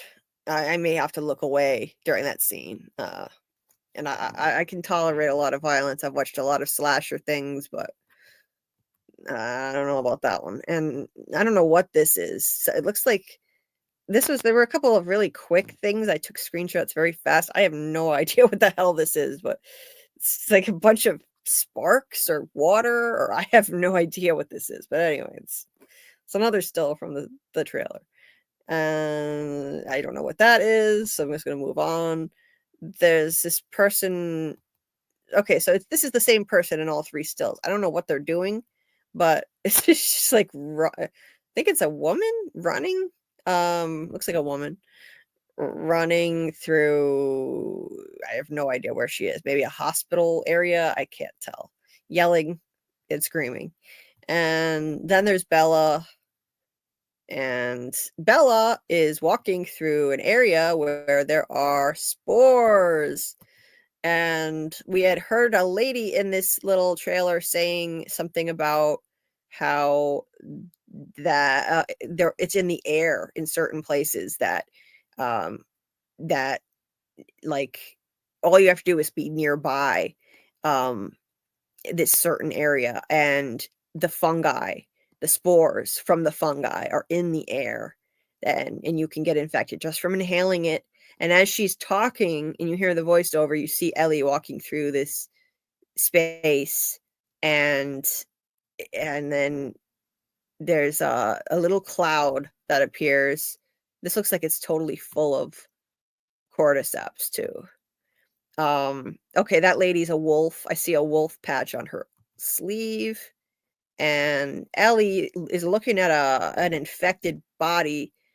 It's so creepy how they have them like cut like cemented into the cordyceps fungi in some areas like that. Eventually the cordyceps kills them, and then they just wind up becoming like part of a giant plant essentially.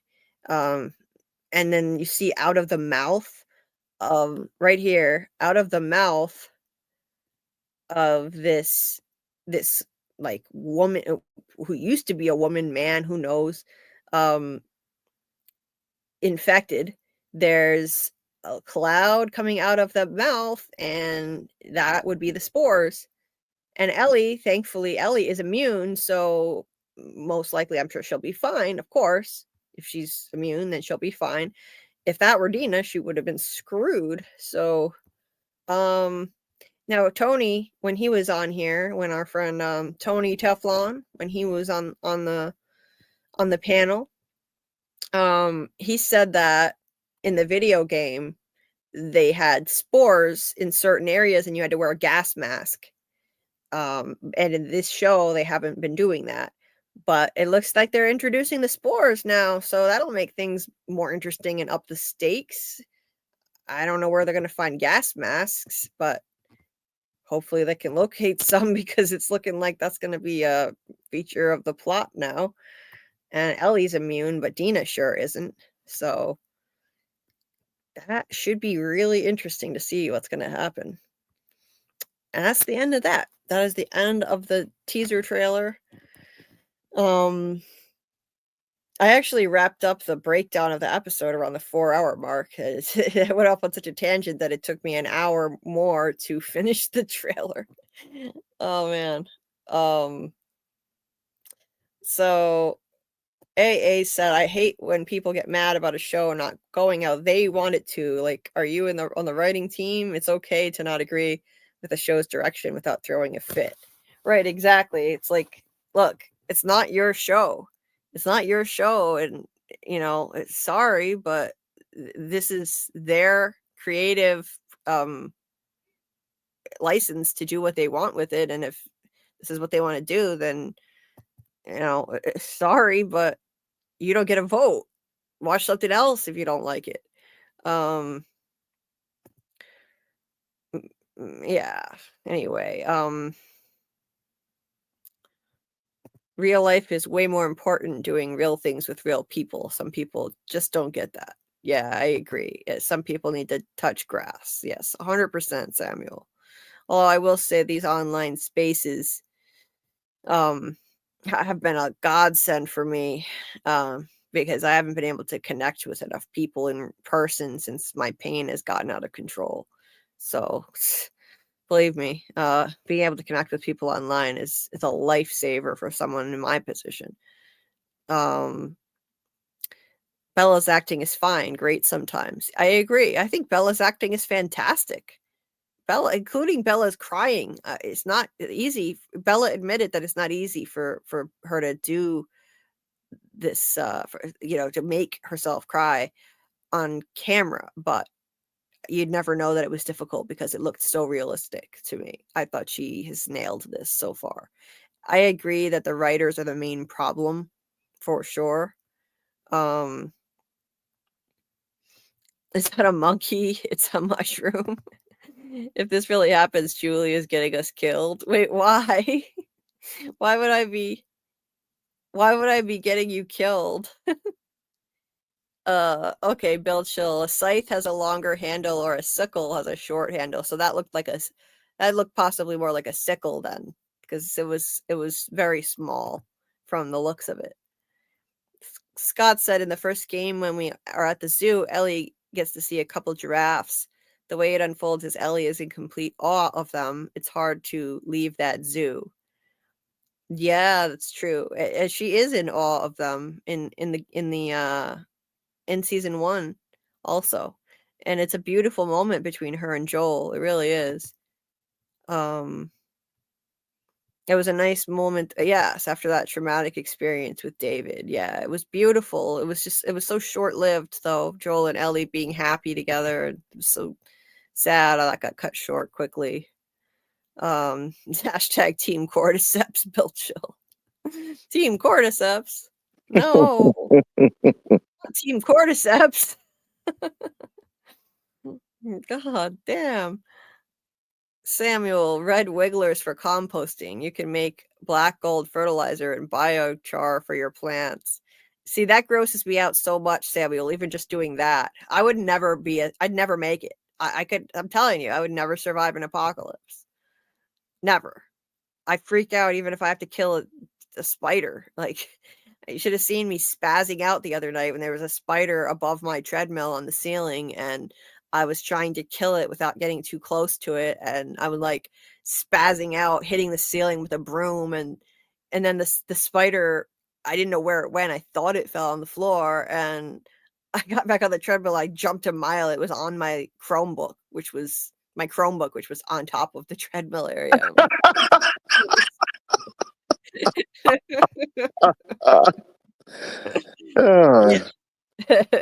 Did he get away after that, or what?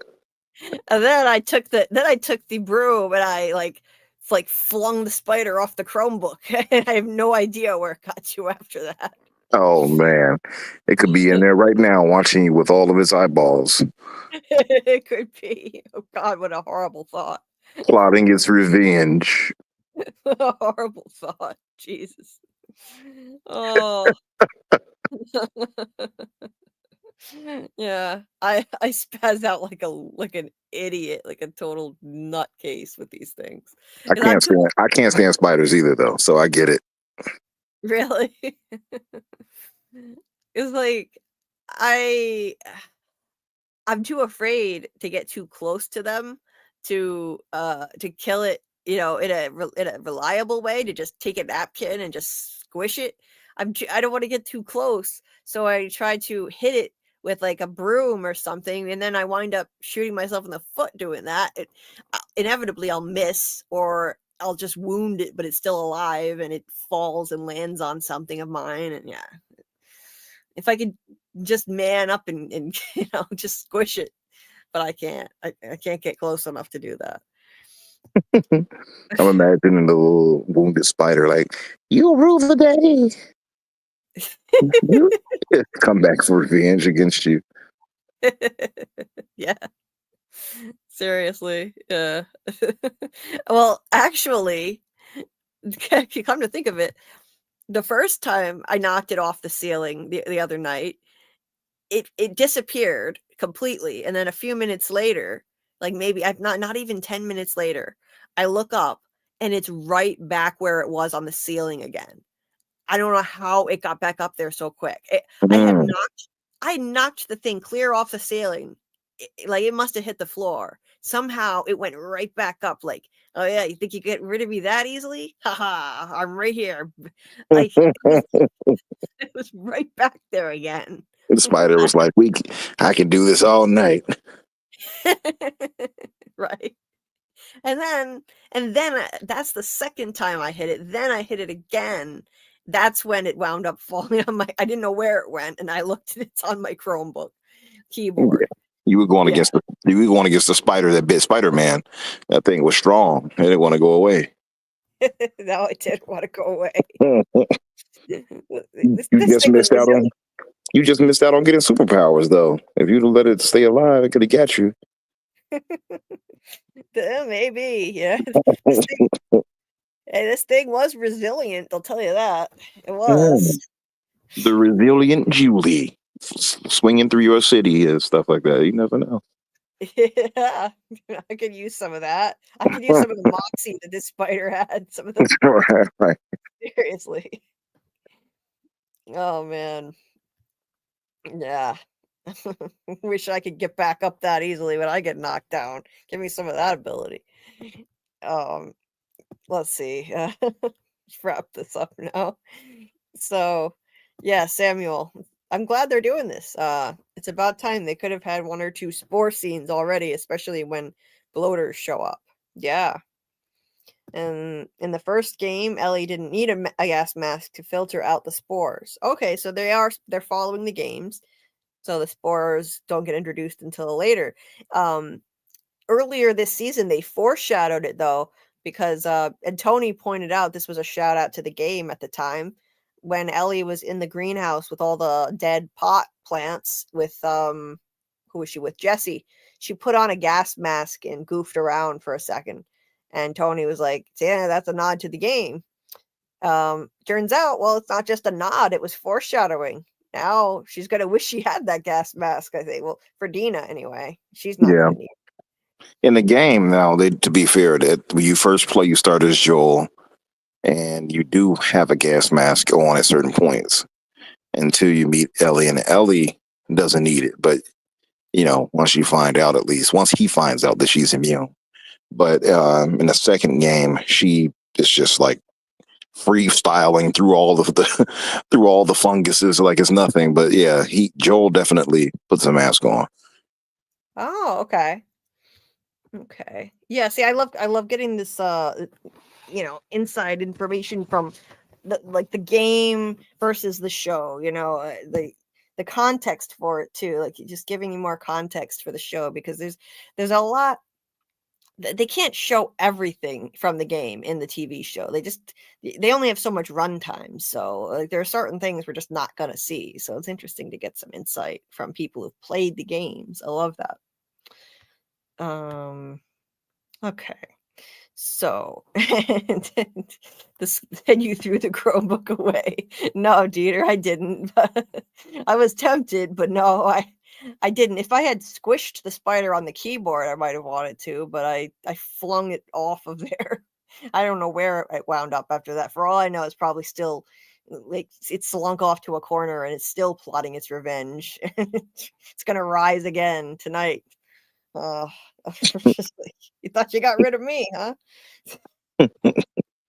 You will rue the day. Trace, you are getting Julie scared. I hate spiders too. Yes. You need a salt gun. It's a bug gun that shoots salt. Oh, I never heard of that, but yes, I could use one of those. I used to have this this thing that looked like a tennis racket, and you pressed a button and it would zap bugs to death, which is kind of cruel. I actually felt guilty using it because like it took a while to kill them. You would like electrocute them. It's like putting them in the electric chair. Yeah, it took a while and it didn't always work. You'd shock the hell out of them, and then it would just kind of twitch, but it would still be alive. So I felt too guilty to keep using it. Like I'm torturing. I actually felt sorry for insects. I have empathy. What can I say? I'm an empath. I don't need this show to teach me a lesson in empathy. I can feel empathy for almost anything or anybody. There you go. That spider is like, you didn't show me any when you were trying to kill me that day. Yeah. Yes, I will rise again. That spider got a Confederate flag. The spiders will rise again. Yeah, that sounds about right. Rebel spider. Yeah. Rebel spider. Oh man, I love it. Anyway, okay, what else is here in the chat before we wrap this up now? Yes, please like the stream. I would appreciate it. Please like the stream and subscribe. I just hit 1.8k subscribers in the last week, which was really cool. Trying to get to 2,000 subscribers, and it's a very, very slow crawl now. It's like I went up surprisingly quick, and I'm very fortunate and I'm grateful for it in the first few months. I know I'm very lucky that I was able to get as many subs as I did as quickly as I did, but then it kind of, plateaued, and I've been kind of stuck for a long time. So yeah, it would be cool to get to 2,000 subscribers, maybe by the end of the year. That would be cool. Maybe I'll try to make that a goal. I don't think that's an unrealistic goal. Another 200 subs in the next year. It's just under 200 subs is what I need. A little bit under. So yes, free market will determine its value just like it always does. Yes. Bella is great. Agree, Trace. Because you think it's a monkey instead of a clicker. It looked like a monkey. Yeah, for a second it did. Scott said, I was just thinking the epidemic causes humans to turn into plants that can walk, and they try to kill anything else other than them. Pretty weird stuff. Yeah, basically.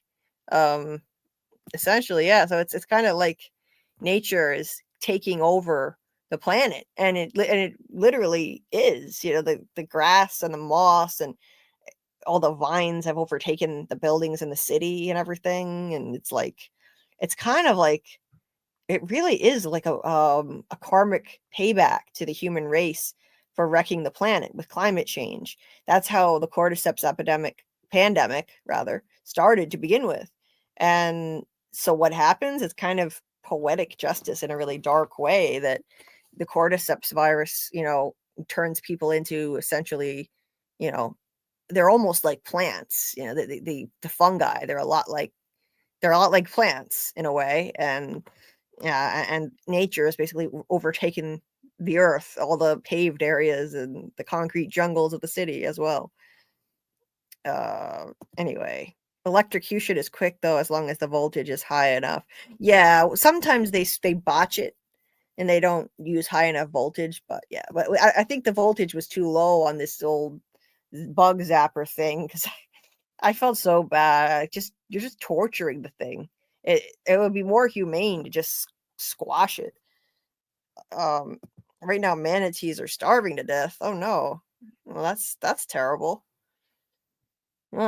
Nature reclaiming the planet exactly like it would. Exactly like it would in any apocalypse, Scott.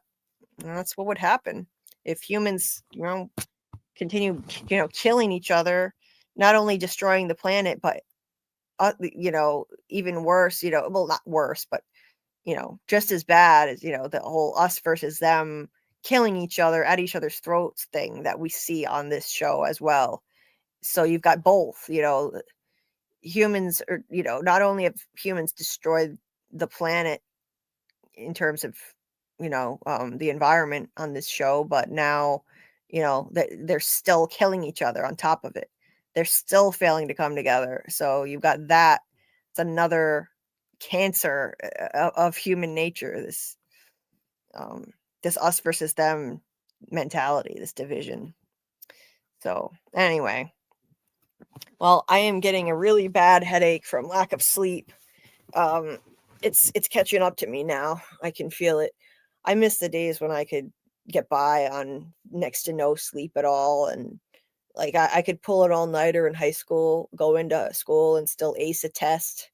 I could even as recently as even as recently as like 6 years ago, I remember one time I got 2 hours of sleep. I was up all night packing for a weekend trip because I was a nutcase who overpacked, and I was like, I had 2 hours of sleep, still was able to manage feeling pretty good all day, and I only started really feeling it around 9 o'clock at night. I started to feel pretty shitty, but I had gotten up really early in the morning, and I was fine. I was good to go all day. Not now. I cannot get away with that now. I need like 8 hours of sleep, and I hate it. I find sleep to be a total waste of time. I've always hated that I need to sleep. Ever since I was a kid, I never wanted to go to bed. I hated bedtime. I hate needing 8 hours of sleep. Maybe I can get myself used to 7 hours again. 8 hours just feels like such a waste. I don't want. Well, I mean, I hear you, but your body definitely needs it, right? Yeah, especially having a chronic illness and chronic pain. I need more than the average person, but it just sucks. And I also sometimes I sleep 9 hours and on occasion if I forget to set my alarm, I've slept 10 or 11 hours recently and I was like, "What the hell is going on? 11 hours? What is wrong with me?" Yeah, that's your So, body telling you though, because if you sleep that long, it's typically your body telling you that you needed that rest. You know what I mean? Because I sleep very sporadically because I'm a night owl like you and a fellow vampire, if you will. And so when I do sleep, it's often in the morning or in the afternoon, and it's sporadic. So I'll get 2 hours here, maybe 3 hours, maybe, and then by the end of the week, I might doze off and wake up 10 hours later or something like that. mhm. So yeah, it's very sporadic, but I get it. Yeah. Yeah.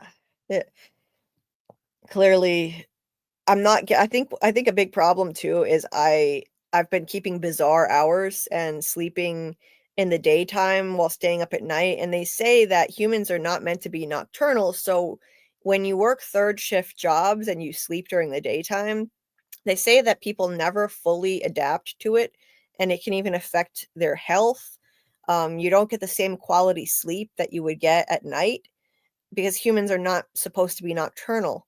And so it could be that I need more sleep during the daytime and I'm not feeling as rested and so I just have to sleep longer because it's daytime and I should be sleeping at night.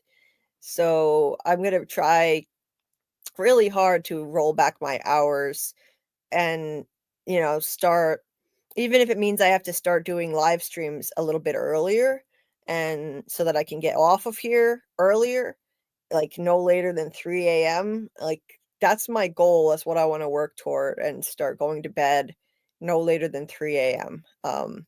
See if I can pull it off. I used to do that. So I think it would be a lot better for me at least get some of my sleeping time done when it's still dark and see what Yeah, happens. yeah, because it's a conditioning of the mind. You have to condition yourself to sleep at night once you've been so used to it. And I had to do that when I switched to a different shift at one point, and it's tough, but your body will get back to used to it. But yeah, Yeah. It's not gonna be easy. My circadian rhythms are totally thrown off. Like they don't know what's going on. yeah, So uh so Dieter, it's not just a matter of aging, dude. I'm not that old. It's not my age. I'm in my mid-30s. I'm not that old. It's not my age, it's my pain condition that's been the difference. That's why. Like other people my age can get by on very little sleep. It's my pain condition and the fact that I'm sleeping in the daytime. I think it's the main problem and the reason I need more sleep. When you have a pain condition, your body just requires more sleep to heal. Well, your sleep is when your body heals itself, at least as best it can. I mean, my body is not it's never gonna completely heal as of now, unless we can figure out what the hell's wrong with me. But anyway, yeah, I appreciate your compassion, Dieter, and I hope you continue to start feeling better. Thank you so much to Dieter and Scott being amazing mods and Panda Kalima earlier. So appreciate you guys. Thank you so much for all your support. Trace, I love sleep. I'm still here just dozing off. Uh, I, s- I I have this weird love-hate relationship with it. I never want to go to sleep. I hate wasting time sleeping, and yet I've always struggled to wake up. I always like once I'm out cold, it's very difficult to get me to wake up. I never want to get out of bed. I just want to stay and just go back to sleep. That was weird. I'm conflicted. But anyway, so what else here? What else? Scott said I did shift work for years. When I switched back to days, I had so much more energy. I didn't realize how far my health had slipped over the years. Wow. Yeah, I've been pulling weird hours like this for a while now too. Not too long. So hopefully I didn't screw myself up too badly. It's been like a progressive change over the past little over a year that this has been happening, getting worse and worse. My hours are getting more and more topsy-turvy. So it's time to roll it back. It's time to roll it back, and I may start my goal, if I can pull this off, within the next few months, if I could, start going to bed no later than 3 a.m. and I want to continue doing lives that are this length, then, I may need to start doing some of the lives earlier. And Scarlet, unfortunately, Scarlet cannot join until 10 p.m. or later. But I know there are some shows that she's just not into. So, at least there's that. I mean, I feel bad because, like, eventually when I change my schedule, it may conflict with what she's able to do. But I mean, I'm on here for so many hours. It's not like she can't join when she's able to. It's if I started at 8 or 9 p.m., I'm still going to be going after 10. So, but I got to do what I got to do. And that's a long way off. Believe me, I'm not anywhere near ready to do that right now. Thanks, Dieter. Thanks, Dieter. Yeah, I guess I've said all I need to say on this. I really enjoyed this episode. I thought it was a big improvement on the previous week, and yeah, I'm looking forward to seeing what's going to come next week. I'm not looking forward to the disemboweling part, but the rest of it looks looks exciting and fun and intriguing. So, Umbra, yeah, any final thoughts on the episode or anything else? No major thoughts. I think we covered it pretty in depthly. Looking forward to the next episode too, and you did allude to it being a shorter season.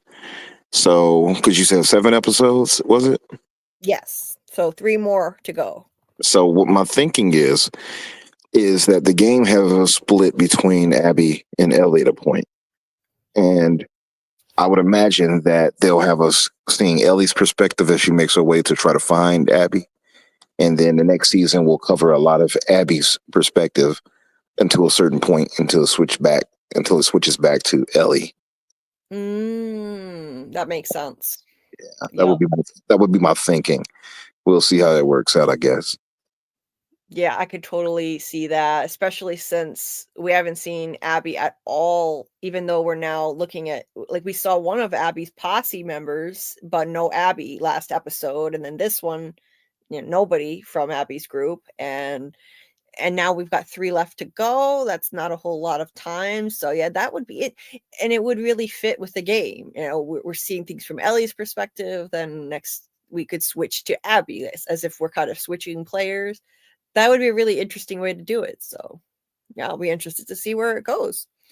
Yeah. So I really appreciate you joining. Thank you so much for being here. It's always so much fun to chat with you on any of these shows that we've talked about together. Yeah, it's my pleasure, always. I mean, stuff I love to talk about. You're a great person yourself. I love chopping it up with you in general. So this is it's a breeze. I mean, the bonus benefit is that it helps the night go by really quickly for me, because now it's like, almost 4 o'clock. So I got like 3 hours and some change left. So that's beautiful. Not bad. Yeah, glad I can help make the shift go by quicker then, huh? Indeed. And shout out to everybody in the chat as well, to keep us entertained and with your knowledge and jokes and such. Yes, thank you. Yes, thank you. Awesome chat. Thank you with the insights and Steve earlier, always full of insights. Avid fan of the show and the game, so he's always bringing the knowledge, and everybody else in the chat has been awesome. Here's Infinite Umbra's channel that Dieter dropped the link to in the chat. If you're listening on the replay, you can find it right in the description of the video. Please check out his channel and subscribe. And Dieter also put the link to Umbra's Discord here in the chat as well. So actually, I can when the Nice. stream is over, I can add that to the description too. So Nice. Thank you, Dita. Dita. I didn't even know you had a Discord. I'll have to join it myself. I didn't know you had one. Oh yeah, it's for my channel. Yep. You probably told me that once before. My memory is horrible, so if you did, Yeah. I forgot. No I worries. forget a million things. No worries. I barely post too much on there, but sometimes we'll talk about some wrestling, and a lot of guys will jump in there like, oh, blah blah blah. Nothing major, but yeah.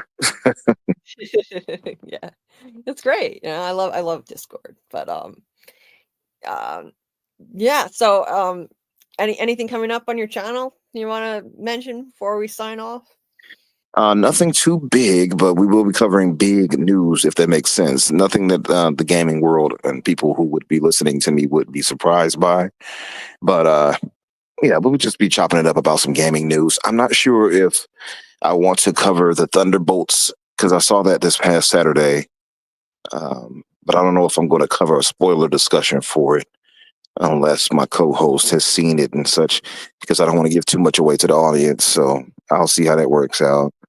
And yeah, I guess that's really it. I mean, I would say Sinners, but I think the time has passed for us to kind of have that discussion on it. And I don't want to bring that up because people are still kind of going to see that too. Right. So yeah, I think we'll probably just stick to the, current pop culture, what's going on and things like that, and gaming talk. And yeah, nothing too major, but it should be a fun discussion in general. Nice. All right. So yeah, that's awesome. And thank you so much again for joining. Hey, thanks, Scott. You set the mood. It's because of who you are that this chat is as good as they are. Well, that's really kind of you. Thank you for saying that. I appreciate it.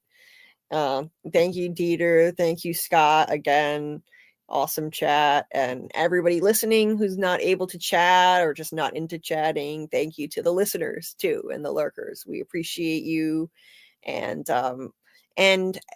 something that you can do that's really helpful after the stream ends, the regular comment section will open up, and if you can drop a comment in the regular comment section, even if it doesn't matter what it is, it could be one word, it could be an emoji, it triggers the algorithm and helps push my video out to more people so more people can see it.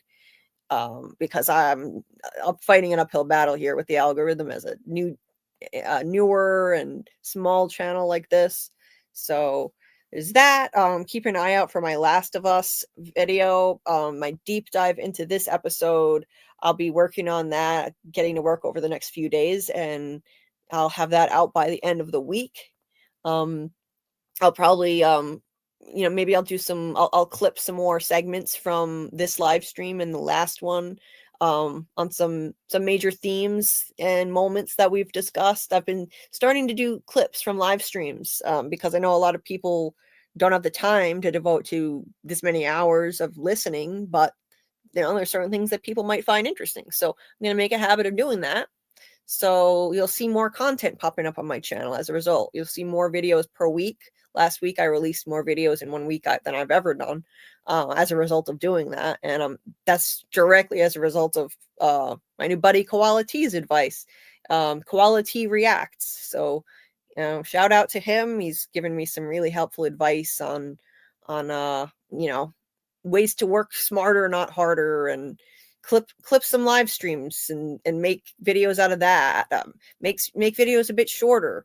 Just make my life easier so that I don't get so discouraged when my videos tank like they've been doing.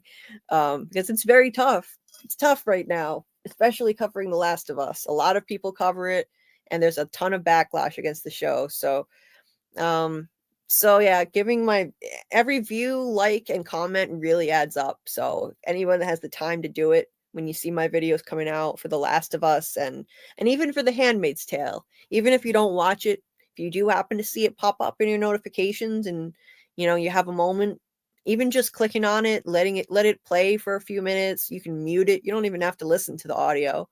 I don't think that makes a difference. It still counts as a view. That would help. It would help push my videos out to more people who do want to watch, like who do watch The Handmaid's Tale or whatever. And for The Last of Us, obviously, if you guys are listening to this, then you watch that show anyway, so you might want to watch my video. But yeah, every single like, comment, and view truly does add up, and cumulatively, when the more people do it, the more people can ultimately find my content. So yeah, it really means a lot. Every little bit helps, and thank you to everybody that does take a moment to do those things whenever you do get a chance. I know we all have busy lives and a lot going on, but if you happen to see that notification pop up and you have a minute or two, even that's a view. I'll take it. It's a view. Hitting the like, it's free, and any support like that would be truly appreciated. My last Handmaid's Tale video did better than my previous one, so I was pleased to see that. I've stopped even checking my views because they've been so depressing. So I was quite surprised to see that I actually got one that was over 100 something views for the first time in over a week. So that was good. I got one that was over 500 views. For me, that's really good. So yeah, I was just getting kind of discouraged, but I'm pushing through. I'm not giving up. I'm going to continue taking the advice of fellow YouTubers and, grinding away. And if you love rap music, if you love Kendrick Lamar, if you love funny content, funny reactors, all of the above, then you're going to love this channel here. My new buddy here, Quality, who's been promoting my channel on his live streams so kindly, even when I miss his lives and I don't even show up because I'm sleeping during the daytime like an idiot. And he's live in the daytime and I miss it, but he puts my channel up, he shouts me out, he offers support and advice. I just can't thank him enough. He's amazing. So check out his channel. He's hilarious. I absolutely love him. He's my new favorite rap reactor in general. He's my favorite at this point. So anyway, so yeah, well, we will see you next time. The next live will be Wednesday night at a new time for this 1 week for now, 9 p.m. Eastern. We will do a story time with Doug. That is our usual segment with Doug Hughes, where he'll tell funny and fascinating stories from his life and his career. And we'll give away a cameo from Doug, another one. So you'll have another chance to win a cameo. If you want a chance to do that, just show up to the live, and anyone who wants to enter will be automatically entered to win just by typing a word in the chat. That's Wednesday night at 9 p.m. Eastern. We'll be doing that. So yeah, that's Wednesday. And Friday night we'll have FROMacademy with Doc again. That'll be 11:30 p.m. Eastern. We'll be diving into murder mystery, and not just murder mystery, but mystery solving techniques and how we can use them to unravel the mysteries of From. And that was a lot of fun Friday night. We really got into some fun theory talk with it. It led to some great From theory discussions, which was a good time. So we'll do more of that this Friday. And other than that, keep an eye out for the Last of Us deep dive. That'll be coming out soon. And later today, I'm hoping to get my Handmaid's Tale episode 6 deep dive out. Just a little bit late.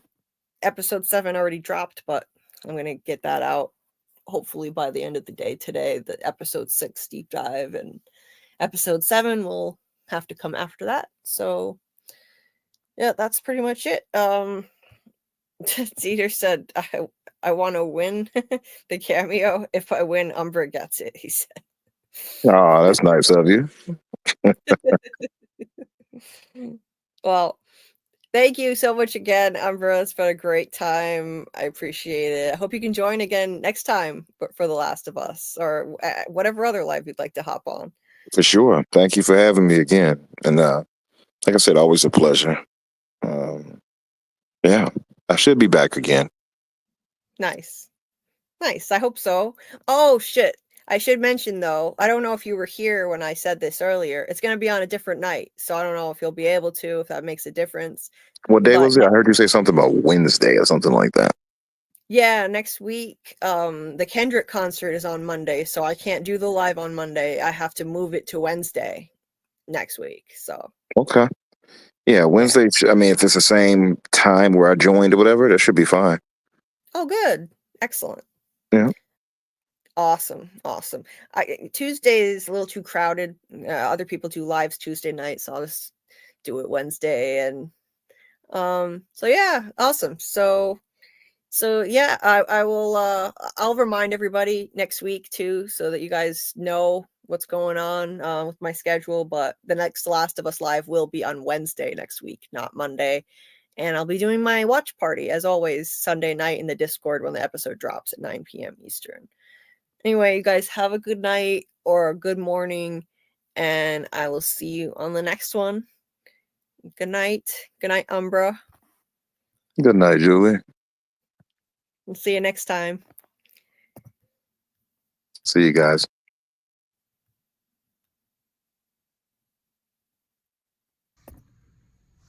Hey there, Dina. Hey, Julie B. The man in yellow here. Hey, Julie B. The man in yellow here, along with his alter ego, the mini MIY. We just wanted to let you know that you're in our thoughts. We know you're going through a rough time right now, but you will get through this. And in the meantime, if you ever need to talk, you know where to find us. Anything you'd like to add? Yeah. Hey! Listen, kiddo. Like the man said, we're here for you, 24/7. Anything you need, you just get on the blower. And hey, don't take any crap. Anybody gives you any grief, you just tell them. They're going to have to answer to this guy. Couldn't have said it better myself. Take care, sweetheart. We'll talk soon. See you later.